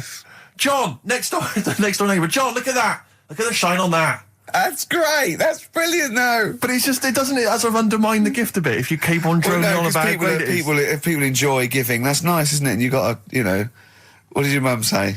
She loved it. She couldn't get a word in edgeways. Can I just ask very briefly, I was quite interested by the family had to move because they lived on Butthole Road. Yeah, I quite like that one. I don't know if I've told you before, Rick, where I used to live. I'm not going to tell you the name of the street that I used to live on, because not on air, because my parents still live there and I don't want, you know. But I'm going to write it for you now. This is the genuine name of the street I used to live on. Just imagine when you're at school. Yeah. And like in class, for instance, in French, you've got to say you've got to answer where you live. Yeah. J'habite, wherever. Yeah. That's the name. This is actually the name of the street we lived on. No, it's not. I swear to God. That is... Absolute right. I could phone my father now and he could confirm that for you. No, I swear because he doesn't want to God. And I tell you that. But listen, do you know what worries me? It's the apostrophe S. I know. Because that's blatant. Yes. Amazing, isn't it? That is incredible. But imagine how embarrassing that was. So if I look that up in the Bristol... You will find that in the Bristol A to Z. I swear to God. That is really... Why have you never told me that before? I can't believe I haven't. That's I'm incredible. still embarrassed now. Do you know, whenever I have to phone up, if I have to give that address, I always spell it instantly. Really? Like, somehow that'll hide it, that'll disguise the name. But I can't get over that. Anyway, if you perhaps live in Tits Avenue, yeah, you know, or... Wankling Drive. Wankling Drive, just get in touch. Let us know, we're not really interested. Talking of campaigns and things and that, did you see Sir Bob on Jonathan Ross last night? Sir Bob Geldof. Sir Bob Geldof. Yep. Are you going to walk to Edinburgh or sail to France, Carl? What do you think of all this? The G8? I think it's good that, you know, he's doing some stuff for the world and what have you, but probably won't bother. No. Having a walk. What do you make of all this campaigning? You know, he's dedicated his life to this now, hasn't he? Yeah. I mean, it's interesting. I was watching him last night, and I respect the man. I mean, he used to work here, didn't he? Did some shows and that. Mm-hmm. It's good. It's all right that he can do it, but... I assume that's not why you respect him. I assume you respect him because he's trying to save a nation, as opposed to used to work in XFM for a while. Yeah, I know, but I'm just saying it's good that he's given up a lot of his time to, you know, try and save the world and that, but, you know, there's a bit of me that's kind of like, you know, is he wasting his time a bit? Right, well, what do you mean wasting his time? Well, he tried it before and... No, wait. What he's trying to say is that the G8 are I think the 7 most rich, wealthy nations in the world, and Russia, and they get together and they can wipe out the third world debt. I.e. they owe us billions and billions of pounds, they can't afford to pay it back. So he's going to say, let's wipe the slate clean and pledge, I think, a lot more aid and stuff to them, isn't it? Mm-hmm. So what do you think of that? But won't they just do it again? Right, what's you thinking? No, I just mean... I knew I had a little diamond in the rough here. I mean, obviously, you know, I admit, I brought this up because I really wanted to know what Karl thought of it. Sure. Yeah, I had ulterior motives. It wasn't just for awareness, for the very worthy cause. It was because I know... Look at him looking at me. Look at him, he looks at me like a cat. Honestly, it's like there's nothing behind those eyes. Right, what do you mean? They're just going to run up the debt again, you think? Well, what I mean is, right, when I was a kid, right, and I wanted to go to the arcade, I'd borrow £1 off my mum, right, and she'd say, don't come back asking for more and what have you. But I'd have a go on a pinball machine or whatever, game on a fruity, and then go back, and she'd go, can I have some more money? And she goes, I gave you £1 before. And I go, I know, but I'm on holiday. And she goes, there you go then. And then I go off and do the same thing. I didn't go, no, I wasted the last one, I'm going to pop this in the bank. Right. So you think that's what's going to happen with... That's a nice metaphor. So what do you think happening there? That the Africans are blowing it down the arcade. Instead of putting it towards a fishing rod, they're blowing it down the arcade. I'm trying to win a watch. Look, I've got 100 goals. I think this thing is dodgy. Yeah. I'm trying to win a fluffy toy. Bob's saying you're never going to get the Snoopy. You're never going to get the Snoopy. It's always going to fall out of the little claw before it gets to the top. The claw is not strong enough. Yeah. Do not waste it. No, Midge. Midge, you have to write a song. Write another song, mate. They've blown it down the arcade. Brilliant. Karl, I need the phone number of your girlfriend. Let me explain why. I was lucky enough, once again, to be on your quiz team this week. Ricky, still to beat me. He's still to beat me with his team. Yeah. Second I came. The gang here and some friends. We sometimes go down to a pub quiz in the local area, and I was very nicely. I was invited by Karl to be on his team. Twice now I've been on that team. Ricky's always on another team, and what can I say, Karl? Do you mind me saying this now? Because I've analysed the team, and it's very much your team, and you've put the team together. You've recruited some excellent personnel. Your girlfriend's very, very good on the team, as is one of her work colleagues. And you normally bring in, someone like myself. I like to think I've been providing something with the entertainment section. I seem to remember last time I answered at least 6 or 7 questions that other people hadn't got. So I felt I provided something there. Karl, I rather like John Harvey Jones, who used to be called in to sort of troubleshoot companies. I see why you are not winning ever, and it's a rather pricey contest, isn't it? It costs £10 to enter per person, and unless you get in the top 3, you're not going to get to see your money back. No. So I think you're going to maybe need to step down from the team, because Karl, I am not sure. You consider yourself a kind of player manager, but frankly, I'm not sure you're providing enough. Right. See, this is funny, because as bad as I imagine you are, I don't think Steve would make it into my team, so he's getting a bit cocky here. I want to know what your opinion of him, because he's told me he's great on it. Well, you bang out of order, first of all. Okay. Do you have a good night when you're with us? I tell you what, I wish I hadn't lost a tenner every time I've come down. That would have improved it. You point out there about the football analogy. Mm-hmm. Alex Ferguson, when did he score a goal? Right. He doesn't. He tells the others how to do it. Right? That's my role. He doesn't take up one of the 11, though, does he? No, exactly. It's not like you can only field 10. Because we only got 10 again. I want to be in the 11. Exactly. He's not running around in midfield, falling over. Yeah, shouting, oh, what have I told you? Yeah. No. Right. I'll admit, And there's a limit of 5 players. We should explain that. That's the point. Yeah, there's only 5 players on the team. But it was pretty tricky on Tuesday, though, wasn't it? It was one of the tougher... Tell everyone the one question you got right. Something about... Well, tell us the answer. The 2 words you had to say to get the answer. Danny Minogue. Danny Minogue. That was what you provided, Danny Minogue. Is this valuable? Well, no, not really, because there was at least 2 of us who also knew the answer. Oh, well, we gave him. No, exactly. We gave it to Karl. We massaged his ego. Oh, but dear. I just feel Karl. Do you know what? I feel a bit bad now, because I just sort of had a crushed face. Then. Can I just tell you right now? He just can't believe this. Can I just tell you right now? I think the problem is this. I think there's that precious 5th position that is not being filled at the moment, I think, consistently enough by a decent player, right? You've got a solid team. I'm thinking if you want to remain on the team, you are going to have to pull your finger out and find a 5th member that is going to provide, and I'll tell you where the weaknesses are. I can tell you right now, mate. The weaknesses are natural history and science. Something which Ricky Gervais is scoring on week in, week out on his team. There is a few. Now, if he was available for a transfer, we could be fine. But we've got to find someone to fill in that space. Otherwise, I'm either going to quit or you're going to have to step down. Because I don't think I can be on a team where there is these obvious deficiencies. There are visible deficiencies in the And, team. you know, the £10. That's £10. I'm not made of money. Look at your face. Look, play some adverts. Honestly, Juan by Billy Corgan's new band there. Ex-Smashing Pumpkins. Sounds a bit like them, but I like it. It's all right, not bad. I like it. You would take to know, Rick, incidentally, that someone's got the right answer. So Carl's Carl relieved. knows the answer, yeah. Brilliant. Well done, Carl. You're a fool. Right. Right, what are you doing then? Let's have a quick reprise, if we could, of the Rockbusters clues. Yeah, Rockbusters, if you've just tuned in, you've missed it this week. Here's your 3 Well, no, you clues. haven't. That's why we're giving the clues again. Yeah, no, but it's they haven't. Eh? What? Safe, they've been busy. Just give the clues again. First one. God. Don't argue with him, because he isn't going to change his mind. That's AA. Second one, he always gets what he wants and doesn't worry about anyone else. That's P. Yeah. And the third and final one, I might have to put that woman in the oven. AB. Interesting. Are we telling him or still? No. People have still got a chance to win those extraordinary prizes. ricky.gervais@xfm.co.uk. So the answers to this week's Rockbusters. Yeah. Do you want to give us the clues again and the answers? Yeah. The first one was, don't argue with him. He ain't going to change his mind. The initials there were AA. That's adamant.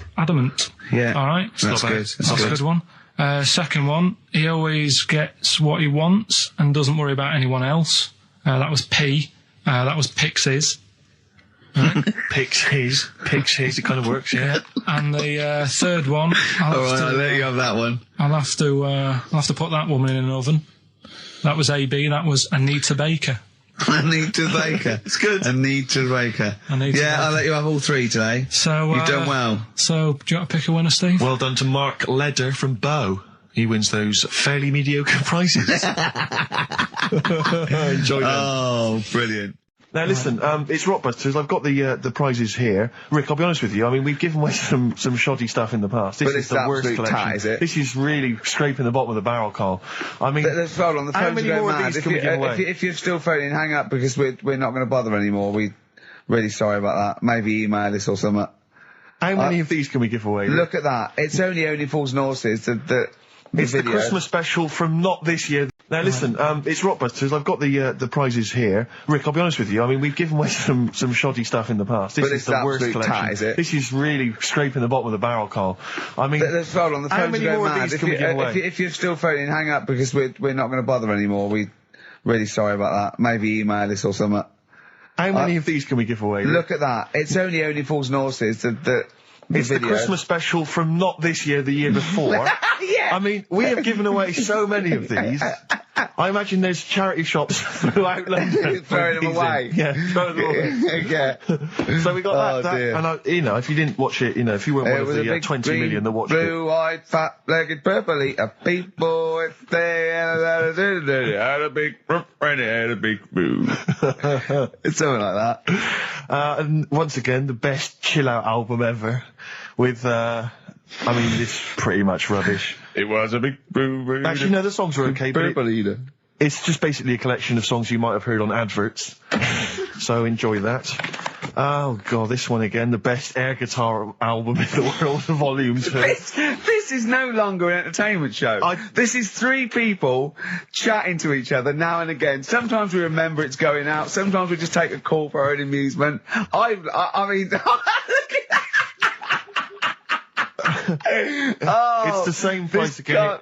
It's the David Attenborough compilation of DVDs, which I'd be very surprised if it actually makes it to you. I imagine someone here will have had that long before we post it. Oh dear. There's a T-shirt in here. XFM 104.9 You get sent a lot of just in case you're wondering what you're listening to. This is a Quicksilver T-shirt. What is that? What T-shirt is that? That's a T-shirt made by the Quicksilver people. So if you're a bit of a surfer dude, and by the look of the size of it, you can't say midget. You're welcome to it. And this is, I think, the piece de resistance, Rick. I mean, because you know the kind of fans we have. They're pretty cool cats, pretty groovy guys. Yeah. So I imagine they'll be loving on DVD Doctor Who, the Aztecs. That's one of William Hartnell, the first Doctor's classic episodes on DVD. God. There. You know, rubbish. That's rubbish, Carl. Those prizes. I'm ashamed to give them away. Carl, you know our mate Johnny. He's a Doctor Who fan. Yeah. Do you remember? He bought the Doctor Who magazine, and he went to the toilet, and Steve got post-it notes and put geek on every page. And Johnny opened it on the tube, right, and it had geek and everything. And Johnny bought in the new Doctor Who magazine, I think this week's or this month's, right?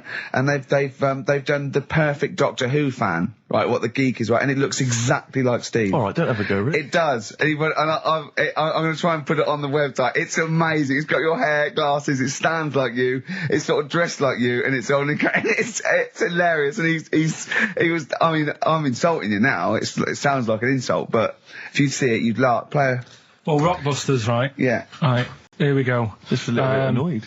Just 3 clues. We've lost all the energy in this show, haven't we? Well, I can't get over that insult. I'm just a little... No, he did though. It just came out, I can be honest with you, Ricky came out left field. I wasn't expecting an insult. No, and, but I think there was a sense of camaraderie on this. No, just email in ricky.gervais@xfm.co.uk. I'm just annoyed. I can't What are we doing? I'm just reading out the clues. Should we put this, let's put this one in for the Sony Award. Let's put this show in for the Sony Awards. Play a song, Carl, because I need to discuss things with him. I've talked before about him Edit it down. Get this down to 3 minutes. It'd be a great show. Rockbusters in a minute.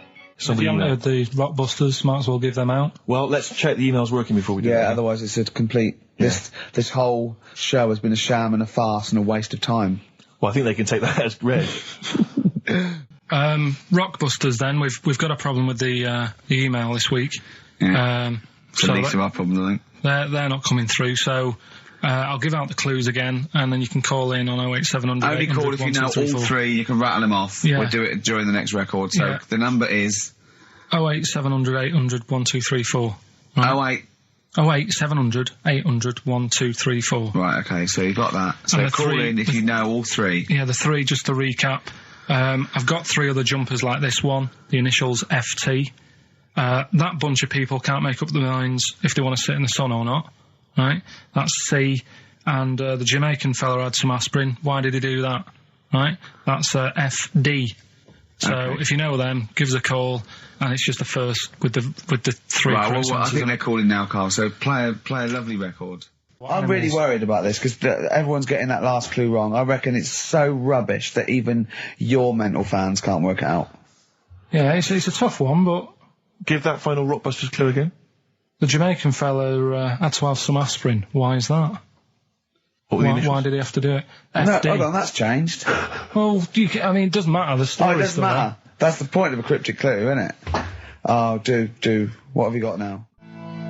Right. The Cure, obviously. Yeah. Right, Carl's been taking phone calls for these clues.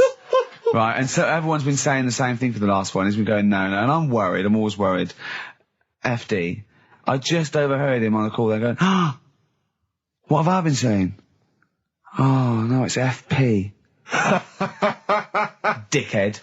Right, give me the clues out. It's a rollover. Right, tell people, we're really sorry to anyone who would have got that right. Okay, right, do the clues quickly. Tell them it'll be a rollover, so we have to do 3 new ones. Do you not write these down, Carl? I don't write the answers down in case Ricky looks over the thing and sees the answer. Why would I cheat? I'd rather you do something right with your life.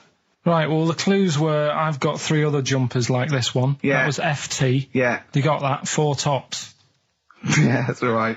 Good, well done. That bunch of people can't make up their minds if they want to sit in the sun or not. That was C, they were getting that. That was charlatans. Charlatan, right? A bunch of them, charlatans, right? What do you mean? What's Charlie? No, it's like, shall I go out? Shall we? Charlatans. They got it, right? Where I went wrong with this one, the Jamaican fella, he had to have some aspirin. Why? It's my fault. I'm not cutting, there's no point passing the book or anything. I said FD. A lot of people were saying, Fred Durst, like forehead hurts, which is a good one. Yeah, which would have been as good as any of yours. But I made an error, so we'll roll it over. No. What is the answer? What is the answer? Over. Jamaican fella what? Add some aspirin. Why do that? What's the thing? FP. It was Frida Payne. Frida Payne? Frida Payne. Frida Payne. Frida Payne. That's awful. You've got to write these down next week. Right, you're the producer. I know, but I've had a busy week, haven't I? That's not an excuse. That isn't an excuse. Our excuse is we don't care. Yeah. You do put care. the work in and then make a mistake. Yeah. It's better not to try than try your hardest and be rubbish. Do you see what the point? We don't care. But you've got standards. Yeah, and you're not meeting them. Think of that. You're not even reaching your standards. God. Right, well, that's that, I guess. Well, the prizes will be giving those away next week. Bollocks again. Just completely... Song for the ladies to end the show with. It's from Nick Cave's new album, Nocturama. This is a track called He Wants You. Back next week. Remember, free to pain. Tell you a job I don't like. What? I wouldn't want to be doing. The woman, there's a little woman who sits in the little snack stall on Finchley Road. Yeah. And I don't know how to describe it, really. She is surrounded by snacks. She can't move for snacks. It's Does it look like American Beauty, but with different... Not dissimilar to that. Yeah. It's a little hut on the station. And it's like, if you go to the seaside, you can put your head through one of those cardboard cutouts and it looks like you're a big fat person or whatever, and you can have your photo taken. It's like an equivalent of that, but it's just snacks everywhere. She's got bananas up to her chin. She's got chocolate coming down to her eyes, crisps either side of her. She can't move. She can't do 360 degrees. She's like packed in there. I don't know how she gets in there. I think they put her in there first, and pour in the bananas. Yeah. And then they go pour in the nuts. She has 2 hours of makeup before they exactly, yeah. dressing her in there. Because I'll ask for something from the fridge, and she cannot turn her head to see. She has to go by feel alone, just to feel the fridge and get stuff out and pass it. And often I'll say, that's not what I wanted, but she can't. You've got to let her off. It's extraordinary. Dear. But there's no music playing. Does she have to sell her way out of it? Exactly. If it's a slow day, she's stuck there till the next day. Yeah, it's like a world-breaking attempt. Yeah. Carl, what job wouldn't you want to do? Well, any job. You're a lazy... You're joking, aren't you? I've done loads of stuff. I'm quite happy now doing what I'm doing. Yeah? You look happy. I think you sound happy. Yeah, I mean, calm down. You on drugs? I'm all right. Are you on happy E? Before England have won and that. I'm happy for them. Yeah, go on. Happy for them. I'm happy in that. Yeah. What do you mean happy for them? We are England. Happy for us. Yeah. I mean, we didn't play. I did very little towards it. No. It was mainly Johnny Wilkinson. Yeah, I barely contributed. Switching on the TV was about as much as I did. Exactly. And shouting, "Come on!" Yeah. Talking about jobs and that, though, I was reading the other day about rubbish jobs that people have had and stuff. I haven't got time when I'm at work, man. I just get on with it. I'm not squiddly diddly. Fingers in pies, different jobs. Go on. Do you know Ivor the Terrible? Ivan. He, his Russian, that was the Welsh fella. Who was bloody awful, but not as bad as his Russian cousin, Ivan. Go on. He had a fella doing some work for him, right? This fella built his house. After it was done, right, the terrible fella was like... fella Ivan. He was going, "Oh, it's brilliant, you've done a good job there. Yeah. I don't want you to build another one like that." Took his eyes out. Just stopped him making an house like that. Another one? Blimey. That's bad, isn't it? Why didn't he take away his trowel? Then he could have seen, but he couldn't have built a house without a trowel. You can't build a house without a trowel. Yeah.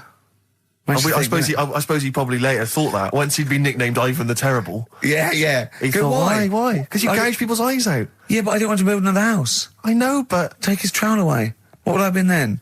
Ivan the Crafty at most. Exactly. Yeah. Ivan the Jealous. Ivan the spoilt brat. But yeah. Gouge someone's eyes. That is bloody terrible. I'm surprised you're not called Ivan the... Do you know what I mean? You're going to get down in history like with Vlad the Impaler. Yeah. He's mainly remembered for impaling people. Yeah. He did a lot of other stuff. Did a load of great charity work he did. The impaling is the thing that's really gone down in history.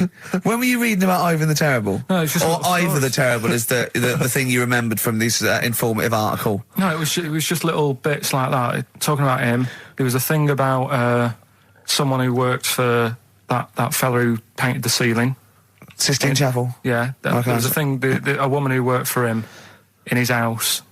And I love how you assimilate information when it's just bordering on the academic or just the interesting and true. It's wonderful. Ivor the Terrible gouged someone's eyes out because built him an house. That fella who painted that ceiling had a woman work for him. Imagine if you wrote that down in an essay. Imagine if you wrote that in a school essay. Well, you'd probably end up with not getting a grade or thinking you turned up to more than you had. Exactly. Anyway, the woman who lived with... Yeah, the woman who lived in a shoe. Go on. Yeah, there was this woman who lived with him and she used to go out and do all this shopping and that. Yeah. But because she couldn't read or write, he used to have to draw everything that he wanted. Why couldn't he just tell her? I don't know. No, but no, wait. That's an excellent point. Could she talk? Yeah, but if it's a big list and that, loads of different coloured paints. But why couldn't she draw on a piece of paper? Why did he have to do it? Because he's a better drawer, isn't he? That's the point. That's it. That is. We were just looking for the logic of the story. You found it. You've done it. Play a record. I just wanted to bring your attention to this. Someone passed this on to me. It's from the Guardian's media website. There has a sort of website that's dedicated to kind of media information. Is this about our complaint? Well, the headline is "Comedian Rapped Over Radio Innuendo." Right. Jessica Hodgson has written the article. Are you familiar with this? Have you seen this? Be careful now, because we actually got a complaint, and people don't know this, we got a complaint upheld, and well, all of this we're very sorry. We didn't mean to offend, and it was a while ago, so we are going to be very careful. Carl's getting very nervous. We're just going to read out. We're not going to editorialise, Carl. We're just going to read out what the Guardian printed about us. All right? Okay. Comedian Ricky Gervais has had a dressing down from a broadcasting watchdog for his repeated use of the word cock in a lunchtime radio show. That's all right. That's what it says. Fine, Carl. that's what I just. He's not going to say it again. He's not. Yeah. Go on. Imagine this is the news and I'm reading it. Yeah. The Broadcasting Standards Commission upheld a complaint against the comedian for coarse sexual innuendo in the programme on London station XFM. The Commission acknowledged that the presenter's remarks were intended to be humorous, but took the view that the amount and detail of the coarse sexual innuendo had exceeded acceptable boundaries for broadcast, said the BSC in a statement. The complaint objected to a section in the Comics Saturday afternoon show when he discussed the different meanings of the word cock. Gervais wondered aloud whether the word was acceptable when discussing birds, but not the male sexual organ. A BSC spokesman said the comedian went on and on about it for nearly 5 minutes. XFM, a self-styled alternative radio station, said in its defence that its remit was to provide cutting-edge programmes for a youth audience. The station said the programme's brief was to include elements of alternative comedy within certain shows that would not fit within a more mainstream radio station format. In this particular show, it was not the presenter's intention to shock when they took a humorous look at how the English language could be construed in different ways within different contexts. Gervais, whose big break was on Channel 4's 11 o'clock show, has shot to household status through the portrayal of David Brent, the middle manager from hell in BBC Two's cult show The Office. Just in case you didn't know who I was talking about. Yeah, he's a household name, but they just thought you might not have heard of him, but he is a household name. Now, that's good. That's good reporting, and they're quite right about it. And just to remind people, it was when Steve said the only bird that hasn't got a penis is the swan, and I went on about the male bird being called the cock, but I couldn't use that to mean, and it was childish. But what annoys me is, I'm sure I've heard things on like Radio 1 like that. Or what's what's her name in the morning? Sarah Cox. Yeah, and as there's a DJ like Karl Cox. Yeah, so you got Carl. What's the matter? I'm just saying. You're just saying there's a pair of DJs on, yeah, but we've done this. And what are you talking about? We're just talking about names. They're just saying the names. Now, I love cocks in the morning. You're a big fan of cocks. And at night. The reason I did this was to get that kitchen, right? Now, brilliant. As we speak now, right? Builder's in the flat. He's been annoying me. Of course he has. Of course he has. What's he been doing?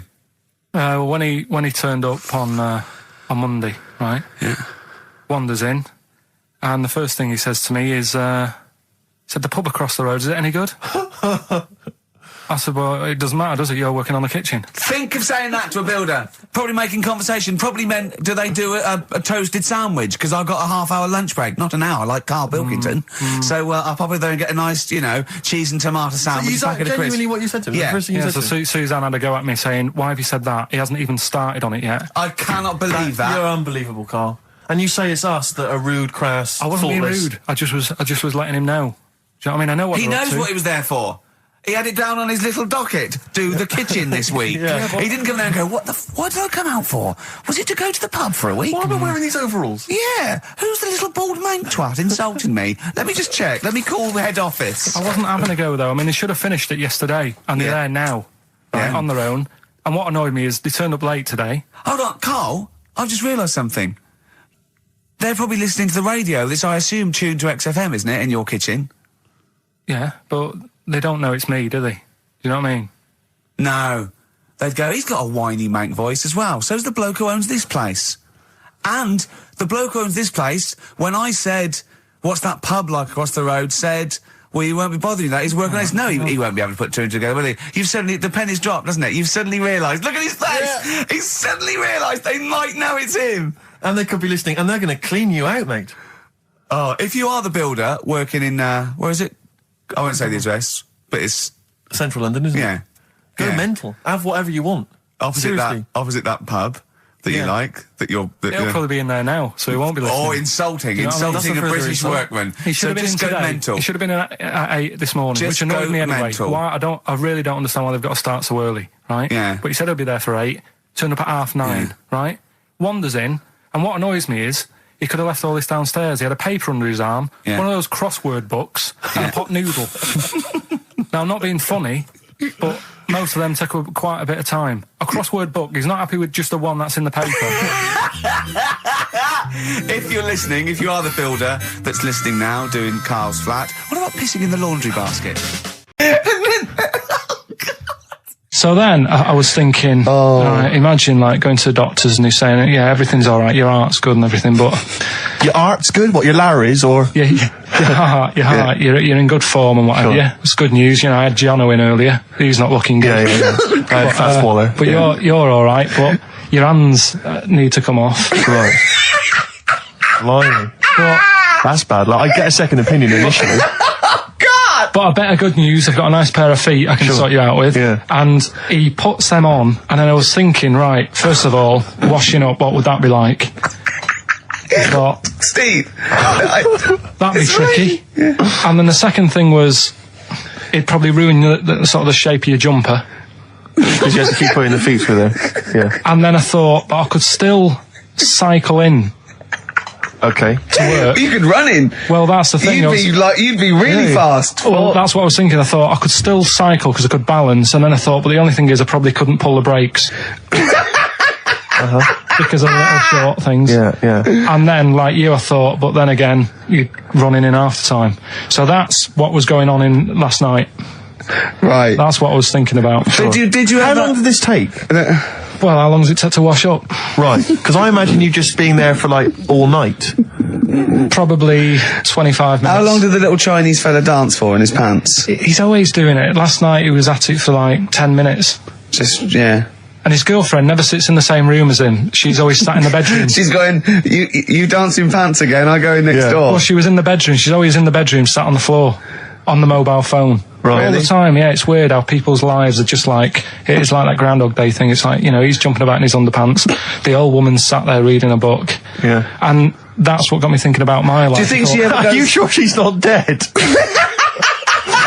Every time you look down there, she's just flicking through it. She's just reading this book. The pages never turn. She never seems to finish it. She never moves from her chair. Are you sure the Chinese girl's cats going? Are dead around her. I'm going into next door again. That little round-headed fella's looking in. He's looking in at me. The bouncer goes, "Don't worry, love. I'll go and beat him up." But he's always getting ready. That's true. They see you staring at him, washing up, going, "I could have feet here," and they get scared. The old woman's dead. Pilkington, Carl, you went to Lanzarote. Yeah. People said don't go to Lanzarote. They told you it was Lanzarote. They told you, were they right or wrong? They were right, yeah. Really? Yeah, it's a bit ropey, yeah. Is it? Why? Just, out there. If it wasn't for the volcano they had, it'd been knackered. That's their big draw, is it? That's it, basically. That's all they've got going for them. When you landed, was it really hot? Were you quite excited? You were thinking this is okay? It was warm. It's, you know, we can't complain about the weather. The weather was all right. Sure. You know what I mean? That's what I went for, but it'd be nice if there just was something else. Yeah. What did you do all day then? Did you read your ritual book? No, I didn't read that. I read that book. Do you know the book that I bought and all the chapters were messed up? Oh, yeah. I bought a better version of that. All right. And I read that. Excellent. And then... Did it make more sense in order? Yeah, a lot easier to follow. Yeah. And then we went and had a look at the volcanoes and that. They've got 36 of them to look at. How many did you look at before you realised that pretty much, you've seen one volcano, you've seen them all? Probably about 6 or 7. Really? Yeah. And then when you got to the 8th, you thought, now I know what this is going to be, Suzanne. This is going to be like a mountain with a hole in the top. Yeah. Really? But it happened years ago as well. It's like, just keep a couple, fill the rest in, tidy it up. Fill the rest in? Yeah, no, Well, getting some builders. No, seriously though. Okay, 4 million tons of concrete, please. They're an absolute death trap. Yeah, what do you mean fill them in? Do you know what a volcano is?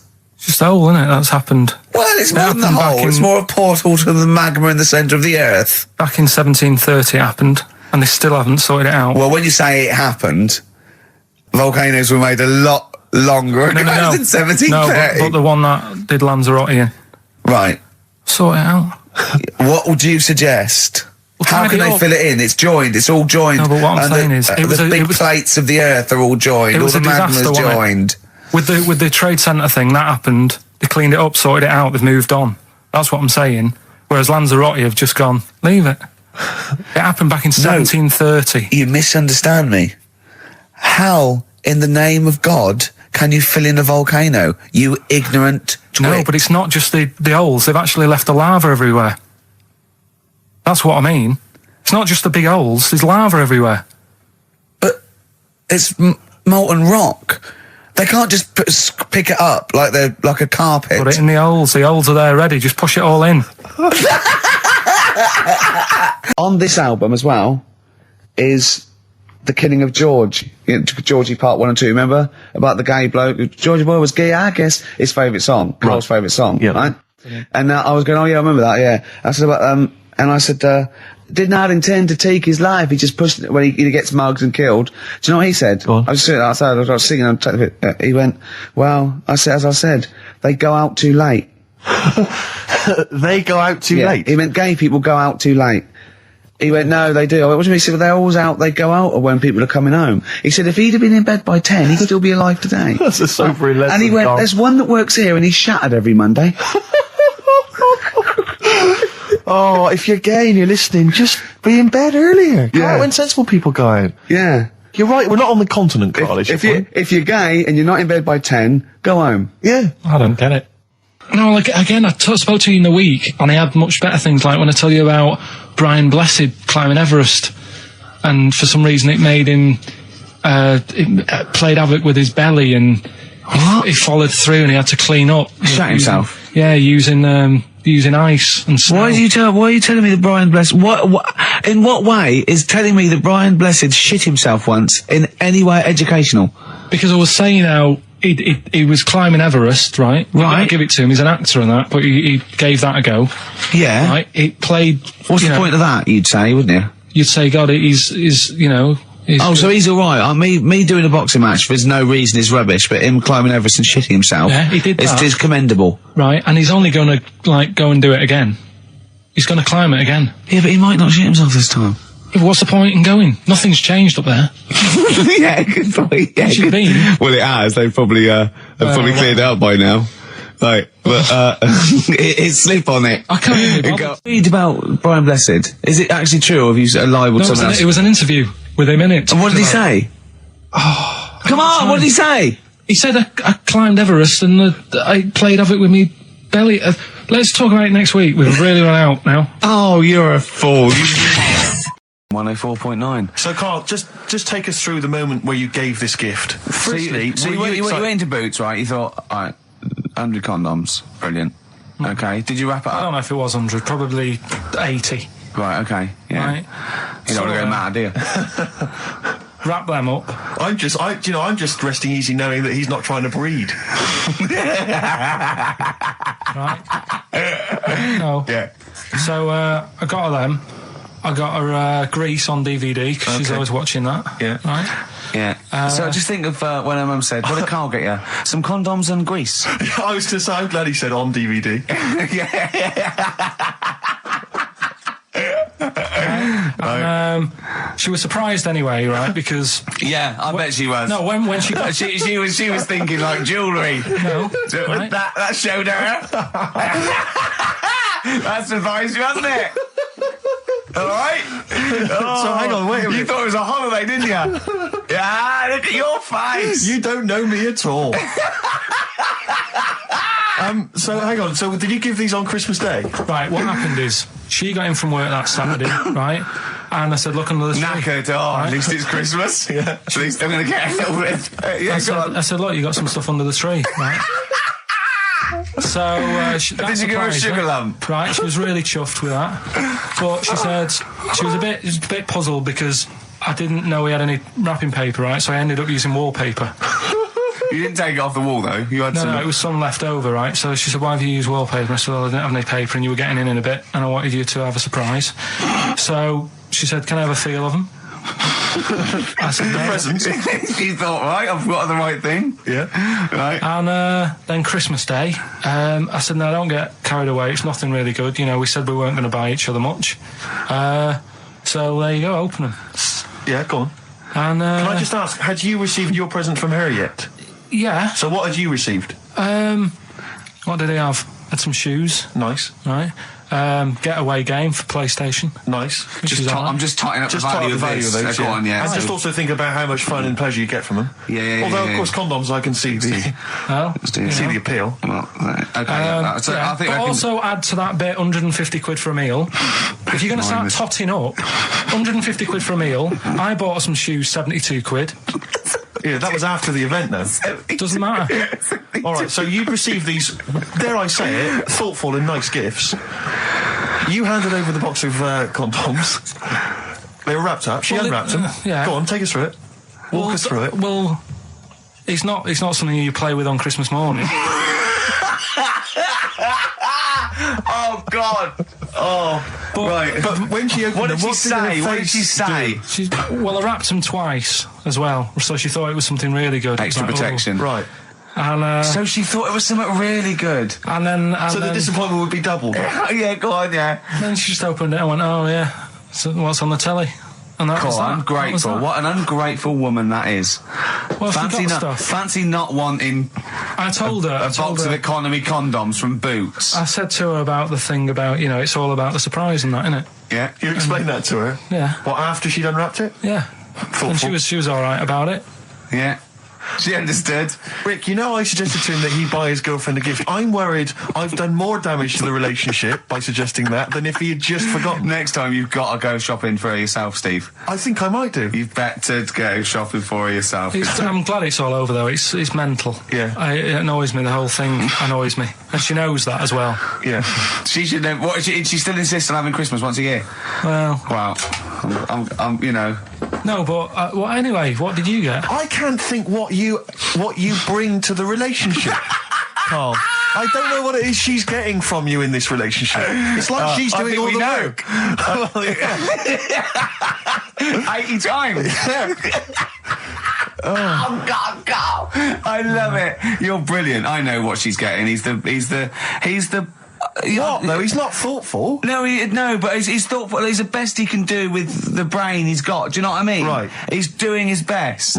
He's absolutely doing his best. There's no. He's working at the limits of his powers. Do you know what I mean? Though he's done as well as he can with what he was given. Sure. Yeah, and that's admirable. Yeah. It's like, I think he's done better than you'd expect. I bet his teachers didn't even think he'd get this far. Do you know what I mean? What, find a girl? No, well, yeah, a job, a girl. Yeah. Do you know what I mean? Clothe himself. He's done really well. What do you think, Carl? You think you've done well? I think I've done all right compared to some of my mates. What are they doing now? Probably not that much. Do you know what I mean? Mrs. Matthews said I wouldn't be an high flyer. I think I'm doing all right. Yeah. Do you know what I mean? I have a holiday every year. Got somewhere to live and that. Yeah. Got a new flat, haven't you? Yeah, so where are they then, the condoms? Did she show them to her family and friends? No. Take them into work? Look what I'm Carl's got. surprised she told Ricky, actually. I was a bit disappointed in that. Yeah. Because I didn't go shouting around. Well, she was so what I got. excited, Carl, clearly. She was just so pleased and proud. When I went to the BAFTAs with you, and I wasn't really enjoying it, you were like... He's what? No, You he didn't are such tell us an this. ungrateful... There are so many You're people. like a little charity case. You're like... Oh, I had God. chicks queuing up around the block. You'd wanting to usually go. have to. I know, but I Someone told like you you. would have to write to Jim or Fix It or Esther Ranson to get to meet us sort of people. And now it's on your doorstep. I'm amazed that you didn't enjoy it. Why didn't you God. enjoy it? You got to walk down the red carpet. You went in. There was George Best, one of your footballing heroes, was there. A load of other big names. You sat there in prime position. You came backstage with a load of other big names. Hey, you had a lovely bit of You were grub. filming this thing for the DVD you were making. That's you, a cameraman on our DVD. And yet you think, now you look grumpy because you had a couple of pints and I can't believe So it. tell us why you didn't enjoy it, because the ceremony, what didn't you enjoy about that? It was interminable, wasn't it? Far too long. Wasn't it awful? 3 So boring. hours. Sorry. I thought you were going to say something. Really? Sorry. 3 hours. Yeah. I mean, I suppose for you two, at least, you know, you were going to get something. Sure. Yeah. But with me, it's like, I mean, I've never graduated or anything, so... Have you not? I'm trying to think of a situation. Basically, I sat there for 3 hours knowing that I'm not going to get anything out of the night. Yeah. Right? Now...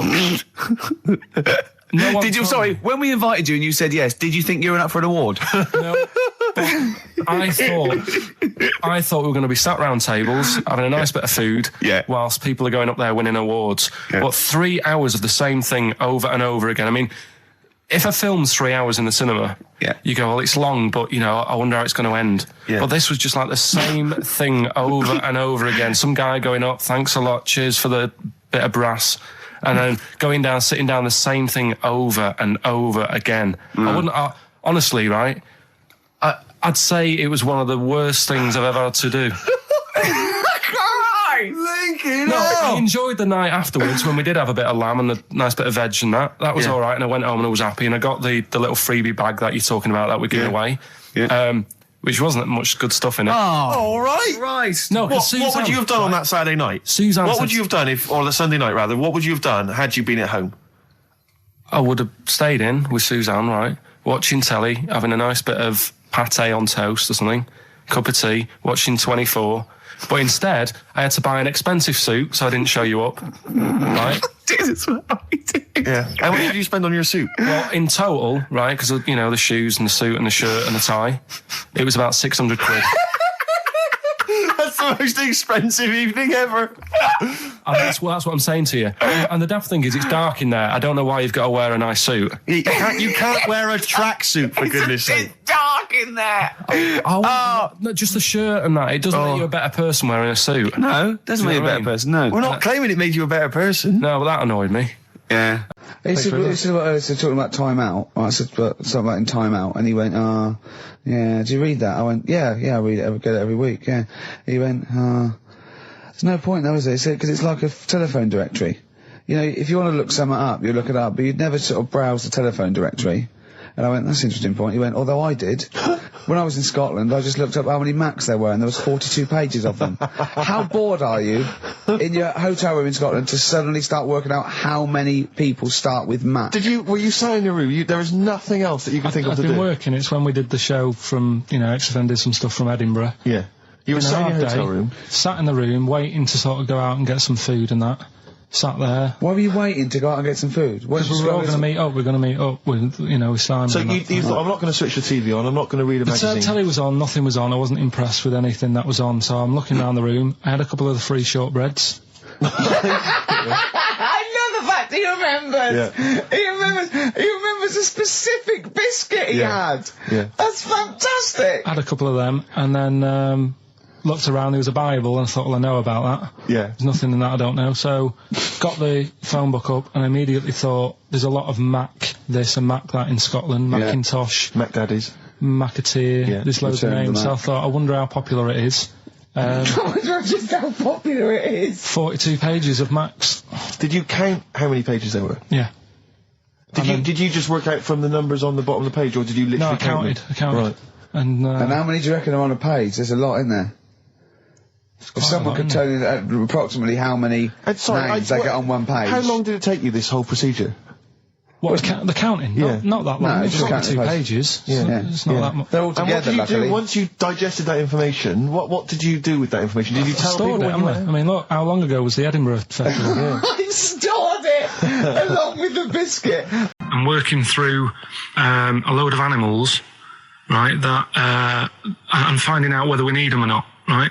Right. Because, like, jellyfish, to me, I'm a bit puzzled by them. I don't really know why we need jellyfish, and I spoke to some expert. Turtles eat them.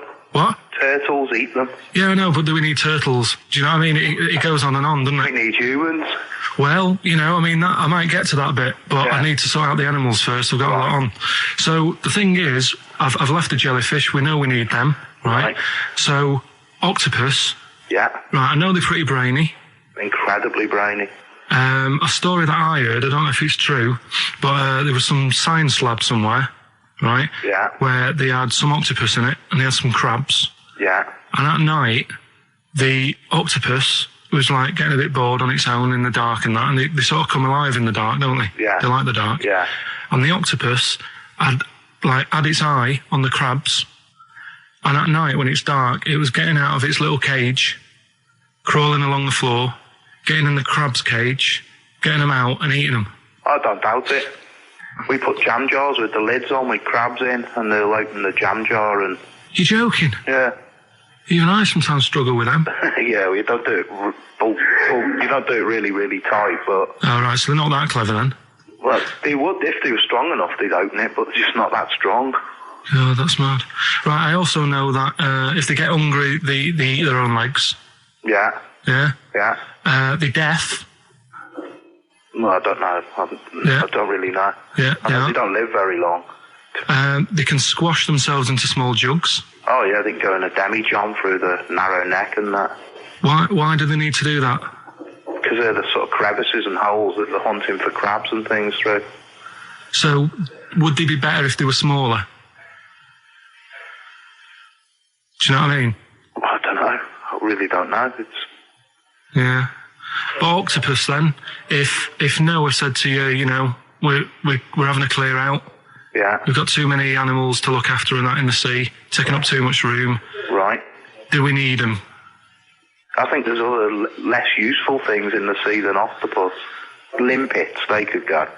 Limpets? Yeah, they just sit on a rock and do nothing for 50 years. But they're not getting in the way then. How big are they? Oh, not very big. Yeah, you see, I might come round to them, but I never think, oh, you know, I'm sick of seeing these limpets. Whereas octopus, you know, crawling about, opening jam jars and that. You'd never see them though, they're really rare.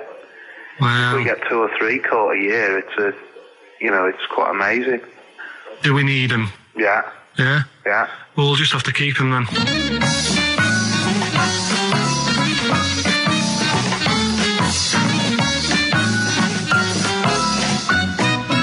I love that Carl can confuse a scientist. Yeah. Yeah, because all systems of logic break down. I know. Even the scientist was going, well, get rid of limpets. Yeah. Who was that guy? I think his name was Chris. And where was he from? In a place called Megavissi, where I went one year. Megavissi. And he's a scientist, is he? I think he's got a fish shop or something like that. He's got a fish shop? No, he doesn't. Well, like an aquarium type place. Oh, right. So a fish shop. It wouldn't fish and chip shop. It wouldn't be past him that he a winkle store. He's got a winkle store at Poole Harbour. Yeah, that's an expert. I'm sure if there's a doctor listening or a nurse, they will clarify that if they pump you with all sorts of stuff, it wants to come out. Right. So you're sat there having a serious chat. It's a quiet hospital. The woman next door with the blue hands suddenly starts seeping gas, right? Well, I start laughing. Because if there's one thing that makes you laugh, it's that. Is a 98-year-old woman with blue hands fine? So you try to hold it in because it's a really quiet hospital, and it'd be obvious that that I was laughing at, and I didn't want to be mean, but it was funny. And then it got me talking about my auntie, because my auntie Nora, she same thing, pumped her with loads of drugs. She used to have a cabinet next to the bed is like boots. She's got loads of stuff, right, for all sorts of stuff. And I mean, she's not that old, but she's on loads of stuff, right? She's a bit coked up, is she? She called up my mum once. And, you told us this. Go on, tell it again. And she said, "Oh, how are you doing?" And that. She's all right. Bit worried though. My mum said, "Why? What's up?" She said, "I've been breaking wind." So she goes, "Well, you know." She says, "No, but this one is going on and on and on." And she was like, she was like, what do you say? What's like passing wind, farting for 5 minutes. one thing, not like, you know, trumping and then nothing. Yeah, continuous drone of a fart. Right then, which leads us nicely into Knob News. Oh, it's the welcome return of Knob News. Right, okay, it's very much like the news at 10, this, isn't it? I do a bong, or in this case a schlong, and he gives me the headlines, the knob news of the day. Where have you collected all this knob news? Was there a lot of knob news this week? It was mental this week. The amount of stuff. The way it works, you give us the bong, I'll give you the headline. Okay. Steve decides which stories we're going to talk about. And now on XFM, Knob News. Schlong. Man grows knob on his arm. Schlong. Man gets doctors to make him a second knob. Schlong. Turkish prisoners made hole in cell wall to produce third inmate. Schlong. Doctors accidentally remove man's testicles. So, well, can I straight away go for the accidental removal of the testicles? Well, it's happened before, right? We've talked about that before. Well, how did what did he go in for a tonsillitis? What are they called? Tonsillectomy. And he went in the wrong way. What are you talking about? How can they accidentally remove his testicles? It says he didn't look at his folder, and the doctor said to the fella, "Oh, we've removed your testicles and we wanted to take out your prostate gland." So that's what happened. There's the story. This is what I mean. That's why I don't like going to the doctors. It happens, doesn't it? Because all these sort of it's when they say things like, "Oh, it's just we do loads of these operations." That's when they're not concentrating. Brilliant. Do you know what I mean? When they say it's procedure, that's like having a boring job that you do every day when you're not going to be concentrating. I prefer them to go, "This is a tricky one, this." I know what you mean. I sort of do know what you mean. You watch TV programmes about, like, you know, removing someone's second head or whatever, and there's like the best surgeons from all over the world. It's televised. They can't make a mistake. They can't go, "We took his legs off by mistake." Whereas the fella who's having a prostate's like, "Oh, do you want to do it? I'm sick of doing that." Yeah. And they're probably doing a crossword whilst they're at it. Of course they are. I've seen that actually in operating theatres. They're doing a crossword. That's what I mean. Yeah. I was just examining some of the other knob news, Rick, a little bit more closely. Man gets doctors to make him a second penis. I'm sure we're all interested in what happened there. Yeah. A German who persuaded doctors to give him a second penis has lost his wife after he showed her the result. Biker Michael Gruber lost his original penis in a motorbike accident, and doctors built him a second one using a mixture of skin, bone and other tissues. Bone? Apparently, the penis worked so well that he was even able to father a child with his wife Bianca. But Gruber was still not happy and asked doctors to repeat the operation and build him a better organ, to which they agreed. From his hospital bed, he said, "I've got 2 penises, but no wife. I'm hoping when I get rid of one of the penises, I'll get her back." What do you mean? Sorry, he had 2 put on. What side does he wear? So he's had both. So he's had 3 then. Yeah. Yeah. This is probably the thing that happened with Hitler, when he had 1 ball, but he had 3 at one point, didn't he? So he just kept one in the Albert Hall, gave his mum one, and kept the other one. Well, I mean, some of them are weird. Years ago, husbands weren't allowed to sort of clout the wife with anything. What was it like in the past? I know, yeah. You couldn't clout your missus. With anything wider than your thumb. The stick had to be the same, no bigger than your thumb. Oh, no, so a big Robin bloke could do no damage if he went out with anyone. Although his is wide, he's got a little thumb like a little knob, isn't it? It's like it's truncated, because it starts off normal. It looks like he's had his big toes put on his hands. Does he have to drink a pint with 2 hands? Yeah. And he's dropping stuff all the time. Can I just go back to the rule of thumb thing, though? The idea, what day was this? I'm not asking Carl, I'm looking at Ricky, because you're not going to have any idea, Carl. It's just going to be the past. Yeah. But I like the idea that... I think it's the same sort of day where, I don't know, you got hung for being homosexual and you could shoot a Welshman. I just love the idea that there's blokes beating their wives with shovels, logs of wood, and someone's gone, "Hang on a minute, everyone, this is wait crazy. a minute, let's have a look at your thumbs. What can we do? Wait a minute. We've got to have some kind of rule here. I'm all for beating your wife, but let's have some kind of rule. Let's give him a sporting chance, surely." He goes, "Well, I'll tell you what about you can hit her with the width of your thumb?" And the wife goes, "Make it the width of his knob." I go, "No." He slaps her again. Yeah, width of your thumb. All right. Better? My parents won't let me ditch my studies. He's currently reading modern languages at London University. Sure. He wants to follow his dream, but his parents won't let him, of being a dancer. Carl. Worse than that, he says that they're trying to arrange a marriage to a bunch of minging daughters of people they know from good families. He doesn't know what to do, so he's got the arranged marriage coming along, and he's also got, he basically wants to be a dancer. His parents are forcing him into something more practical. Well, the first thing, right, I don't think Live your dreams? The arranged marriage thing is such a bad idea. Okay. Because I think too many people go on looks. Right. And then you soon get bored of that, and you find out the person who you're knocking about with, it's actually not your type. Right. Why don't you arrange marriages for people? Well, I'm just saying, right, so I'd say, Jay, go along with that. I wouldn't worry about it. Okay. I mean, if they're really ugly, then, don't go along with it. But if they're half bad, put up with it. That's Sure. all right. The dancing. Brilliant. Right? That's that solved. Brilliant. I want to be a dancer. after I did the boxing, right, I joined a dancing thing just near Man United's ground, right, called Twiggy's. Went along, I wanted to learn some moves. How old were you? Well, it was when Michael Jackson was like pretty big, so about 83, 84, 85, something like that, around there. Wanted to do it. When I went, it was shut, and I'd become like a warehouse for toilet rolls. So in a way, I wonder what would have happened. Sorry, how is that an anecdote about you going through dancing? You've told me before you did boxing for a while, you did dancing for a while. You had a true fight in the boxing. You didn't even get in the. That's not an. Imagine if that was a film. This is a boy's dreams of becoming a dancer. Oh, it's shut. Next on. I mean, how is that a story? Yeah, that was Billy Elliot. Do you think it would have won quite as many awards? Yeah, brilliant. Footloose. All right, Yeah. I'm fed up. They banned it. Let's go. Eyes shut. Flash dance. First, there was. It's a warehouse. Never mind. I'm just saying, you'll find something else. I think I got a go-kart after that. I bought a motorised go-kart and kept myself busy with that. So. There's always other things. Just think, Alan Bennett has to sit down and really sweat over his stories.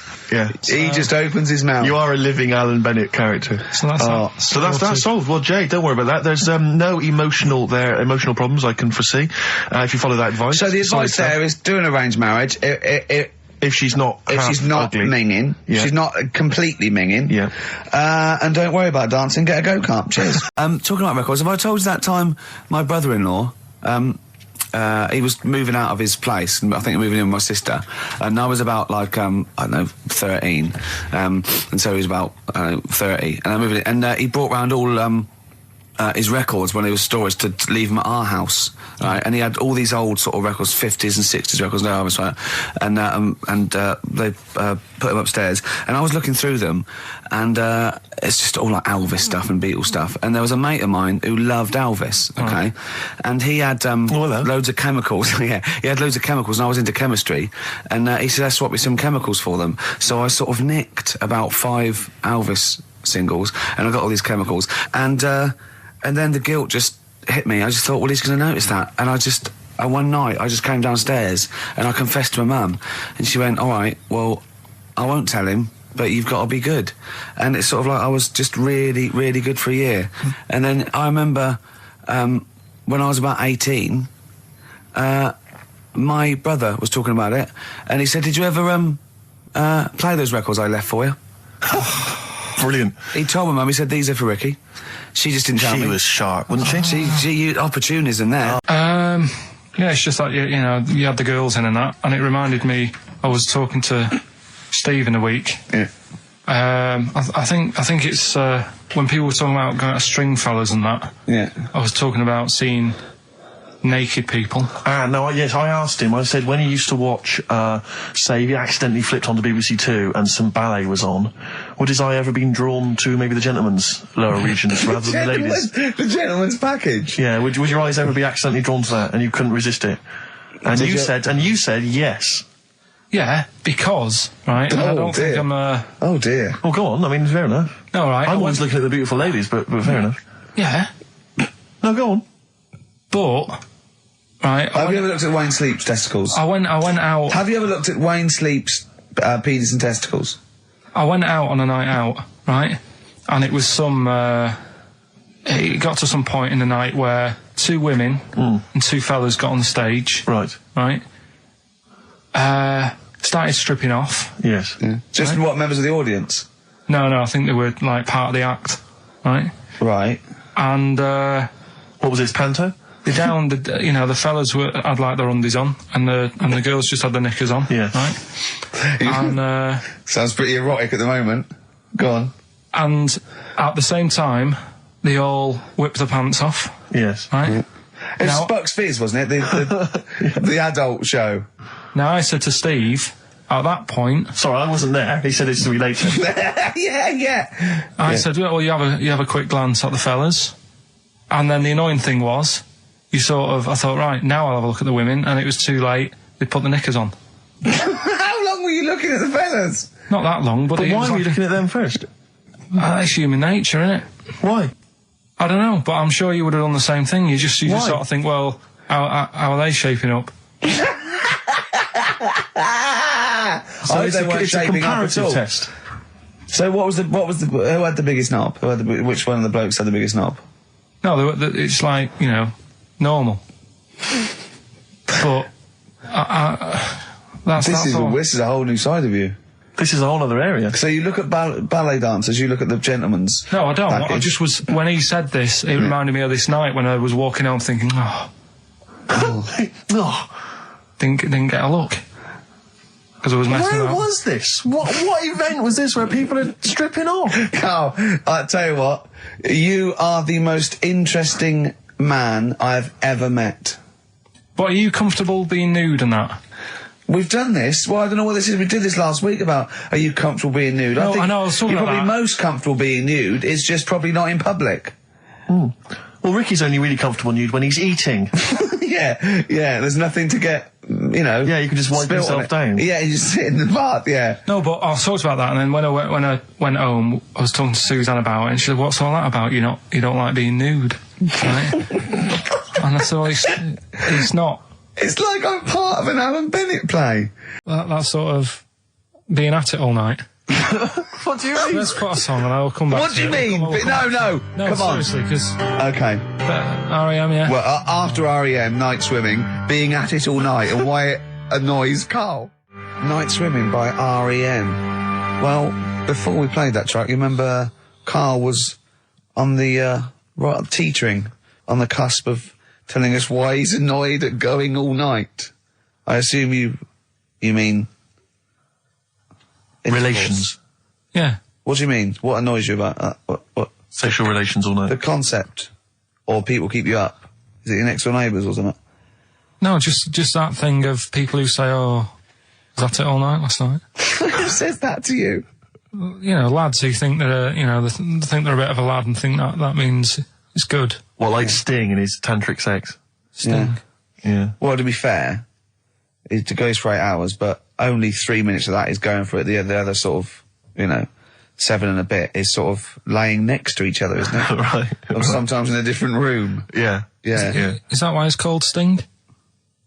Hey? Well, if you're at it all night, bet it. It's gonna sting.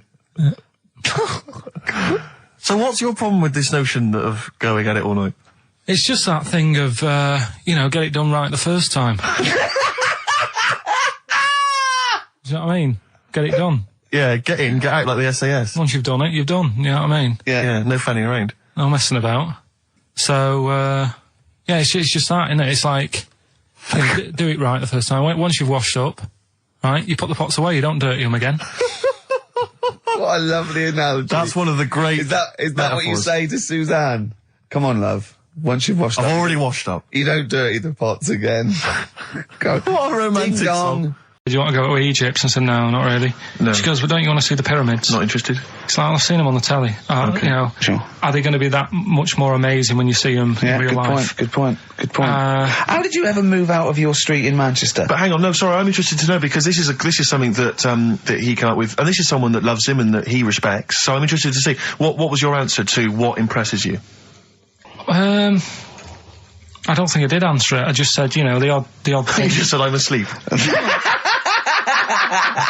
Little things like I ran home the other night and said, "Oh, I've just learnt something today." She goes, "Go on." And do you know Lego bricks? Oh yeah. The name came about because some kid's mum, the kid was messing with the bricks, and she said, "Let go of them and come and have your dinner." With an exam board. I've said in the past to you, Rick, that my grandparents, so I love them dearly, but it's like for the last 30 years they've been waiting to die. I know, It's yeah. like they just sort of, it's like, the novelty wore off of life. Life in the 50s. Yeah, they got kind of bored of it. Life, in the 40s it was brilliant. All sat around the old Joanna as the bombs fell, singing. They loved that. The 50s, that was great as well, because that was the post-war years. It was, it was a bit tight in the pocket, but it was alright, everyone pulled together. And then the 60s came along, all the crazy music, the funny hair. Let's stay in bed. Exactly, they basically stayed in bed. And it was one Christmas when my grandmother said to my dad, what do you like for Christmas? What do you fancy for Christmas? And this must have been I don't know, 20 years ago. She said, what do you fancy for Christmas, Ron? And he went, well, you know, I could do with a nice big kind of warm winter overcoat. She said, don't worry about that. He said, don't worry about that, because your father will be dead soon. It's what you can have his. Meaning my granddad. Well, to be honest with you, my father's still waiting. Which is good news. Good news for my grandfather. Less good news for my dad. Freezing. He's freezing. He's freezing. He finds out, how is he today? He's fine. Oh, okay. Oh, I'm freezing. It is it's such a weird mindset, that. I think it's that, to me, is what sums up people from that older generation, the 40s and 50s. And it seems to me that you've got that kind of mindset. It's like you were born in the 30s. And whenever you talk of your childhood, it's like you had like a big potato to take to school. And a hoop and a stick is a Christmas gift. The other thing is, I think that that sort of generation, it seems that the man is dependent on the woman.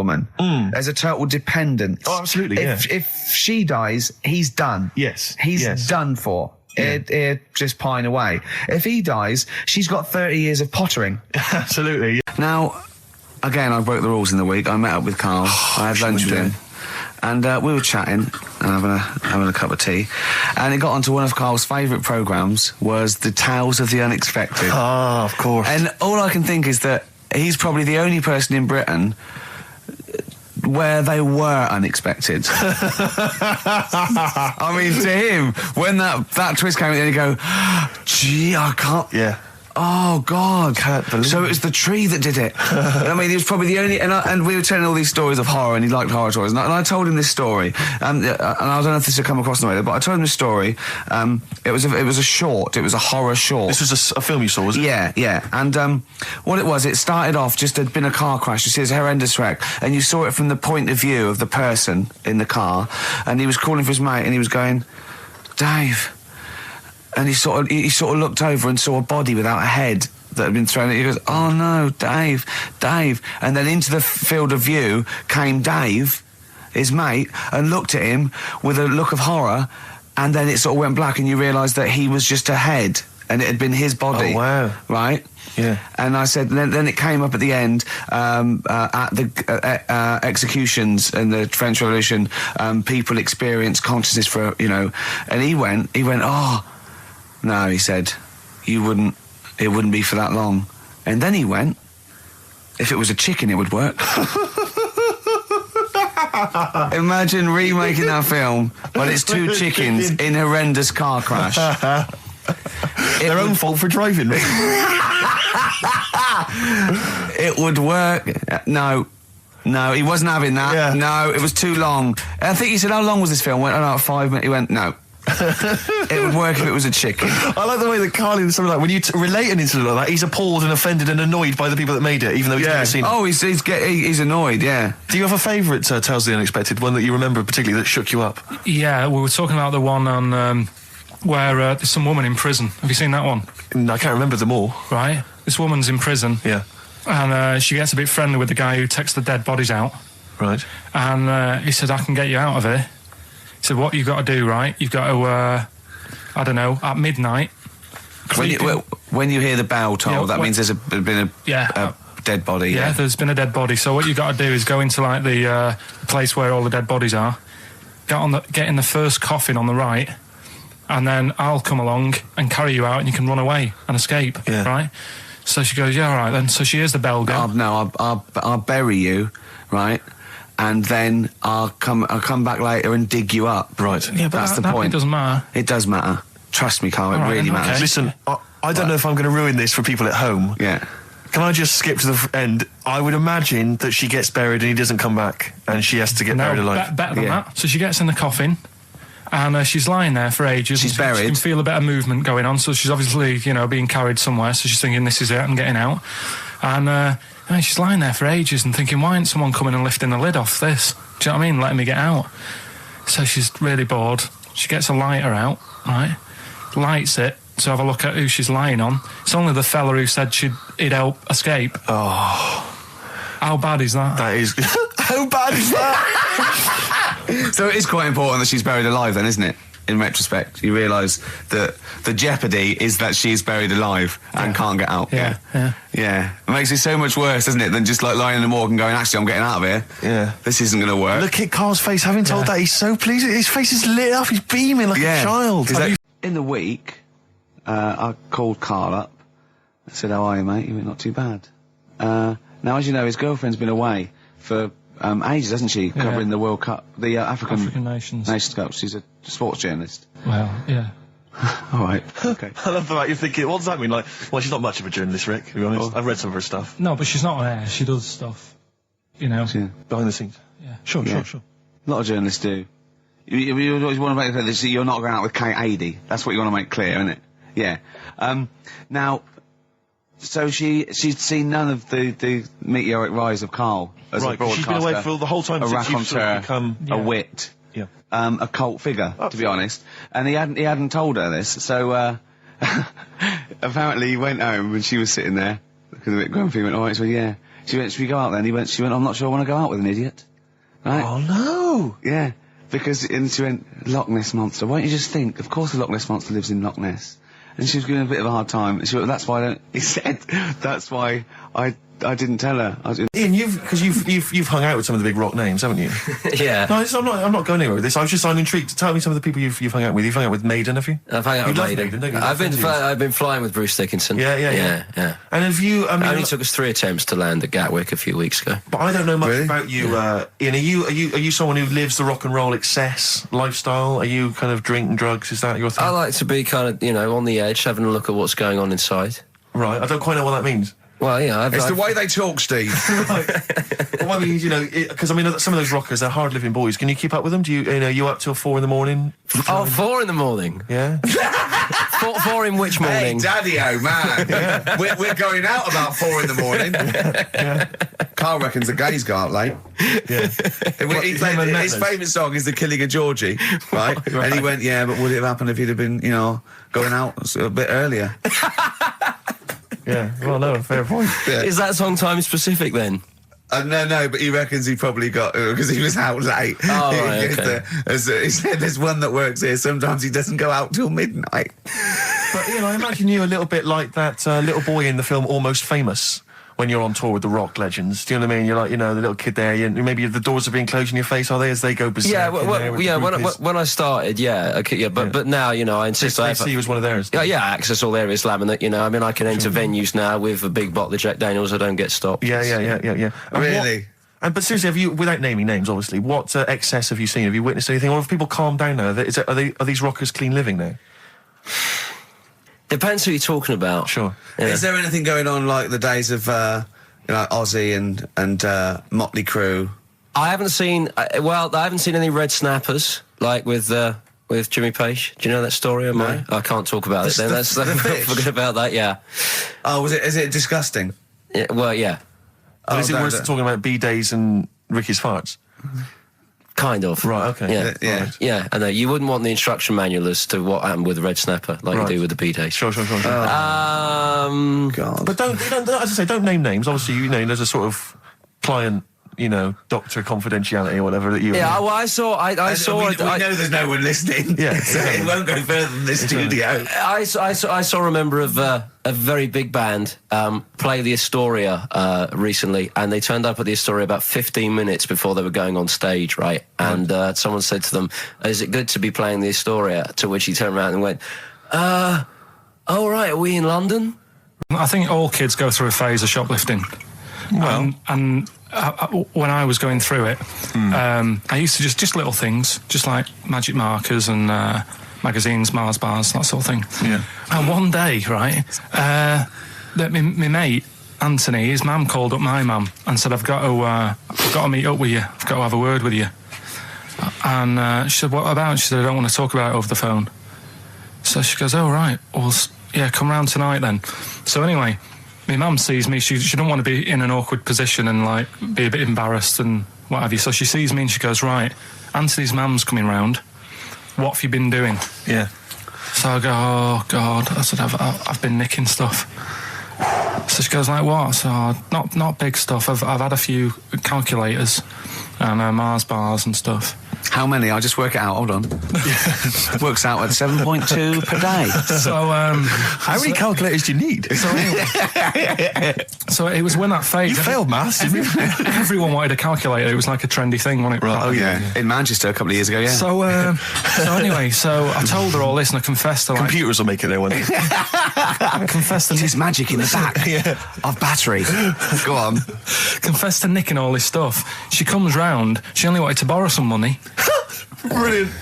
She said, "Oh, I don't like asking. I was a bit embarrassed to ask you over the phone, but can I borrow 20 quid?" Oh, that's fantastic. And there's me. That's great. And it's similar sort of thing to yours. And did you? And he went, hold on, I'm going to work out the interest on that. I bank 10%. She'll owe you £4.40. Yeah. Oh, dear. So your mum was a loan shark. There's two things that my mum does, right? It's that if there's sex scene on the telly, she'll go, anything on the other side, love? And the other thing she always says, if ever there's anything on the telly with Elvis in it, she goes, "Oh, I like him," right? And we all know, we sat there, we know what she's going to say next. Yeah. So you don't even bother saying why, right? And she goes, he likes fat, ugly people. He what? He liked fat, ugly people. He didn't always go for, like, the good-looking fans in the crowd. What Elvis did? Yeah. Right. That was always the thing. And I'm sorry, no, hold on. I don't know what we're doing now with our lives, Steve. Wait a minute, right. So your mum says two things, right? She either says... Is there anything else on the other side? Or... I like Elvis. There's a pause because you know what she's going to say next. She says, he liked fat, ugly people. How often does this occur? Well, because they've got, like, Sky, there's a lot of those channels on. They're like the music channels. So Elvis always comes on. There's either an Elvis film, there's, like, a classic hit by him on... And she'll go, I like Elvis, he likes fat, ugly people. And what do you mean he liked fat, ugly people? Is she a fat, ugly person? Because is that... But Carl, what's the story? That I haven't got me exam results from the GCSEs. He never turned up to get his exam results. I was working. And so, how many did you take in the end? Because you weren't even sure about that, were you? You think you took maths and English, don't you? Yeah. And you think you've handed in the artwork for art, don't you? Now, art was continual assessment, wasn't it? Coursework. And what was that you made? I made a man sort of putting his arms into a car.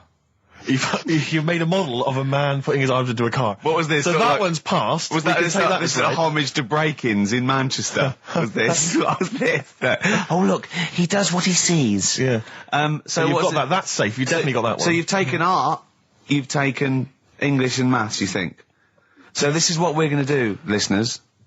We're going to try and find out his exam results for him and tell him next week. Live on air. We're going to call his school, we're going to try and track him down, and we are going to have a little envelope, and we are going to give Karl, at the age of 29, his O-level results. GCSEs, yeah. Now, Karl, so you took maths, yeah. You think, you took English, do you remember turning up to do those? Do you remember sitting in the room filling in the forms? Yeah.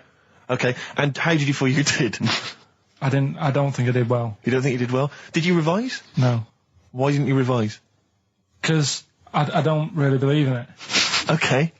Well, it's just that if you don't know it, then you don't know it. You shouldn't have to start looking at the book. If I went to like the hospital, yeah, and the doctor said, "Oh, you need your appendix out," but hang on a minute, I've just got to read up on it. Yeah, that isn't good enough. Okay, he should know, and that's the way I feel about it. To be fair, though, he did do the revision beforehand. Yeah, they don't usually pass on maybe when they're in practice. Yeah, information they took in by osmosis. Yeah, yeah. And bloke comes in and goes, "Can I just see what you did with that?" And I goes, "You've passed." Yeah, phew, that's a good one. Yeah. Good job I watched Casualty.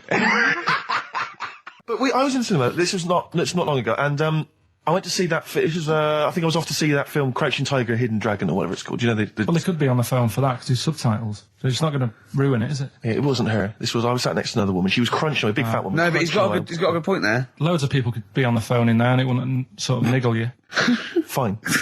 Well, at least we've cleared that. Imagine if that was true. No, because it's like when you go on the tube and read a paper. There's loads of noise, but you can still concentrate, can't you? He's got you. Do you know That's such a great point, isn't it? Right, yeah, because it's so easy to lose yourself in that magic realism world, with all the sound effects and music and surging, exciting noise, and there's a woman clattering on going, "Yeah, well, I'll probably meet you later, Stange. Should we get some Diamond White in and around by the park?" Yeah. Switch off. I do it. Yeah, but we know what you're like, Carl. Yeah, you can switch off, Karl. It's like you can turn your ears off. That's the skill you have. It's not the ears, it's the behind the ears. Yeah. It's the process between the ears and the brain that you can switch off, so we can still hear all these things like a cat. But I was in there, there was this woman sat next to me, she was a big fan one, she was crunching on some popcorn. Again, that's a crime. Why they're selling popcorn in cinemas? I don't understand why She the needs to noisiest... eat regularly, Why the noisiest food in a cinema? Yeah. I don't understand why that's come about. Yeah. It really makes me angry. Yeah. She's sat there, right? Smoothies. We want smoothies without straws. Exactly. The trailer for that film AI, Artificial Intelligence, came on. Remember that? And the tagline was, David is 11 years old. He weighs 60 pounds. He's 4'6" tall. He has brown hair. His love is real, but he is not. Oh, yeah. And she just went, how old was he again? To her boyfriend. Right? Just ruined everything. War film trailer comes on for some Pearl Harbor or something. She goes, yeah, I don't fancy that. Just announcing this, don't fancy that. Too many war films. So then the trailer, then the opening credit comes on for Crouching Tiger. Before that, you know that thing that comes up that says it's signed by the BBFC and it has the kind of certificate and everything, and that certificate to say what age you have to be. That came up, and it said Crouching Tiger, Hidden Dragon in brackets subtitles. She went, it's not subtitled, is it? I thought this was the most famous foreign film for years. It won Oscars. It was a huge film. Everyone knew it was foreign. She goes, it went, and so the credits begin. It says Crouching Tiger, Hidden Dragon. She went, stupid name for a film. What? She just She wanted paid to see it. She was with her boyfriend. So then it starts, right? And obviously it's in Japanese or Mandarin or something. She's like, yeah, and they're all talking in Japanese. Japanese or Mandarin. Whatever it is. So they're speaking in this, Japanese language, Oriental language. And she's going, don't they sound stupid? Don't they sound stupid? She's going, and then the subtitles come up, and it's quite a weird kind of strange language they're talking. And she was going, can't make the subtitles out either. It's both gobbledygook. Just wittering on every step of the film. I totally agree with you. But what I like in your telling of it, I know you start getting quite emotional. I'm genuinely livid. But she went Mandarin or Japanese, some Oriental language. Well, I don't know what else. It's a strange language. It's a strange language. Well, anyway. Oh, dear. So then I moved. I climbed over several seats, made a big huff of, make a big show of moving. Yeah. Sat next to a guy on the phone, just chatting on the phone. Oh, I'd have gone mental at that. So now I hate that film. I didn't enjoy it. I don't like seeing it. I don't want to even think of it. It's subtitles, isn't it? Well, rubbish. That's why I get videos. There's a bloke lying on the floor, right? He's cut his head, blood's coming out of his head, and all his mates come running up, and they're all stood round him. Yeah. And they don't take their hats off as a mark of respect. That is outrageous. Why didn't they take their hats off? I'm laughing, but it's probably as good as the real absolutely. ones. A bloke's fallen with his... Yeah. He's lying on the floor. Yeah. He's dead. Yeah. His mates come running up. Was it important that his head was cut? I don't know. Would it have been okay if he'd been wearing a hat? He wouldn't have been dead if he was wearing a hat. What's your answer? No, you're meant to answer a question. You don't just go, what's your answer? You say, where's the turn? So you go, no, and I have to guess. It's obviously like sort of a motorcycle stunt team or a parachute. Why didn't they take their hats off? Because they're probably still on the motorbikes or something, or... Well, yeah, but if you mark a respect to someone, you could take your helmet off. Getting angry. What? They're parachutists. Why can't they take their helmets off? Because they're coming down from the sky. But he's on the floor dead. Well, but they can look down and see him on the floor. Are they on the floor, Carl? They're on the floor as well. They're walking, are they? Yeah, well, they sort of stood there looking at him. They're stood there. Yeah. They're stood on the floor looking at him. They're soldiers. Why? But why? Because it might be in a battle zone. They might have their helmets on, and he's been shot in the head. No. Well, that does work. You see, this is my point. That one works. That one works. Unless you've given us a piece of information where that doesn't work. What's the difference? Why is yours different to he's been shot in the head in the trenches, and they're looking at him and they keep their helmets on? I just don't think it matters as much. If they're in the trench, they're already guarded a little bit, so they could take their hats off. It's the best mate, for God's sake. Okay, he's dwelling on this. Are they normal hats? What kind of hats are they? The answer. No, don't get ratty.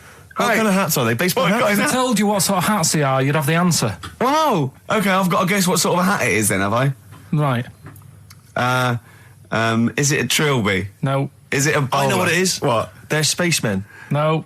Oh, that's a good one. That one works as well. This is my point. I like that one a lot. It works. He's fallen on the moon, and not that the moon happened. It was set up, wasn't it, in the studio? We know that, yeah. Okay, Carl, what's your answer? Builders on a building site. Why is that different to soldiers? Because bricks don't fall in wars.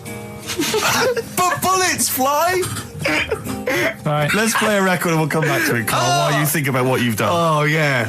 You've embarrassed Let's play yourself. some classic Suede. Yeah, and this is for David and Kieran, I think, you wanted a bit of Butler. This is a bit easier, but I still think it's a good one. So this is, we should explain what this is if you just tuned in. It's one of those stupid lateral thinking problems. That Karl himself has created. Yeah, that was his homework. Right, this one. It's a fella. He has a normal day doing stuff. Nothing wrong with him. Right? And it's the twist in the tale. It's just like Tales of the Unexpected. Yeah. Just a normal day, nothing wrong with him. Hold on, though, he's got the legs of a fish. Go on. So that's why he's been hiding his legs. So Go on. He does his the legs of a fish. Sorry, can't carry on. He has his working day and that, and then he gets a bit tired. Goes to bed. He puts the light on, leaves it on, goes to bed. Oh, that's crazy. That's mental. I can't think what's happened. Anyway, here's Radiohead. Right, okay. What? The question is, why does he put the light on when he's going to bed? He's had a normal day. He's come home from work. Is that right? He's come home from work, or he's not been working? Yeah, he's just been out? No, he's been working and stuff, I think. You think? You've made it up, Karl. You can decide. So the question is, why has he put the light on when he's asleep? There's a reason that he's put the light on when he's asleep. Has he gone to sleep? No, Karl, don't shrug. You're meant to answer these questions. He put the light on before he went to bed. Yeah, and the question you're asking me is why? What's the scenario? And the light's on and that, but he's gone to sleep. Yeah. He started reading and then he fell asleep. No. Did he intentionally, for some reason, put the light on? Every night. It's mad. Sounds mad. That's Karl, doesn't it? Every night he does it. Yeah. He puts the light on. Karl, is the point of this, he puts the light on for a very good reason. Not for us, but for some people. He's blind and it's always been on, and he thinks he's turning it off, but it was on in the day, and he thinks he's turning it off, but he's turning it on because he's blind. No, that'd be stupid. That works. No, that works great, Rick. Yeah. Thank you, Karl. So you've got to come up with... Hang on. If you're blind, why would you put a light on? No, he thinks it's off. Yeah. But why would he turn it on anyway? Just think so he doesn't get burgled, so people know he's in because he can't see him. So he just he puts the light on when he's there, then he turns the light off when he goes to bed, so people think it's fine. But he's got it out of kilter, and actually he's walking around in the dark all day. I don't believe that if you're blind you turn your light on. I don't think you'd be living on your own, would you? I'm not having that for a second. Do blind people live on their own? I'm not having that for a second. Well, some people do. Lonely blind people live on their own. No, if you got bad eyes. What, any of them women? Are there any blind women who are living on their own? No, I mean, if you know of some blind women. 08700 800 1234. We've gone through this. If you are a blind woman with no standards and you don't care annoying voices and smell. Oh yeah. And every time I come to Chinatown, the same thought always strikes me. I always feel like I want to just gather all the little locals, all the little Chinese fellas, just gather them round and just go, guys, in what way is this a town? It's not, is it? This is not, at best, what you've got here is a novelty street. Yeah, Gerrard Street is not a town, mate. No, it's not a town. You've had this here for like 100 years. It's not expanding. Yeah, yeah. You can't just call it Chinatown and claim it's a town. If I was them though and you stood there, I go, what are you talking about? It is a town. It is a town. It's our town. It is a town. It's our town. We got all lots of stuff. Where's your church? Where's your mayor? We got a betting shop. Not enough. It is. See, all you've got here is restaurants. No, No. Got a little supermarket with snacks. What does it sell? Snacks. Specifically, I would imagine crackers. Yeah. Do you want to buy a dragon? Do you want to buy an ornamental dragon? If I wanted to buy one, this is where I would. Do you want to buy a gold dragon? Is it made of gold? No, it's made of plastic, but it's sprayed gold. Do you want to buy that? It's not a town. It is a town. It's not a town. Yeah. And it annoys me because when I first came to London, I genuinely thought Chinatown was going to be this amazing, what they've got there is... You'd hear a gong and... Yeah, every time we went in there. And there'd be rickshaws and people walking on those little sort of wooden shoes. You know those ones? They're brilliant, they are. Just clomping around in them. But nothing, it's nothing, it's just... Yeah, exactly. Yeah. It just reminds me of, have you ever been to any of those sort of museums? You tend to have them up north where they've got you sort of sit in a little cart and it sort of rides you through kind of, I don't know, it might be... Newcastle. The Victorian era. Yeah. Could I have half a pound of those sweets, please? Exactly. Of course you can. If there was some animatronic then, it would just be an exhibit. Yeah. Their concession to be 100 years ago is that there's some scales in the shop and there's a horse outside. Yeah. That's it. That's it. Exactly. Yeah. The traditional sounds and smells of old England. And the voice are going, of course, there was no television. Exactly. Amazing. Yeah. Amazing. Brilliant. Yeah. Welcome to Chinatown. Ding, ding, ding, ding, ding, ding, ding. So it's not. Yeah, it's a good point. Is that a piece of traditional music? Ding, ding, ding, ding, ding. Yeah. Is that some traditional Chinese music, or is that music that someone in this country wrote, thinking it sounded like Chinese music? I think it was the Vapors, wasn't it? Oh, is that what it is? That? Because it sounds so, that's the music, isn't it? But are you sure they didn't take that from some other source? It's that pentatonic scale, isn't it? What is it called? It's the black notes on the piano. Right, that's the one I can play along with EastEnders. Yeah. Do you know what I don't get with it? Go on. Chinatown. Yeah, Chinatown, because I always walk through it on the way to work. A couple of things annoy me. First of all, I think it's bad business, just because if you've got a Chinese restaurant, put it somewhere where there isn't any others. It's a good point. Yeah, but it's also a community. They're not just a theme park for other people. I remember going out one night with Suzanne and some friends, and you got there and there's so much choice. It's that dilemma of, oh, forget it. Well, not really. Specifically, do you fancy Chinese? Well, no, but why do you go to the one with the dead ducks hanging in the window? That's my favourite. That's the other thing as well. It's like, normally you put your good stuff in the window. If that's what's in the window, yeah. Right? Yeah. And the other thing that annoys me, walking through it today, there's always lard on the floor. What, in the street? In the street. It is, honestly. I'm scared I'm going to slip over. It's because all the restaurants and that. But why is it? That's another point. Well, it's not oozing out of the restaurants. No, but why is it? Why is it? I don't know what they do. Careful. Listen, no, but why is That's why they used to wear those little wooden shoes. Okay, we've got... No, but the thing is as well, they try and wash it with water, which doesn't work with lard, and it's like oil. Famously, yeah. You know what I mean? Even I know that. Yeah, you got to scrub it. So, you think sorted that out. Yeah. You think they'd know, wouldn't you? Yeah. All right. Anyway, thanks for your thoughts on Chinatown, Carl. Then, educate me. Did I tell you the time when the doctor said I was going to die? All right, keep talking. Right, ages ago, must have been about 15, right? And at lunchtime there was this. We used to have a choice of stuff to do at lunchtime, right? We used to have like a burger place that had an arcade machine in it, right? So we used to go there and play on that and have a burger. Or there was this baker's, right, that my mum worked at, and did great cakes and stuff, right? So she used to like bring some home and that, but she couldn't always bring them home every night because, you know, they'd cost money, and she used to get them for free. And they used to say they'd rather chuck them away than give them to the staff because there's a chance that the cream might be off. Right. Right, so they used to chuck them round the back. So I used to go around the back with my mate and eat a load. Brilliant. Eating out of bins. No, it wasn't out of bins. They were still in trays, but they just stacked them up near the bins, right? So this got out. I mean, it used to be chocker. Once the school found out, everybody used to go there, and it'd be like, well, have a cake. The headmaster chronicle fighting the kids off. Right, so I'd have, you just eat, 6 jam donuts or something, and then you'd spend your dinner money on the arcade machine. Brilliant. Right? So it was a good afternoon, really, right? So you'd do that, and this one day I must have had 6 or 7 jam donuts, a few Congress tarts. What's the Congress tart? I love them. It's me. I can't get them in London, right? So I'd have some of them. And if anyone can get a Congress tart for Carl in London, please let him know. So anyway, this day, that was just a normal day. Do you know what I mean? Once, twice a week, you'd have a load of cake. In your life, yeah. Yeah, so normal anyway, day in your life. Were the frog boys there with the webbed hands and the big heads? And the horse in the settee? Yeah. But the day after one of these days, I had really bad cramp in my belly. Right? Okay. I was like in agony, could hardly walk. So I said to my mum, you could hardly stagger to the free cakes.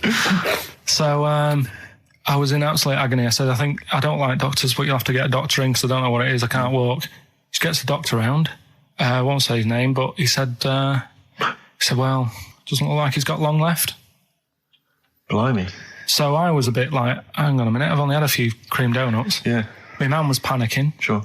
He went. My dad came in from work. She said, something's really bad with Carl. I think it's serious. The doctor's only ain't got long left. So he said, what? He said that and just left. So she said, yeah. He said, I'll have to call him then. So he called him up, said, what's all this about? Carl hasn't got long left. How long's he got? So he goes, I was only messing. It's just had some bad cream. Can you believe that? Well, the thing is, I like the fact your mum didn't ask any questions. I know. She didn't but go she into doesn't- detail. No, Can you explain more, Doctor? No, I got to show off. but she doesn't. She doesn't like talking. you know, I don't want to diss you or your family, but I imagine if I was there, I'd have known the doctor was joking. That's all I'm saying. I mean, I sound very arrogant there, but I imagine he went, what's he been doing? Yeah, I had about 6 cream cones. Oh, right. Oh, wow. He hasn't got long to live then. I'll see you later. That's what I think the doctor did. Yeah. I found these things. Do you want to hear them? yeah. So what's it? Explain this again. Right, so I got back off holiday. The first job I found out I've got to do is work with Ricky for a voiceover. I do a regular thing. I do X-Ray magazine, but I'm allowed to make the script up, and they said I could, so I did. Right, so imagine this. Well, I know you, Rick, and I know you like to put a lot of work into these things. Yeah. You want to do a good job. So he rolls up, he says, let's do it then. He said, what's in the magazine? I said, well, here's a selection of stuff. This is what you've got to sell. He said, leave it with me. He goes into the little booth, and the first one he comes up with is this little advert for it, right? X-Ray magazine. It's out now. It's £3.50 May edition. Music of Tomorrow. Dandy Warhol's picture, and there's a free CD with it, all the Placebo and the Donners and Smog and Nightmares on Wax and Alpine All Stars. Only £3.50. It's out now. Buy it, innit? Have you got a sore throat there? Well, that's all right, isn't it? And he was going, you can't. I said, we are doing that. I've done one. That is it. That's it. So I persuaded him. He went, right, okay, we can possibly put that on XFM, right? I'll have to see, right? And so I wouldn't do it again. And he went, but you need one for Capital. He said, Right. Capital will know what I went, right, I'll do one more for Capital. Right. Because all the stations advertise the XFM magazine, right? So this is the one that he thought would be all right for them. Ooh, hello, you loonies in Radioland. Dr. Frog here to tell you about the new edition of X-Ray magazine. It's out now and it's only £3.50. You've not heard of it? It's a great music magazine. And you get a free CD featuring bands like Placebo, They Wear Makeup But Leave 'Em Alone, Gold Chain, Smog, OK Go, The Donners, and all great bands that you'll love to... Froggy here, hello. Bye. Ribbit, Froggy says bye it. Oh, well. So then, he says, that's it. It's You good to had see, your money's is worth. Dr. Frog still on there? He's still on Classic. I said, that isn't going to go out. They're not going to be happy with that. He said, you've had your money's worth. I'm going. Yeah. So I'm left with that. I then have to get the bosses in. And because I've let him go, in a way, it's my responsibility. Yeah. So I've obviously thought I've got what I need. I had to play them to the MD. What did he say? And justify... Well, I was sort of thinking if I laugh, he might go, well, I don't get it, but he finds it funny. Oh, brilliant. Well done. So I was laughing, he was sort of thinking, you know, Excellent. is that it? Brilliant. When do they go out then? I think one of them's going out at the moment. You were going to tell us a little story about Just past my test, Yeah. my parents had a big Volvo estate, and there's quite a big car to drive. My parents didn't have a car. But I know you don't drive cars, Rick, but it's got a big car to drive if you've just passed your test. It's safe though, isn't it? It is very safe. That was the thing. Yeah. And I come from the West Country. Obviously, there's quite a lot of windy lanes. around there. You're joking, do you? They have cars there. Well, here he comes. Blimey, Carl. Learned on a tractor, automatic it was. Do you want me to tell it or not? Oh! Don't give up the accent! Oh no, I'm not worried. Oh, go on. Go on. So I went to this You party. never got him being from the north. Not when he's telling an anecdote. He's never told an anecdote. Oh, yeah, fair point. Yeah, go on. So I went to a party, and I was quite excited because I had the car, the motor, and there was a chick heading down to the party that I was like, you know, I had my eye on. And I thought, you know, now I've got a car, and going to the party, it's going to be amazing, right? You glass And eye, various friends had said, like, can we get a lift? I thought, yeah, groovy. Yeah, I'll pick up the chick as well, who was a friend of a friend. yeah. So cruising down to the party in the motor, you know, the Volvo estate, and there's nothing sexier than that. You know, slipping a little bit of Billy Joel on the stereo or whatever. Something classic. Exactly. And maybe it was Billy Ocean. I think maybe it was quite a Billy. Maybe it Billy was thing. get out of my dreams, get into my car. Ideally. Yeah. So I get to the party, and inevitably it was one of those house parties where the chick that I had my eye on, she kind of was chatting to other guys, and she wasn't really paying attention to me, and I was sort of... Trying hard to get, was she again? Same old story. Oh, they make me They know laugh. how to tease, don't they, the make me ladies? laugh. Who are they kidding? So I'd follow her like a dog, you know, from room to room. Yeah. And watch her Quite while... literally, sometimes he was barking. Yeah. Go on. And while, you know, just watch her while she talked to other blokes. And then, obviously because I was driving, I wasn't drinking, so I was not really enjoying myself. And then somebody said, should we go and pick up Vera? And I thought, right, okay. And they went, Steve's got a car, let's all leap in there. We'll go pick up Vera. And this girl was like up for it as well. So I thought, brilliant, I'll be back in the car with her, away from all these lads. Yeah. One guy she had her eye on, he came as well. I was a little bit annoyed. Yeah. But anyway, he was in the car. So I'm driving down these country lanes, just driving along, and they're directing me. They're saying, go left here, go right. And then suddenly we stop, and one of them goes, just drive into that field, this pitch black field, right? And I'm sort of, well, it is my parents' car. Just drive in the field, Steve. I'm thinking, well, I don't want to, not seem like I'm a hard, cool, crazy kind of guy, because the chick's in the car. So drove the car into the field. They all leapt out, started running off into the darkness, shouting, Vera, Vera, Vera, where are you? So I'm just sort of sat there in the car waiting. Wasn't Vera Lynn, was it? Because she likes to hide in fields. Bizarrely, it wasn't. Right. It was just, I was just left in the car on my own with Billy Ocean, and suddenly, out of the darkness, they come back holding a Vietnamese pot-bellied pig that they had stole from a nearby farm, and they knew that the pig was called Vera because someone knew the farmer or something. Anyway, so they got this pig. So now they're going, put the pig in the back of the car. We'll take it back to the party. It'll be hilarious. I'm thinking, well, I'm not sure I want a pig and all its, piggy crap in the car, right, crammed in there. But they say, yeah. So obviously, I'm thinking again, I don't want to look like I'm, a nerd. I'm terrified of that, Rick, ever happened. Yeah. So, So you go, hey, bring the pig into the car. Exactly. I'm no nerd. Exactly. Yeah, go on. So now we drive off again. I got this pig kind of squeaking in the back of the car. And, they say, stop again. Let's do some cow tipping. And they do that old thing, about the fact because cows sleep standing up, don't they? So you can push a cow over and stuff. Yeah. So they're having a wild time, hilarious. So this time, now we get to a sort of dead end in the road. And, they say, well, turn around, let's go back to the party. And I'm thinking, fine. Try and do a 3-point turn in this very narrow country lane, right? Get the Volvo estate wedged horizontally across the road. Can't get it out, just can't seem to sort it out. I don't know what, I'm panicking because there's a pig in the car, right? And, local disgruntled farmers, right? People drunk, partying, probably off their head on some kind of weed, Rick. Well, was it loads of blokes with, pitchforks and flaming torches Exactly. going, burn him.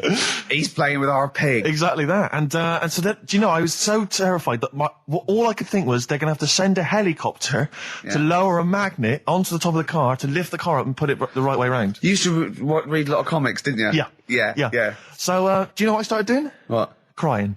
Did you really? Yeah. Why? So started crying, just very slightly, started getting upset. And the other guy that the girl fancied, he had to get into the driving seat and sort it out for me by slowly edging forward and that's backwards. the worst bit of the whole story. Yeah, edging slowly back and forwards. He just sorted it out, just slowly worked the car back round, and then we were off. You were just gently weeping. Just gently weeping in the back. The bloke had just taken the bird that you saw from a distance. Exactly. That was basically your wife in your head by then. Oh, yeah. Wasn't it? I can't We believe were it. happily married with a pig for a child. Don't joke, that could happen. I know. The pigs come, if you like. Sorry? What did you say? What did you say? When you do what, Carl? What? What did you say? No, what did you say? Because I don't want to have to go to the radio authority again. What did you say then? Just remember. We are going out live, Carl. Yeah, remember Tom Binns, right? What did you say? What I'm saying is, why were they shouting Vera? Because pigs don't come to the name, do they? Hey? I don't know the ins and outs of pig, how to lure a pig into your trap. Can I just tell you some very, very interesting things about pigs? Please do. Right. One, everyone knows they have a corkscrew-shaped penis, right? A corkscrew-shaped penis. That's the tail, isn't it? Two, they can't look up. They can't put their head back and look up, right? Three, they can have a 30-minute orgasm. Rick, is it only pigs that have got a corkscrew-shaped penis? No, and landlords. This Thursday at the Grosvenor House Hotel. Yeah. Everyone in Radio's Anyone has entered their show in different categories saying, they get it down to, Winners this year included the brilliant Dominic Mohan, former showbiz editor of The Sun. Lots of people won. Lots of people won gold. Lots of people won silver. Lots of people won bronze. We didn't get a sausage. Nothing. This show was deemed not worthy of anything. I mean, not a look-in. The panel looked at it and said, well, no, definitely not. Radio. Didn't get a vote. See, that annoys me on so many levels. Let me tell you. One, right? I've never complained about losing an award. Okay, ever. Yeah, mainly in TV. I know we've won a lot, but we've been beaten by Peter Kay. Good luck to him. He's brilliant. Beaten by Phoenix Nights, the sitcom. A lot of people like that more than the Oscars, vice versa, right? No qualms. But the shoddy shite that I heard that night beating us, I was furious. I don't understand. There's people regional. It sounds like hospital radio, right? I shouldn't even be on XFM. I thought, It's beneath me. Yeah. And I thought, well, give him a hand, right? Let's show him. And I want to know who the panel was as well. I do not believe it. How can they I was looking back over some of the shows, right, before I go to Carl, and I've just done a little excerpt of, a trailer of what we do, what we're about, and I don't know how the panel could overlook this. Play a bit, Carl, please. Shaking her muff, minge and tits around does not make her a hoe, then what does? These kids at school with big heads. Carl, what are you talking about? Shut. Oh, my name is Holy Fuck. Right, it's this monkey that was on a train station. Right. What if you mean cock to mean penis? It was my Down syndrome son. Oh, chimpanzee, that monkey news. So we've still got monkey news coming up. You're an idiot! You know what I mean? That's, to me, quality broadcasting. I don't know how they can say that isn't worthy. That's what we sent in to the Sony people. They listened to that. How they didn't think that was dynamite stuff. It doesn't make sense. Actually, I've been thinking about this since Thursday because I've been a little bit down in the dumps. Yeah. What I think it is that with the TV show, the TV stuff we've done, Rick, we put a lot of work into that. Yeah. We get the script, we got the script, we spend a lot of time on it. What this show is about, it's very much about spontaneity, it's about our personalities, and I don't think we're ever going to win an award for our personalities. I think that's where we're going wrong. Do you know what I think? I think that when we're together, we're the auteurs of The Office and, and we're strong on it, and we're just two. We write it, we direct it, we cast it. We even worry about the font and stuff on the. We do everything. There's a weak link in our midst. I think on the radio show. Yeah. Right. Well, I'm just trying to think what the common factor is because on the award-winning TV show, it's just you and I. Yeah, I don't know. Well, I'll tell you what. Can we play a record and let me think about this because there must be something. There's got to be a factor that isn't in The Office that's in this. That means that The Office is award-winning and this is a pile of shite. It's interesting. I mean, I don't think our number one fan, Dickie Anderson, Richard Anders, was on the panel, although he here has emailed in. He's got a couple of thoughts as to maybe why we... What is Dickers doing, man? Dickers says, commiserations on not winning a Sony. I can't believe you didn't win, naturally. I mean, apart from your show's obvious lack of quality and effort, having a monkey for a producer, offering the biggest load of tat as competition prizes, saying hairy Chinese kid 48 times every show, Rockbusters, not bothering to turn up for weeks on end, only having 3 listeners, introducing the comedy characters Camp David, Harry Fook, which I think he spelt wrong there, Stephen Merchant. I'm not a character. Apart from insulting every race, religion and sexual orientation, bickering like schoolgirls... We haven't done everyone yet. We have not insulted everyone yet. There's loads to go. Despite the fact you generally bring misery into the lives of anyone who listens, I thought you were surefire winners. Better luck next year. Well... I mean, a couple of constructive, criticisms there, but generally, I still can't nail it. Was he on the panel? Well, I don't think so. Well, he's a fan, so... Yeah. Well, no, he's clearly a fan. I mean, he obviously loves the show. He has hit the nail on the head. Oh. Which... Yeah. But, what should we do? Should we give up or should we try harder? That's always my dilemma in life. Sure, yeah. I mean, I've always gone for the first one. Give up? Yeah, why bother? Yeah. If they can't see, just give us the award. Yeah. And then worry about it later, and we won't let them down. Yeah. Now they've got blood on their hands. We're gonna. Yeah. What should we do? To give a couple of months' notice? I think so. Okay. Well, there you go. I mean, seriously. I mean, I think. I'm being serious. I'm not being wacky now. We haven't told Andrew, but I think we've won our course with this show. Yeah. So let's. Okay, we'll give it a month, and it's because the Sonys didn't give us anything. Play a record. Yeah. There you go. You got to do a bit longer than that. No, we haven't. Got to give a month's notice. No, you got to work till about September if you're gonna. No, we haven't. No, we give a month's notice. Whatever they give the money back, something. Well, you give your money back. Yeah, I know. What are you going to spend your 80 quid on? True. Fine. Still trying to write the book then? Yeah? Yes. Good. Funny, someone told me the other day, weird thing about a typewriter, the top row of letters, the longest word you can write is typewriter. I'll just show you. That's weird, isn't it? It's just the typewriter being. You're not in the mood. You're in one of those grouchy moods again, like you get into when you're writing. I'm not being grouchy. I just want to finish my work. Yeah, just She's been a bit funny, a bit offhand and that. Let me explain something to you. Go on. Whenever you come in here and interrupt me, you're breaking my concentration. You're distracting me. And it will then take me time to get back to where I was. Understand? Yeah, but I just was coming in to try and cheer you up. You know, if you... I mean, I'm full of ideas as well. You know, if you're having a problem coming up with stuff, got loads of stuff, loads of ideas you could write about. The other day I read about this airy Chinese kid. What do you want me to do about it? No, it's just that it could make a good book. Do you know what I mean? Sort of following round. That's swell. Well, I'd buy it. You know. But if you don't want to know, we'll have to... Don't bother doing it, but... Do you know what I mean? Just airy Chinese kid. It's weird because they're not normally that airy over there. Yeah, this kid cakes in it. But if you don't care... I wouldn't touch one hair on his goddamn little head. You won't have to touch any hair on his head. Like I say, he's covered. Leave the head alone if you want. Touch his hands. He's totally covered in it. But I love the little son of a bitch. Well, don't go that far. You haven't met him. But I can sort it out. I'd do anything for him.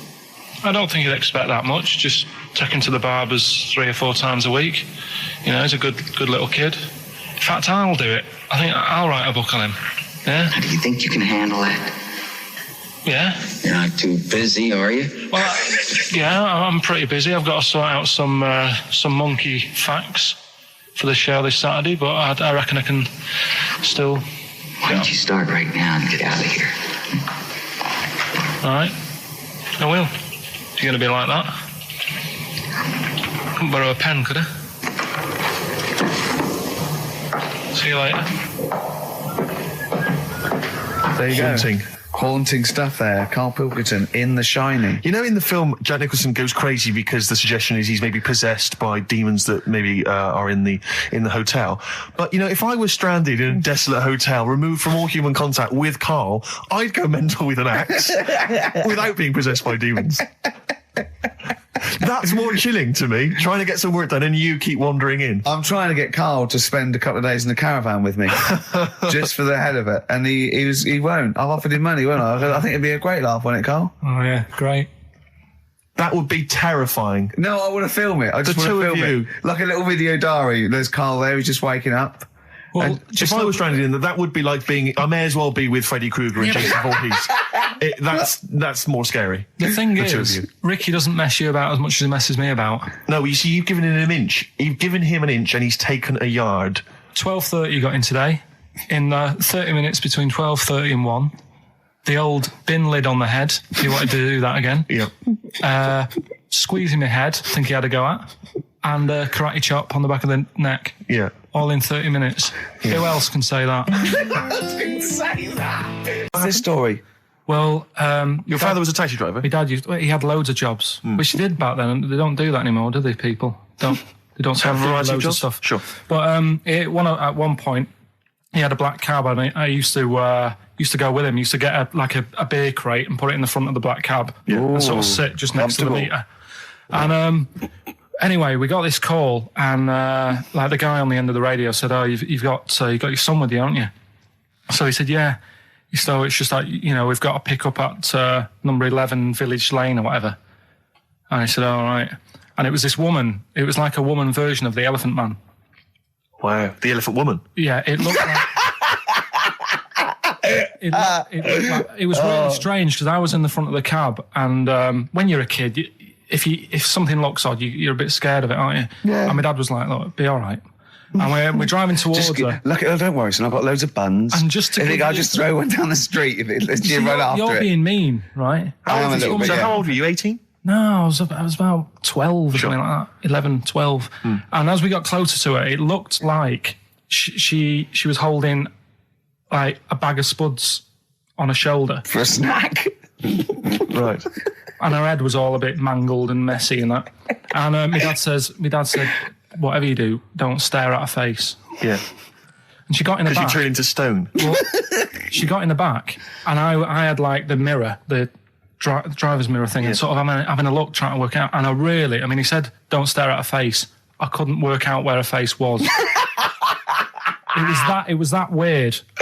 Oh, God. So I'm not sure you're from Manchester. I think you're from like Narnia or something. Yeah, you got frog boys walking around. The Lord of the Rings. They've got like the claws of a lobster and the head of a toad. Yeah. And you got women getting in with spuds for heads.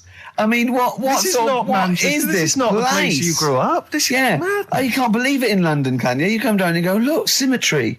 It must be amazing. It must be a thing to do with upbringing now, mustn't it? And because, again, do you know, I've said to you before, years ago, when I was a kid and didn't have any worries, good-looking lad, you go through it a bit, have a few more worries, and you look knackered. Now, back there's a lot more worries and stuff, so you get a lot more freaks. Whereas in London, everyone's like happy, aren't they? I love the fact that stress can cause your fingers to fuse and your heads to grow. No, but if She must have been really stressed to have a head. Yeah. She was she an accountant or something? You know what I mean? But what did she do? What did she say? Where was she going, by the way? She couldn't speak. London Zoo, please. I think she was going to like to the fair. Shop. Seriously, honest to God. On my mum's life, she was. Because at the end of the day, that's a good thing with animals. They don't judge you, do they? She wasn't an animal. She's a human being. She's not actually an elephant. No, but you know the elephant man was not actually an elephant. You understand that? He's got no elephant genes in him at all. No. That was just a cool name people gave him. Yeah. No, it's the name of the disease, isn't it? Elephantitis. Look, so listen. So this woman, why was she going to a pet shop? She was going to a pet shop. To find a husband. Is this true? No, it is true, yeah. Oh, God. I'm not taking the mickey because it must be really bad for you. Of course it is. Carl, I'm going on to you today about cutting myself shaving. Yeah. I was going on about that. To think that she's probably not alive now, but to think... But you're saying that you're going to say this is a worse problem than a little cut shaving, aren't you? Yeah. Yeah. Do you know what I mean? I think you're right. Carl, there's a couple of key questions I need to ask. One, if she couldn't talk, how did she tell your father where to drive it? Did she have it written on a note? Did she point with her nose? Yeah. Right, this has got silly. Pick your song. But also, finally, where did you say she lived again? It was like in a village, a little small village. Right. Just hidden out of the way. All I'm saying is we could maybe get like some sort of coach, book some coaches, get a coach party up there to have a look at her.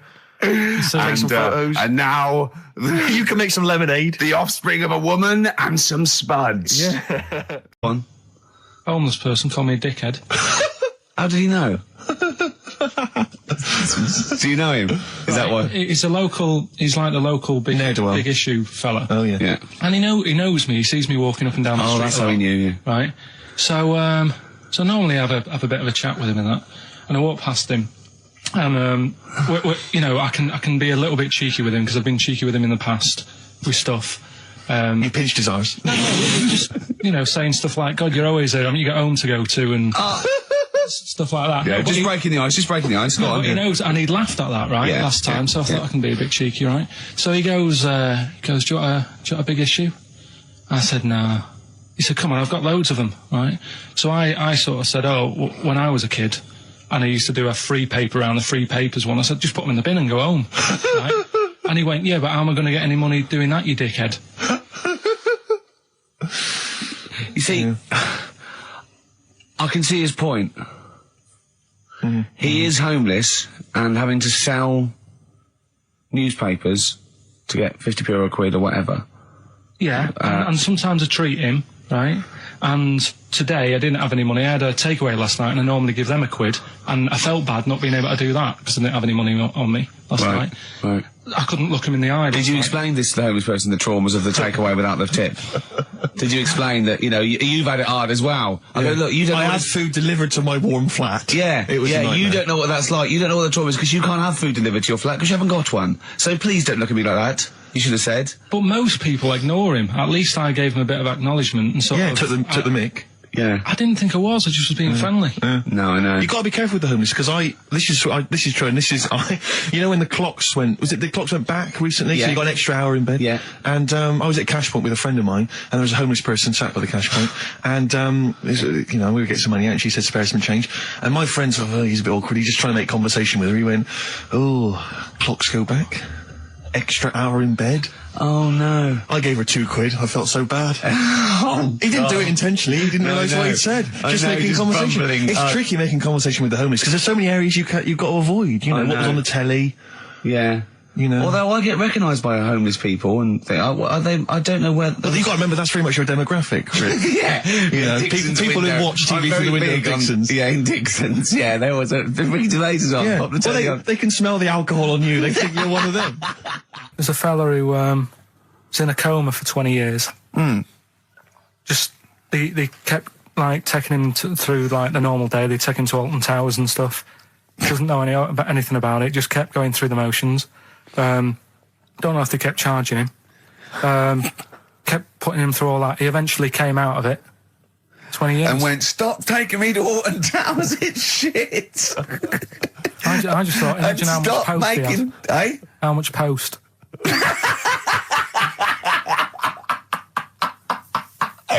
Oh, Did you read about that guy in the paper, Carl? He, sorry, on the internet.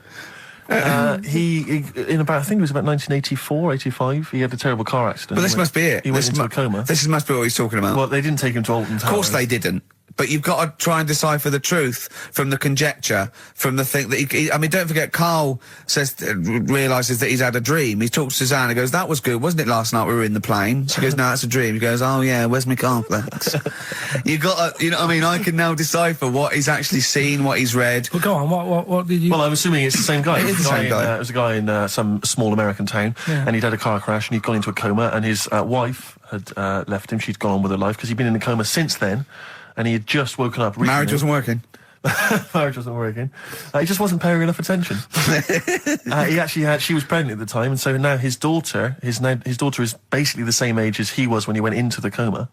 And he's just started coming around. He's just started making jokes. They said, how do you feel? He said horny, which I thought was quite witty for a man who'd been in a coma for however many years. But anyway, yeah, so he's slowly trying to rebuild what life he can. That's what do you make of that though? Because the thing is that he's missed. Imagine what he's missed, Carl. Imagine the music that he's missed. The Live TV Aid. programs. Missed Live Aid. Live Aid. He missed Phil Collins playing in 2 continents in one day. Which, frankly, I'd be devastated if I discovered that. Missed Bros. Yeah. Yeah, so he doesn't. So he put on ripped jeans and they go passe. They just have to send him a series of those I Love 1986 programs with Kate Thornton filling him in on what he's missed. Exactly. Peter Kay reminding him of space operas. Yeah, he remembers those. Talking rubbish. Yeah. So extraordinary though, isn't it, Carl, to think? No, obviously. So had he aged much? Because he hadn't had any problems or anything, no worries. Well, he probably wouldn't have, physiologically, he probably wouldn't have the wear and tear of a 43-year-old man. Because he wouldn't have had sun, he wouldn't have had sort of nicotine, beer. Unless they were just feeding that to him. Anyway, still, yeah. So you'd feel groggy though, wouldn't you? Yeah, you might feel a bit groggy, yeah. Yeah. Well, he's not fully back to normal. I mean, there's some kind of residual brain damage. Yeah. But nevertheless, he can form sentences. He's got no real memory, so he can't remember a lot of things. It was just when I saw Carl, have you been in an accident? Monkey, that's... It depends. Can live forever. No, wait. It's either a chimpanzee with a typewriter with an infinite amount of time. He would eventually, by definition, mathematically, type everything ever possible, okay? Or it's an infinite amount of chimps with typewriters, and one of them will type it first time. But already that's not right. You either need to have what do you mean? monkey. What? You mean employment laws? What do you mean it's not right? Let's hear him out, please. Okay. If it's one monkey, yeah, with a typewriter that's got loads of ink in it and that, right? At least it knows what it's done in the past. It's not. Keep going. Crying. If you've got a load of monkeys, it's like if you have too many. What's that saying about too many chefs? Too many chimps spoil the soup. Right. Well, it's the same thing. It's like, well, I didn't tell you to put salt in it. I was going to put salt in it, and it messes it up. Whereas if it's just one, they know what's gone on. So what I'm saying is, just leave him go. I can't be bothered. I want to hear the rest. This blows my mind. He doesn't know what this does to me. It's a mathematical problem. I want to hear the rest. Well, I just don't think it will happen. What do you mean you don't think it'll happen? Infinity works it out for you, by definition. Well, what's stopping them typing the same thing again? They would. In fact, the problem should be, if you had an infinite amount of time, that it would type, it works for Shakespeare an infinite amount of times, and everything else an infinite amount of times. But, you know, that's not as... But not Shakespeare. Oh! Shut up! You idiot! Rick, do you know what he said to me? I said to him, I explained it to him. I said, you've got an infinite number of monkeys, infinite number of typewriters. They will type the complete works of Shakespeare. He said, have they read Shakespeare? You're an idiot! Play a record. said, no, I'm not having this they're not doing conversation. it from I'm not memory. having it because it really, really winds me up. But you're saying they'll do it with no spelling errors. Well, they do it an infinite amount of times. And they do it wrong an infinite amount of times. And they spell the last full stop wrong an infinite amount of times. And they do it and they get one thing wrong in Hamlet wrong an infinite amount of times. They do everything an infinite amount of times. But are they going off a story that they've... Play a record, Carl, because I'm going to knock you out. I'm just saying... Shut up! Do they know the story? Oh, They're monkeys! Oh, Christ. No, Right, okay. Lloyd Cole. She's a girl and I'm a man. Good that, innit? On XFM, 104.9, Ricky Gervais, Steve Merchant, Karl Pilkington. As ever, Rick, there's always someone who steps in to defend Carl. Okay, what is the defence? What is the defence? Here's an email from Scott Coomer. He says, Carl is actually right. I've got an A-level in statistics and probability. It doesn't matter how long they have and how many monkeys you have. You cannot guarantee they would type the complete works of Shakespeare. Infinity makes it probably they would get it right, but not definite. Yeah. Well, yeah. Yeah. That's what I was saying. No, you weren't saying, Carl. You don't understand it. Infinity sort of sorts it out. That if they do anything, they nearly do everything, won't they? No, I mean, they'll give it a good shot. No, that's not the point. But the I'd point be is surprised if they did one page right. Right, listen. It's not to do with consciousness. It's not to do with them aiming. They are just bashing away at the keyboard. It's like they're used to show that there isn't consciousness. They chose the chimpanzee because it can type, presumably, hit the keyboard. It's because they hadn't come across you at the time. Yeah. It's to take out thought out of it. It's to take out reason and trying, right? It's just random. They're saying that if you typed enough things, if the computer was left typing everything, if you left it for an infinite amount of time, and they chose Shakespeare because there is meaning behind it, and it's difficult to get it exactly right, to show you that Infinity would come up with it's not just Shakespeare, it's every novel. It's everything. Fairly eloquent there from Gervais. A quick riposte, please, from Karl Pilkington. No, I'm just saying, what I don't understand, if it hasn't read it, then how does it know where it's going? Listen, right, listen, right, Can I just explain to people, right? Some people have said, why are you cruel to Carl? He drives me mental with things like that. What do you mean, wow? Let me just take a breather for a How do moment. I do your editing? He keeps coming in the week. You know that I work here properly, in the week, don't I? Yeah, I've got a proper job, Yeah. Should be 9 to 5, but I normally get in at about 8 o'clock and work A lot till of people about getting 8. 8 o'clock. Working hard, trying to do my job. 3 times this week, I've been rushing around. I walked past my little studio. He's sat in there, all right? Now, because I've got this sort of job, I can get away with it. I said to him, if I was a doctor, would he keep coming to me practice? If you were a doctor, there'd be severe problems with the NHS. Imagine that. The standards would have lowered so much if you can arrive at the hospital, you're a We'll doctor. pop in, I'll go to lunch, don't we? We have a little lunch break, don't we? I go, come on, let's go now. He goes, I'm busy. I go, come on, let's go now. He's going, you're doing me head in. Well, when I was talking about the monkey conundrum with Carl, he said to me, right, if I had a day off work, and I was, say, watching the TV, and with one hand I was typing a typewriter, would I type Shakespeare? I mean... Yeah, but you see, there's certain things. We were talking a little bit about this stuff the other week, weren't we, when we said you were going on about Einstein, and I said he's not that good. E equals MC squared. It sounds good, but I've never used it and that. I've never used it! You haven't used 2 and 2 equals 4, Carl! The fella with an apple fell on his head. It could have been anyone sat under that tree. Do you know what I mean? It's just annoying. Lucky. And It just happens to be a genius. Newton gets all the credit do you know for what his I mean? laws of the universe. Well, other people were working whilst he was having a lunch break under the tree. Okay. So in a way, it's like he didn't deserve to have that success story. Again, forget the apple and the tree and whether he was sitting down having a lunch break. It's totally irrelevant. Yeah, but what I'm saying is there's certain things that will just happen. It's like, I think we were talking, when we were out eating the other week, we were talking about Noel Gallagher. Well, this is the reason the monkey discussion came up, right? Noel Gallagher... I don't know what to say. I don't know what to say. Rick, I don't want to misquote Noel. I'll be like Herbert Lom in Clouseau. I'm going to get a twitch whenever he opens his mouth. I don't know where to start with some of his statements. Well, as I say, this discussion began because we were talking about a quote that Noel Gallagher supposedly gave. Now, I don't want to misquote Gallagher, but the gist of it was that he said, had I written Wonderwall or whatever, instead of the Beatles writing Strawberry Fields or whatever, I'd be the one that was considered the great songwriter and it wouldn't be the Beatles. You know, it's just the fact that they came first that meant that they get all the credit as being the greatest band. I don't know where to start with that statement either. I mean, that's Gallagher's thing, and he's, you know, well, whatever. We know what we think of that. What was your point, Carl? You agreed with him, didn't you? Yeah, I reckon, right? Do you know we've talked about putting a baby in a room before and it'll know what colour it is and stuff? If you've got a room that's painted red, right? But forget that, because that's going to confuse Hear him out. Listen to me. Say if they did some new TV show, right? Like, what's that film with Jim Carrey in where The Truman Show. The Truman Show, right? So they make up a little room and some woman has some kids and you say, right, let's put the kids in this room, and they don't know what's going on outside. They don't know anything about, like, EastEnders and that. It's like their little world, right? They don't know anything that's gone on. How could a child survive without EastEnders? Right, listen. So, you sat in the room, right? And then, when they're all asleep... Right, wait for this bit. Someone Have you heard this bit? Wait for this bit. They're all in a room. Yeah. They're asleep.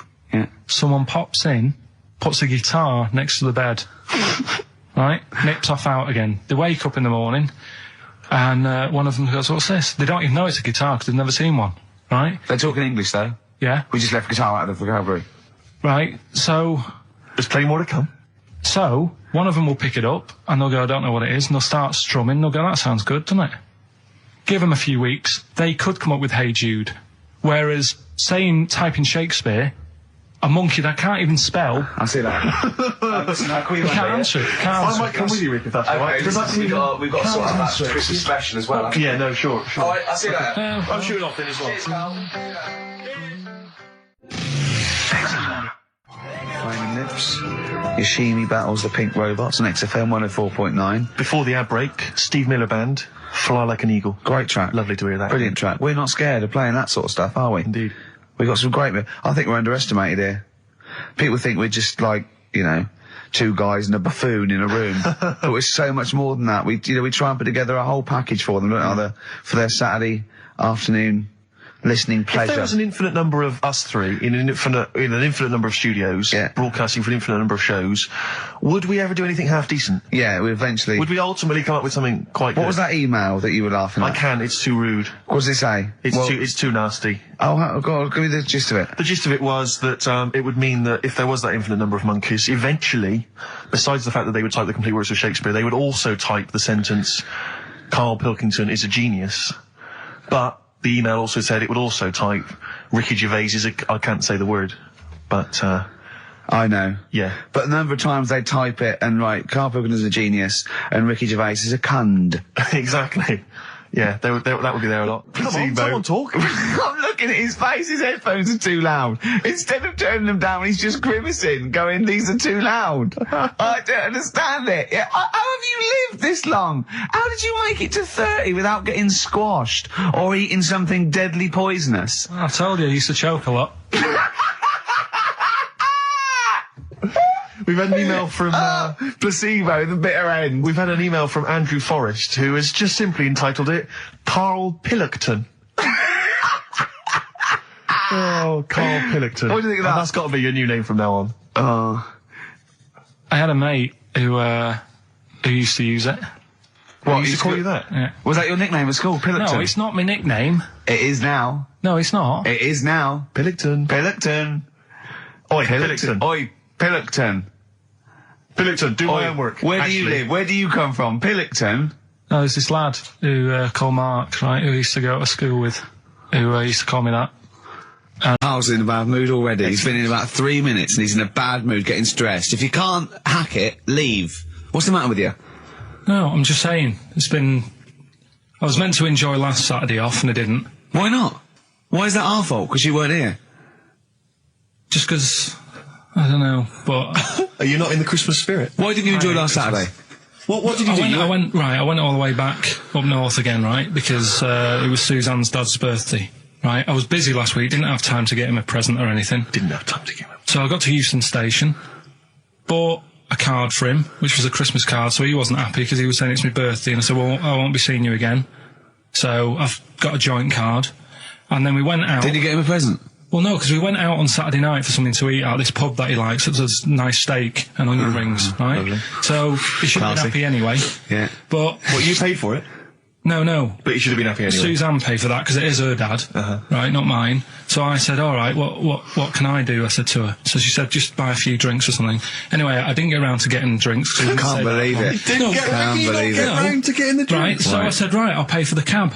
Right. Oh, what a lovely Christmas gift that is. Yeah, So, £2.50. I paid, it was like in £3 Manchester there, it is. £3 back. So £6 you spent on him. Well, no, I spent more. You see, that's what he said. He said, get the Bolton and back, can't you, for that? He said, oh, you spent on me £6 for my birthday. I said, no, I haven't, because I gave the taxi driver a tip. I'm a little bit worried about his attitude as well. Because even if, I mean, that is a stingy present, but you don't say... Well, I mean, let's be honest, that's the worst Christmas gift ever, because, I mean, you're pretty bad, like we discussed in the past, but at least you spend a bit of money. Yeah. It's just thoughtless. Yeah. This is nothing.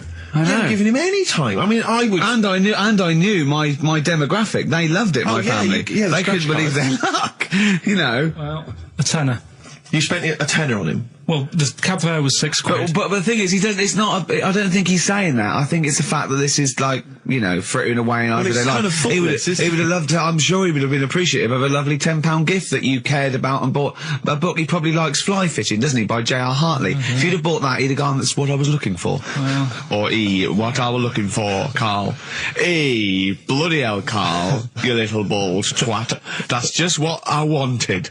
So, alright, so just calm down. So what have you got planned for Christmas? Is this what, I mean, are you doing the same approach with Carl, Suzanne? excellent. You've paid me milk bill for this week. That were nice. I'm spent this year. So have you planned anything for Suzanne, or are you just... Yeah, I'm taking her out Christmas Day for something to eat. Well, does she know that? Was that? She's working today, so she, you know, so... Right, okay. So what Christmas gift have you got? That's it, I'm taking her out. What, you haven't got a present? No, because we spent a lot. Don't this forget, year. that's half yours, though. You're not going to just be sitting there watching her eat, going, oh, I'm hungry, but I spent all of it. You're going to be eating as well. That's half yours. So she's got nothing to unwrap. He's like a cat who's been hit. She's got nothing to unwrap. There's nothing. She's going to hand something over to you, because I've met the woman, she will. She'll hand something over, you'll open it, you'll love it. Right, I might get something today. You shouldn't take me to begrudgingly persuade you to do it. God. Yeah. Right, so... Yeah. Well, I'm gonna try and stick in some Christmas songs. We're not playing all Christmas songs, but I've brought in a couple. So this is Christmas, John Lennon, The River, Joni Mitchell, Fairy Tale in New York, one of the best Christmas songs ever. Oh, what about a bit of Pretenders? That's a good one, 2,000 Miles. Let's hear it. Pretenders, 2,000 Miles on XFM 104.9. This sort of Christmas edition. We're not here next week, are we? No. Carl is, aren't you? Well, you are in a way. I was doing a best of, innit? Yeah. Is it a best of? Yeah. Brilliant. Have you been putting it together? Not yet. Okay. You want to get a move on? I'll do it today. Tell me what bits you want in it, and I'll sort it out. It's not for me All to the say, best is it? stuff. Yeah, it is the best stuff. Well, maybe people could email in with their highlights of the year for them. I'm trying to think what they were. I mean, mostly talking to Carl. It'd be mostly Carl, wouldn't it? Mostly Carl. Gibberish from Carl. Oh, I think it'd be an awful lot of educating Ricky from Carl. Well, ricky.gervais@xfm.co.uk if you've got any thoughts on stuff you'd like to hear again. Is there anything you'd like to hear of Carl saying something stupid, me and Steve laughing or slapping him? Yeah. That's basically the competition, isn't it? Well, there's a couple of instances where I tried to kiss him, I think, and you encouraged me. Yeah. Those are some highlights for me. Don and Blitzen from the About a Boy soundtrack by Badly Drawn Boys. Christmas theme there. You spotted the Christmas theme. Yeah. Carl's not really in a festive mood, but I can't imagine Christmas is your time of year, is it, Carl? Well, I'm not sure any time of the year is, really. I liked it when I was about... I think when I was about 7, I enjoyed it. Was that the one? Was that the year, the big year for You you? get loads of stuff, you don't have to worry about anyone else, but once you've, got a job... What did you get when were you doing your paper round? How old were you then? I was about 13, 14. Well, that was then you were a man, weren't you? I had to buy stuff.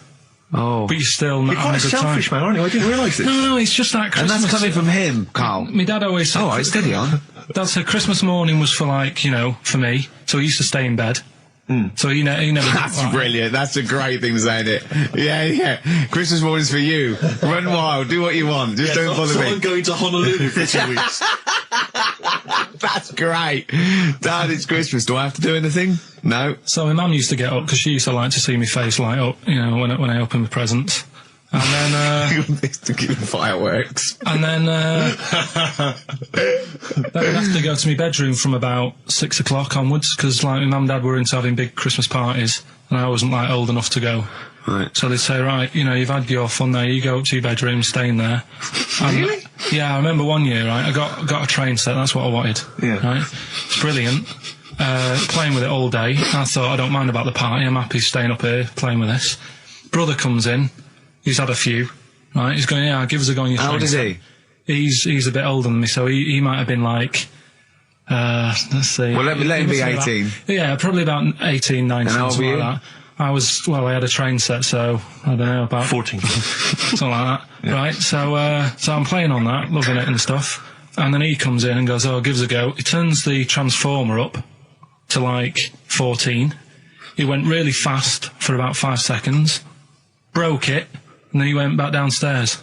Wow. So Christmas, I hadn't even got to Sounds Christmas like Day. the Conservative government with British Rail. Satire, that is. Satire, Rick, I just thought that there's satire. If there's any satirical shows listening or it doesn't work in any way, because there's the analogy falls down apart from there being a train. Think it through, though. British Rail was trains. Yeah. And the government broke the trains in many ways. They didn't break them, like, not officially breaking them, but they kind of... It does work, it's perfect.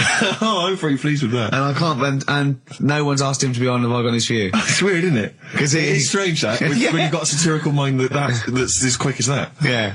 All and right. he's broke your little train set. So what did you do? I just like watched telly and had some sausages. I bet you were happy with that, though, weren't you? It's a bit annoying, though, isn't it, when your main present of the year has been broke. And did it ever get it fixed? No, that was it. Put away. I'm intrigued why your parents wouldn't let you come and join in the festive fun. Was it like really debauched down there? Was it like eggnog everywhere? Well, no, but I mean, that's fair enough. 6 is a little bit early, but I just think, you know, if you're a kid, you know, he had his fun, put him to bed at 8, maybe. And you think so on Christmas Day? I thought that was a day for family. Well, not if there's a party going on. Well, don't have the party on to Christmas Day. Well, that's another option. Yeah. Your parents are weird, aren't they? A strange breed. Well, I think that was the year, right?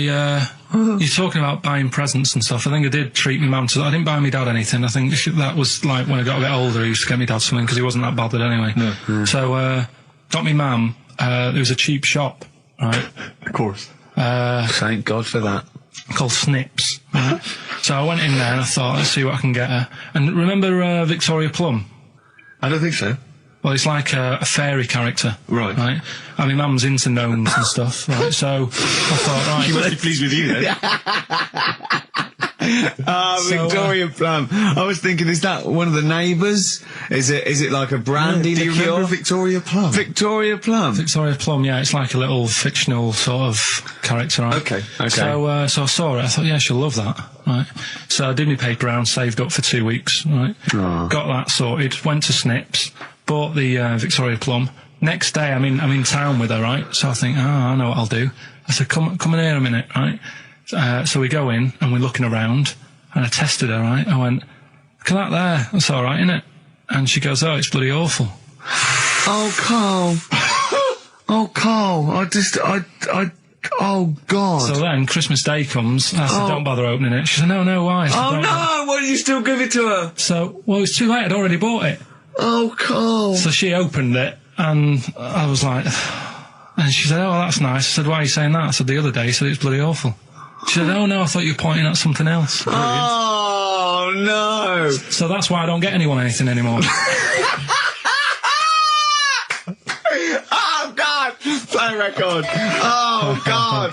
Oh. That's good, isn't it? Not bad. Gold Rush.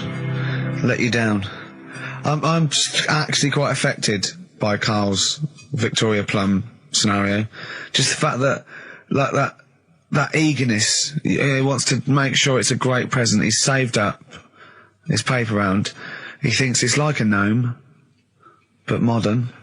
I'm worried that you're using it as an excuse now, and that's why you're not buying anyone any gifts, because you've had your fingers burned once. I mean, you were 6, 7 years old. To be fair... No, you weren't. You were about 13, weren't you, if you're doing your paper round? Yeah, I must have been, 11 or 12 then. All right. Yeah, so I'd saved up. Oh, no, I'm not using it as a thing, it's just that... What did you get your mum this year? I've sent them some money so they can get a passport. So they can get a passport? What do you mean, where are they? Immigrants? Are they trapped No, somewhere? Well, they're in a holding bay somewhere in Dover. Yeah, I got a friend who's a truck driver who's going to sneak them across. What do you mean? So they can buy a passport. What do they do? Sell it when they were a bit down in their luck? No, they haven't got that much money, right? They've never been abroad, and the mate said they might take them next year, and they said, "Oh, we haven't got a passport." So You I haven't got thought, to buy a passport, have you? Because Isn't that your God-given right as an Englishman? no, you've got to pay for them. They're 30 quid each, so you better had to, otherwise they're conning me. Right. So you sent them 60 You don't quid? get born with a passport, of You course you sent them don't. 60 quid in an envelope, have you? Well, check. Right. I love that. He'll be watching telly and France will come on and he'll go, "Oh, what do you think of that?" She goes, "It looks bloody awful." Yeah, "Oh, you- don't oh, open it. no. Don't open it. Don't open it." So you've not paid for a holiday for them. You've No, I've you've just given sorted them- out well, it's the better prize, isn't it? Because they can't go anywhere without it. Well, the passport keeps on giving. Yeah. It's perfect. So- 10 years. That is, yeah. So, but no, I never used to. I mean, I can't think of other things. I used to get me dad once I started getting him stuff. It used to be a dressing gown, and then. But as an extra surprise, he used to put like a cigar in the pocket, so he'd think that was it. Yeah. Then he'd put it on and put his hand in the pocket. Right. And then he what's just this? hit you because he thought you'd nicked it. Oh dear. So you bought him a jacket with a cigar? That's quite thoughtful. Did you sneak a cigar once on Christmas? Yeah. Well, that's when they used to have like the big do's, like I say. You know, they were known for it. Like the whole estate used to know that. You know, we were having a party. Yeah. So, So they'd all come round. So they'd all come round and just have food and drink and that. I can't imagine. I cannot imagine how unpleasant that must have been. Awful. And you locked in your bedroom with a broken train set. Yeah, crying. And looking at Victoria Plum, whatever that was. In the bin. Oh, in the bin, yeah. And hear a mum saying, "And he got me this." Got me this Isn't this piece shit? of rubbish. You could hear him just throwing it against the wall and laughing. And all the neighbours laughing. Yeah. And you'd come down and just be in pieces with loads of spit on it. Just loads of scratched gob out on the it. eyes. And all the Polaroids of them just like laughing at it and pointing. stamping on it. All right. Well, that's brought it all flooding back. But no, I used to get up in the morning and then like they'd still sort of all be there asleep on the floor and on the sofa. And Oh, that's awful. Oh. That's terrible. Christmas is surely the one day a year which is a family thing. It's for the kids. They're the ones no, that but are... that was Boxing Day.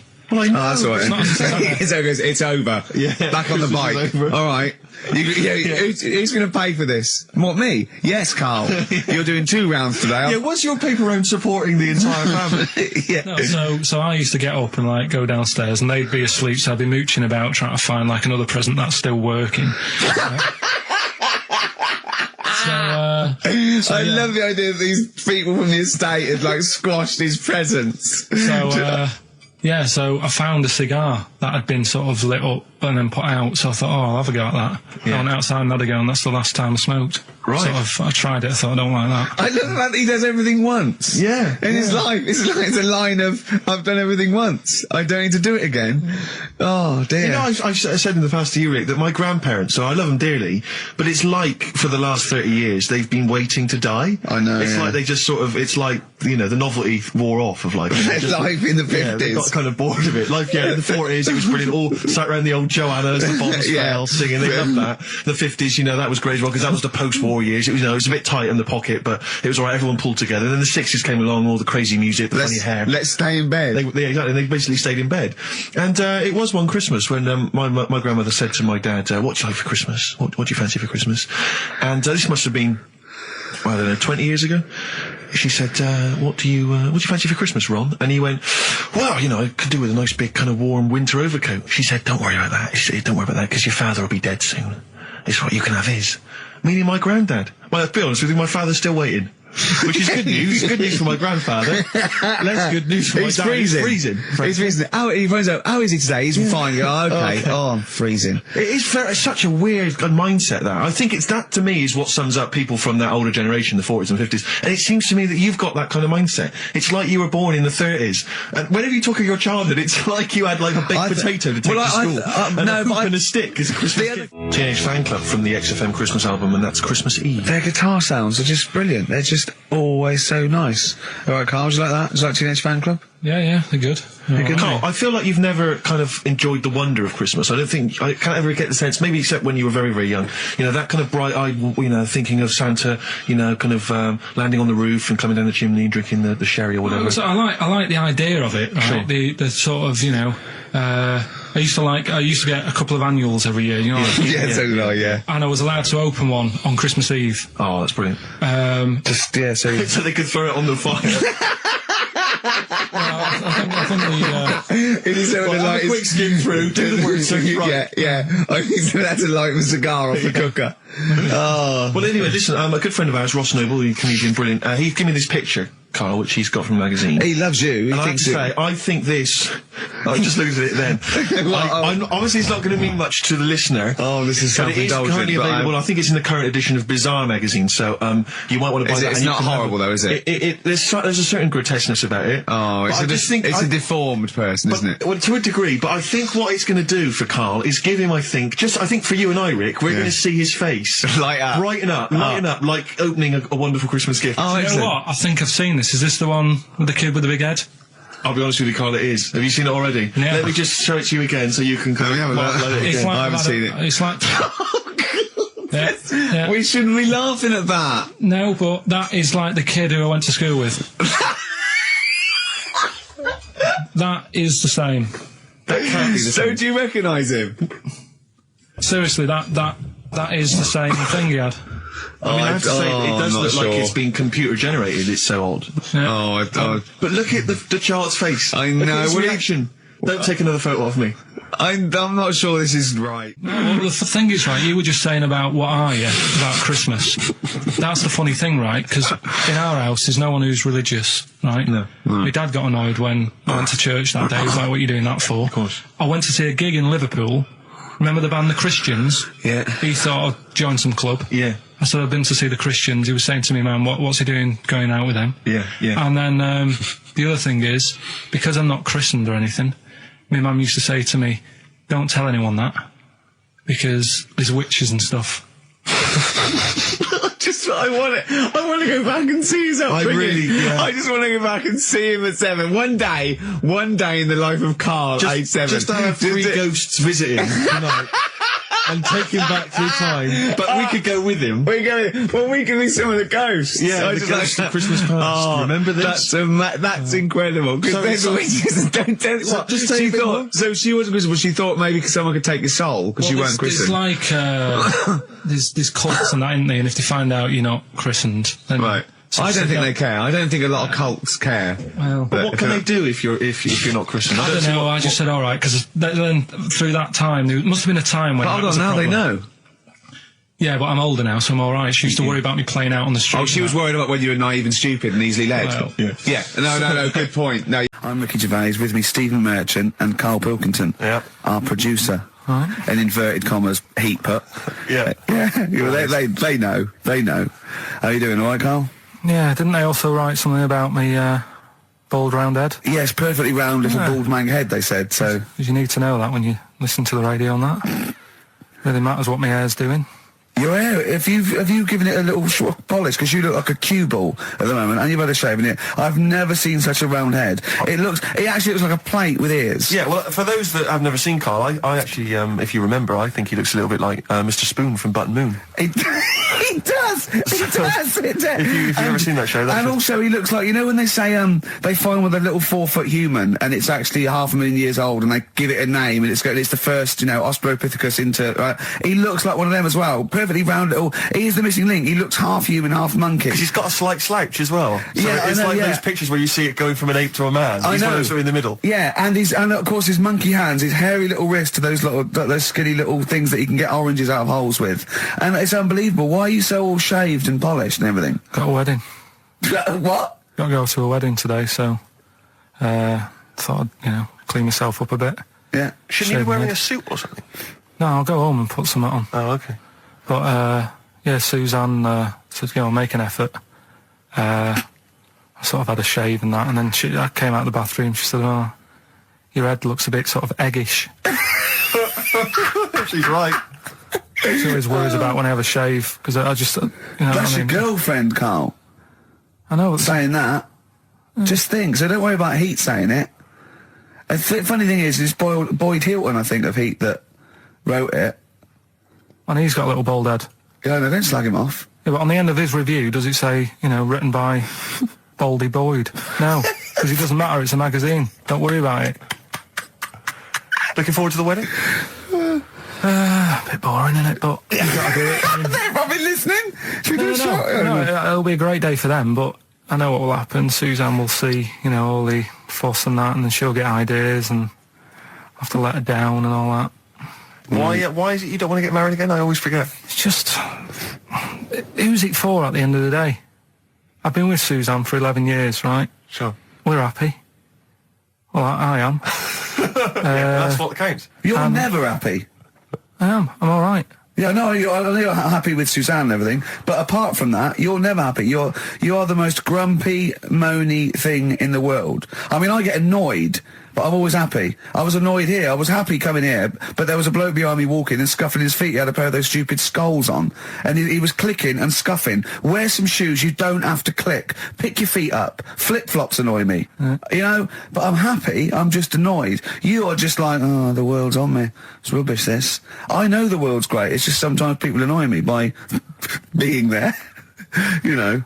But Steve said I should be locked in one of those towers that princesses used to be locked in fairy tales, because everything annoys me.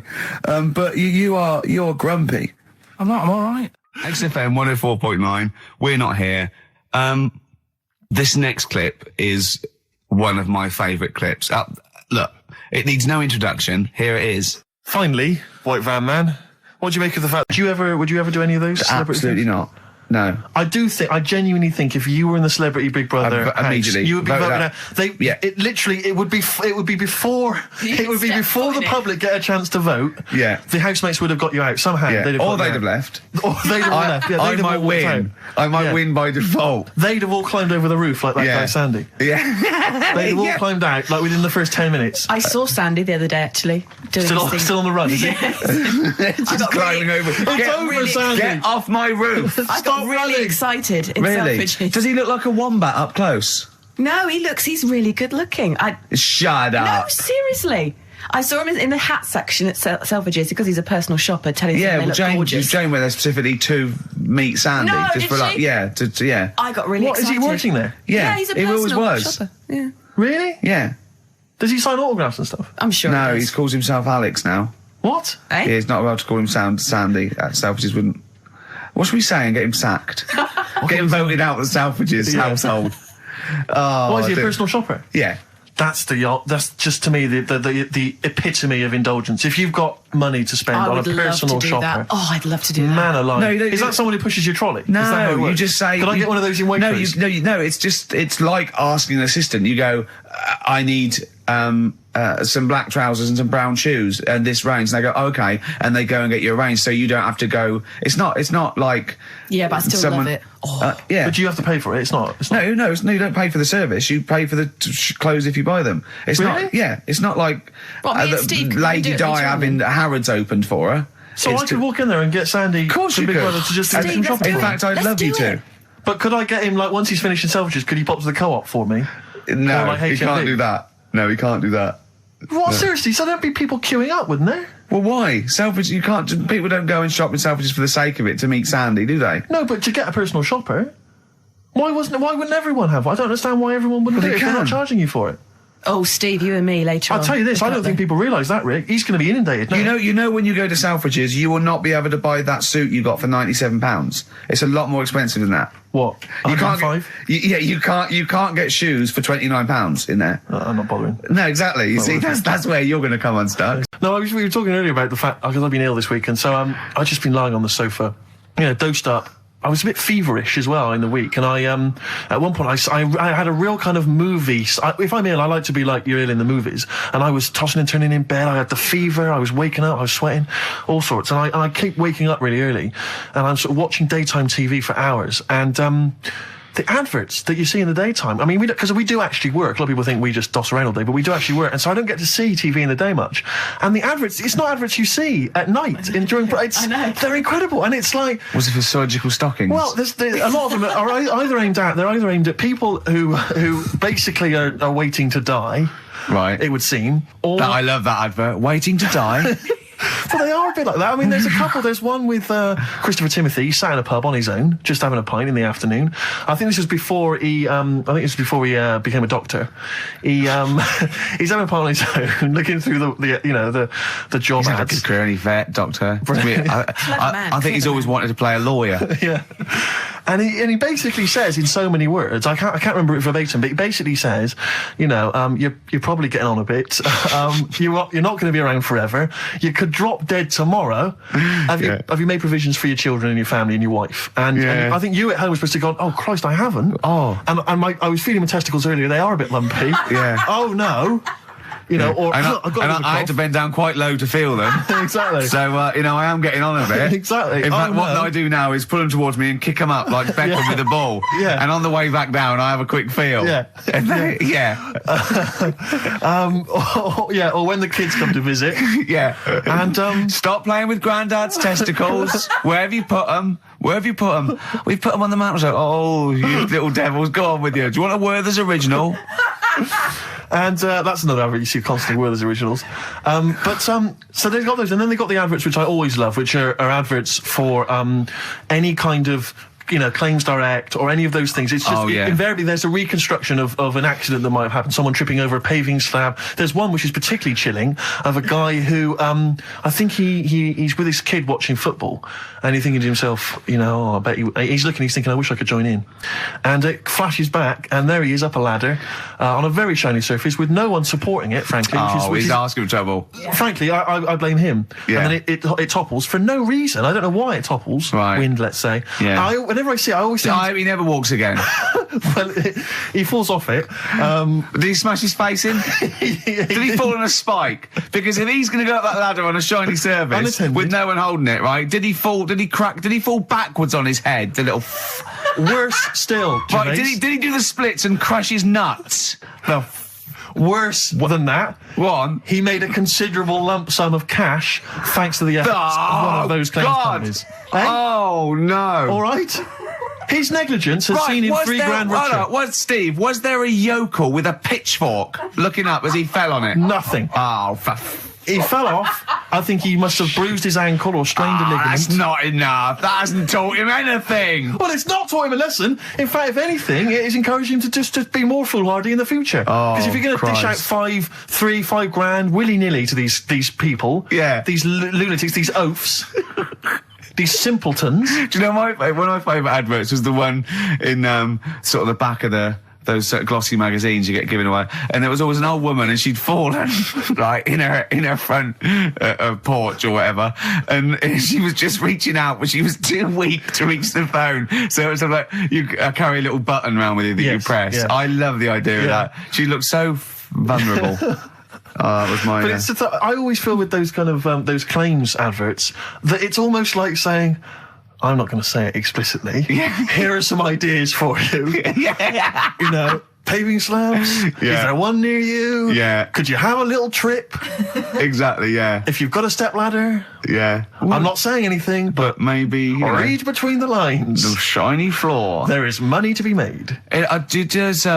My friends lived in Texas for a while, and they once were in a kind of diner, and there was you know those kind of benches that are attached to the table itself, like a kind of picnic bench. Yeah. And this huge fat guy came in, he came wobbling, he ordered like this kind of everything you can eat meal, and his fat kind of sort of, you know, kind of his big fatty fat, and it's fatted on the fat table. It wrapped itself around the table and everything. He was chowing down, and when he tried to leave, the table came up with him. Oh no! Imagine that. I mean, they are fat, aren't they? They're big people. They're huge people. But it was that thing we were talking about before, that bloke on Jerry Springer Show who was like 80 stone, right? Now, I felt quite sorry for him. He was really sad and he was crying. It is rad, but my point is this, right? When he got to say 50 stones, didn't he go, that's too much, that's enough for a land animal? Exactly. Do you know what I mean? Yeah. That's big, isn't it? I mean, I'm getting worried. I'm 13 stone, and I'm genuinely getting worried. I'm thinking, oh, yeah, God. When you've got that big, when you've actually got your own mare. yeah. When you have to get in helpers to look what the scale says. Yeah. Like 4 or 5 people lift up your belly and go, it's 52 stone. You go, that's too much. Exactly.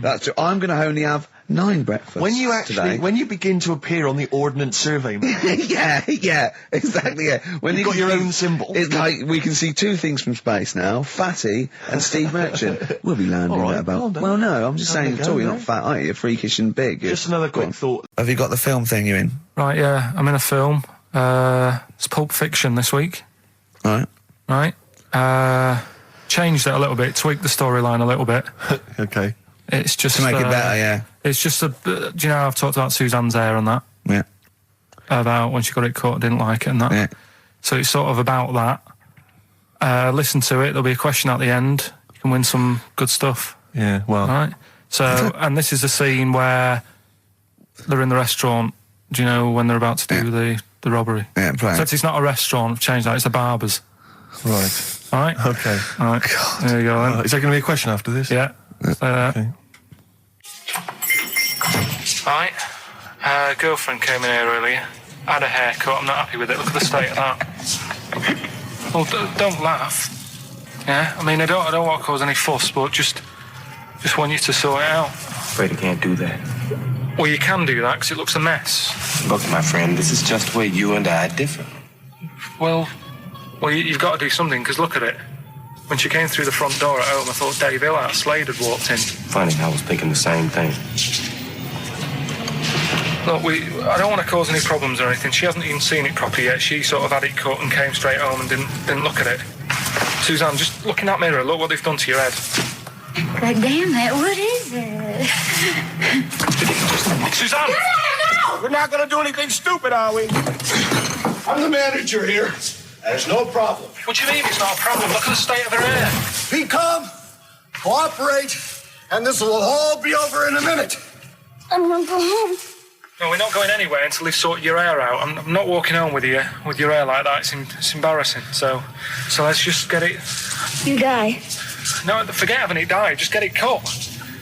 Colour's not a problem. Just sort it out. Just get rid of. Let's see what we can do. Right. Good. Look at it. Look at the state of it. I'm trying real hard. Suzanne, just keep your head still there so we can. Just hang in there, baby. You're doing great. I'm proud of you. Just sort that bit out there. Just put that.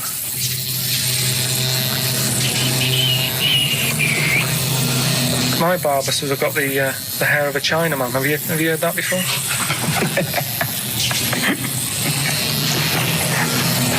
Oh man.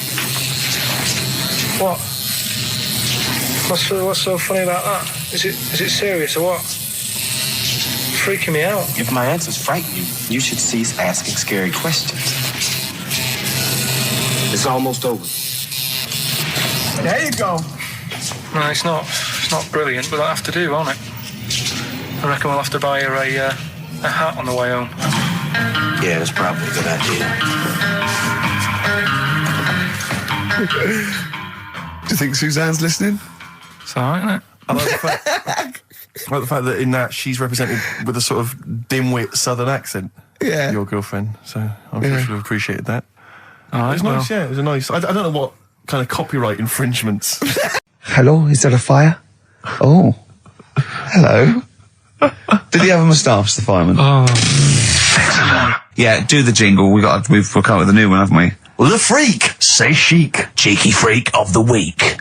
Right, well, couple of bits. I don't know which one to use as the main feature for this week. It's not good, is it? Well, there's been another one born. What? Little kid. Who on? 4 eyes. Insult. It's the guy who wears glasses. Come on. 4 eyes, 2 noses, 2 mouths. That's weird, isn't it? This bloke, did he also have 2 heads, 2 bodies, sort of born sort of slightly separately? He wasn't stood next to a mirror. No, it's weird, that, isn't it? That's all you've got. Is it? I love that. That's weird. That. How much of the doctor said that? Well, Mrs. Parks, kid's got 4 eyes and 2 noses. Weird, isn't it? Any clues? Any clues? So well, that's it.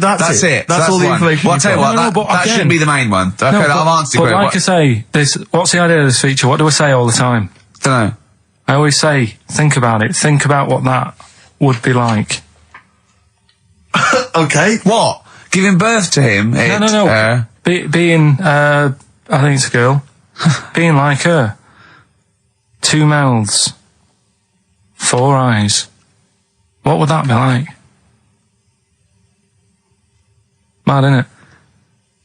I don't know what this feature is. I don't know why. Where did you go on holiday? Sardinia. Good? Yeah, it's alright, yeah. nice food and that. It's important, isn't it? Yeah. And nice beaches and what have you. Excellent. Always like a nice long beach to walk down. Yeah. But, so we're having a nice walk, right? You know how, nudists do me head in? Sure. Right. Not a problem though, is it? It's not like being scared of spiders where they might jump out under the kitchen sink at you. You know what I mean? It's not a big problem having your head done in by nudists. Yeah, but it just annoys me. It sort of ruins the day a little bit. Because it makes me feel uncomfortable. Right. Take your clothes off if you feel uncomfortable. It's much more relaxing. Yeah, but...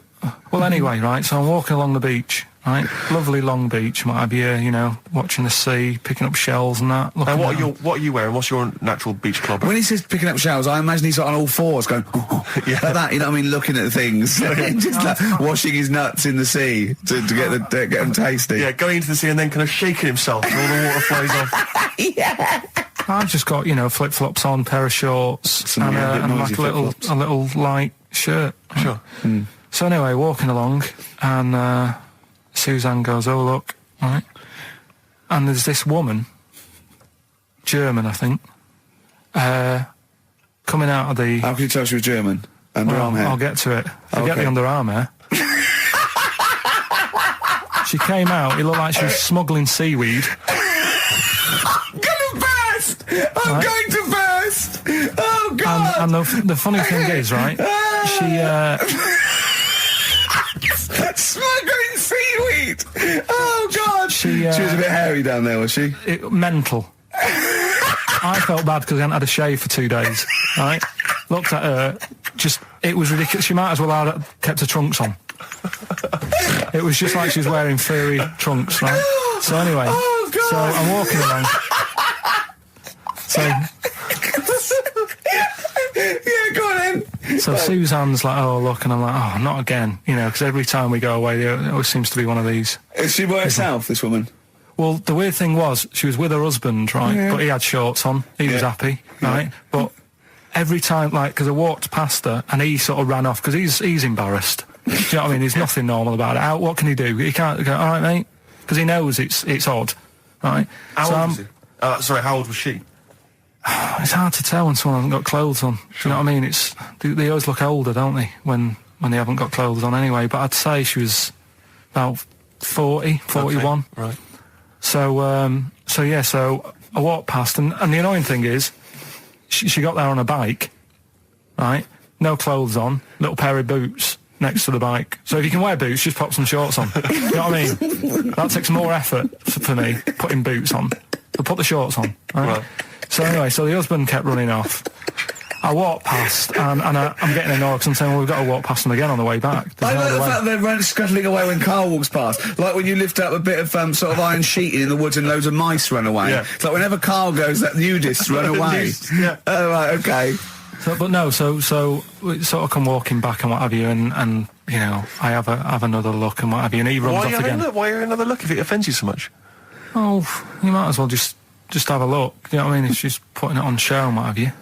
But the interesting thing was, I just wondered whether the husband...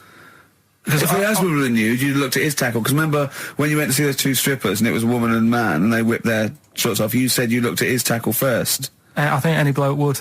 Wow. You would. You just check it out. It's natural, isn't it? You just go, "Oh, right." So it is normal or whatever. Because you don't know if... you know what I mean? You don't know if what you've got's right until you see someone else's. No, do you know what I mean? Yeah. But anyway, so, but he got us talking, because I was... Then, as soon as I saw her, sort of, day's been ruined a bit, so I'm walking up the beach... It's been ruined! Walking up the beach with Suzanne going, "How does it happen? Do you know what I mean? Why do people do this? What fun are they getting out of it, and what have you?" And, I just was thinking, is there any chance that fella, right, didn't even know that she was a nudist until they went away? Do you know what I mean? Because I said to Suzanne, if I met Suzanne, it's like we're getting on, yeah, everything's fine. Yeah. And then you go off on holiday and you go, "You haven't got much luggage." And she's like, no, it's fine, this is plenty. And I'm thinking, that's weird. And then we go down the beach and she whips her knickers off. I'd be annoyed, but there's nothing I could do. Do you know what I mean? Sure. So I'm just wondering whether that's what happened to this fella. Every time someone came walking up, he was like, "Oh God, this is embarrassing," and he kept nipping off. Yeah. Let's play Educating Ricky. Right. Brilliant. Go. Right. Ding-a-ling-a-ling-a-ling-a-ling. Educating Ricky. Right, what are we going for then? Hanging the bacon, airy Chinese kid, alien gives man a beard. I think alien gives man a beard. I'd like to do that. Right, there's this fella, I think it happened in America, and he saw a bright light in the sky. And, God, if you're bored. And he stood there. This is a true story, is it? Yeah. He stood there. Yes, of course it isn't, Steve. And he saw this bright light and it came closer and closer and it was a UFO, right? Yep. And he looked at it and it disappeared, right? And he gets back in his car. He looks in the mirror. And he looks in the mirror. Yep. He's only got a beard. He hasn't. You sure it wasn't someone else who got in the car and he was still standing out there? No, right. What? And it turned out, he got home and said to his wife or his girlfriend, it's a bit weird. So I just got out of the car to look at a bright light, and I got back in the car and I grew a beard, and she said, never mind your beard, where have you been for 3 days? And what had happened is... He passed out because he was pissed. No. The UFO had taken him for 3 days. Yeah. But he'd only thought that he'd only looked at it and it went away. Yeah. But what had happened is, he took him, and he grew a beard because he hasn't had a shave. Right, okay. I mean, was Will Smith or Tommy Lee Jones anything to do with this at all? Did you see this on a video maybe and thought it was an educational film? No, it's from a book that some kind person sent in to me. Here. Can I just ask again, just again, I'm just throwing this right back at you. Do you think there's any other possible answer here? Right? A man is absent for 3 days from home. He's grown a length beard. of time that it could take to grow a beard, lest we forget. What if he hadn't actually seen a bright light in the sky? What if he was lying? What if he was lying? He got knocked unconscious. He'd had a car crash. Just lying. No, just lying. Or he was just lying. Yeah, he'd been on a bender, getting pissed for 3 days. And that with was his his mates. excuse to his wife. And they went, Dennis, what are you going to tell your wife? Well, wait a minute. Wait a minute. He's not going to believe I was out with you, lads. Just say you're only away for a minute. No, I wasn't away from it because of the beard. Oh yeah, look, it looks like you've been out for 3 days. Well, we have. That's exactly right. Okay, we've got to cover that then. Alien abduction. Great one. Okay, let's try that. Do you see? That's a little scenario there that could have been played out. So, when you say educating Ricky, what have I learnt from this? Never listen to you again. That's all I've learnt so far. Never listen to you. Yeah, we'll add a little bit more in here, right? Well, no, what do you mean add a little bit more? We'll add a bit more to this, what I'm educating you about. Go on. Right?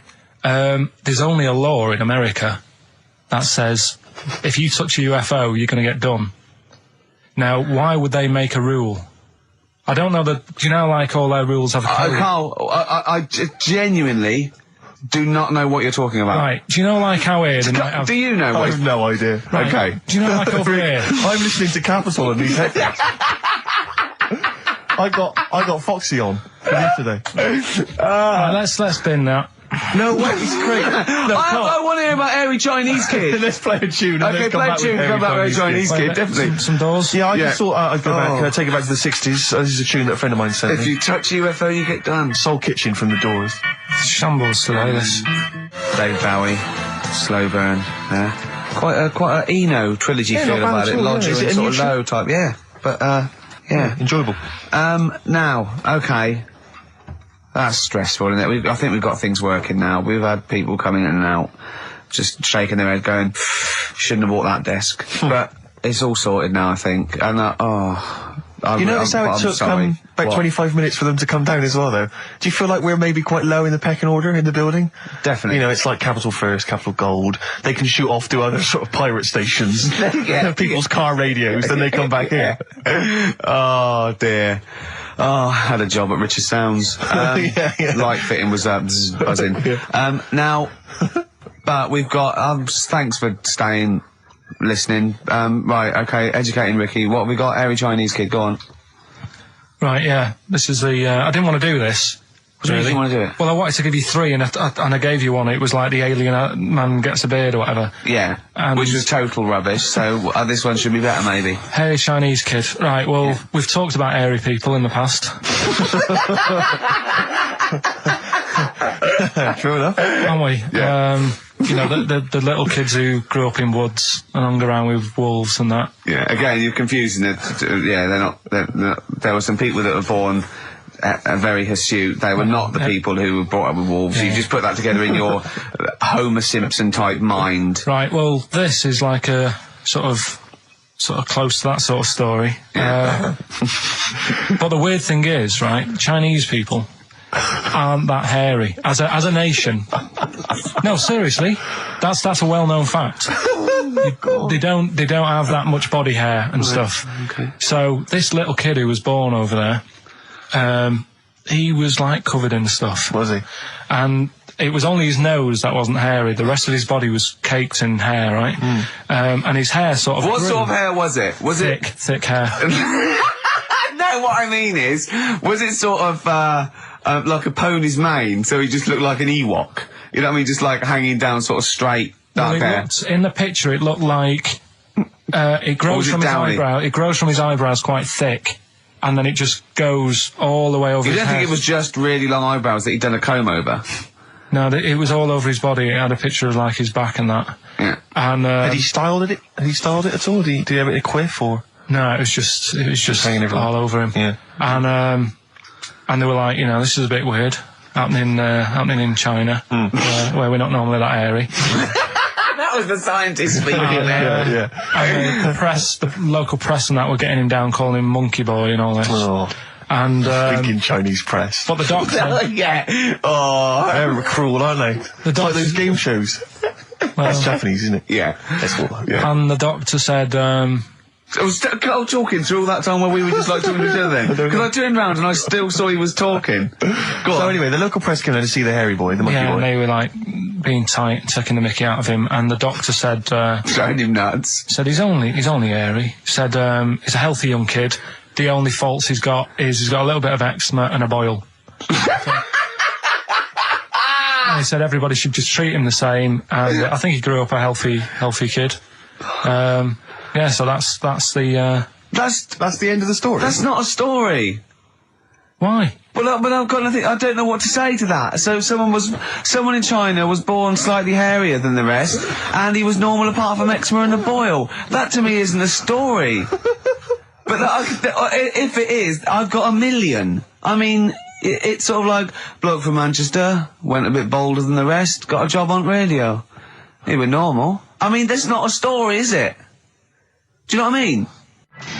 Dandy Warhols and Bohemian Like You on XFM 104.9. I'm Ricky Gervais, with me Steve Merchant and Karl Pilkington. Karl, what's the story then? Right, so what did you say you're going for? You've got your 3 titles, your 3 teasers. Well, I think I'm going to go for Don't Do That to It. You know it can't live without an edge. I'm looking forward to this. Right. So this is educating Ricky, for those who have just tuned in. Now, something that Ricky told me about when he was educating me was that a cockroach, if you cut its head off, it lives for a week. Yeah. Right? And the only reason it dies is because it can't take on water. Sure. It doesn't have a great time in that week, though, does it? I mean, it doesn't get much done, I don't imagine. It just needs water, and because it can't find any, like its eyes, it eventually dies. Yeah. Right? No. So what? No, it's not. That's not. It's anyway. You can't drink. Anyway. So have you heard that one about worms? Okay. I have. Go on. If you cut a worm in half, a lot of people have said in the past that it'll turn into 2 worms. Right. But that isn't actually true. Okay. Who said that? No, it used to be like, kids at school said it on, kids at school and stuff. Yeah. So that, a lot of people think that. Don't pick him up on stuff, Steve. It's bad enough. Sure. So, but what they can do, if you get a worm, right, and you find out which end its head's at. Right. If you you've got its head there at the left-hand side, right, and if you sort of cut it in half. Right. But not in half. So there's more of its neck than the tail, if you know what I mean. Yeah. The bit that you've cut off will sort of die, and the rest of the worm will get better. So in a way, you can cut it in half, and it'll survive, but only one half will survive. Okay. Yeah? What have you learned there? I wish you hadn't chosen that one. I know, because it's nothing, is it? Yeah. You know that joke, how do you tell a worm's head from its eye? You put it in a bowl of flour and wait till it farts. Yes. Right? I told my mate that, Right? And he went, what if it coughs? Yeah. Yeah. Yeah. So, there is a bit of truth in that myth of cutting one in half. Where did you get this information? I don't understand where you get this information That was from the Fortean Times. It was like the myth about worms. Yeah. That was the big article that week. Did it take you as long to read that article as it took you to tell us just then? I like the fact that it starts off debunking a myth that we hadn't heard of anyway. Exactly. You know the big thing about cutting a worm in half and making 2 worms? No. Yeah. What's the other one? It's not the thing to do either, by the way. Don't go doing it. No. It's not very nice. It's cruel. But it can get by. And it's pointless. Yeah. There's no scientific worth. Yeah. In that. Well, there you go. Okay then. So the others now, you see what I do. No, I'll tell you the other titles. You're not having them yet. That's the whole idea of this. People will be driving or about to go out doing the shopping. They'll think about that now. What was the other 2? Well, the other 2 They won't think about that. They've forgotten that. No, they will. No, they've forgotten that already. If Only It Was Raining and What's Tomato With You. I'm looking forward to that one.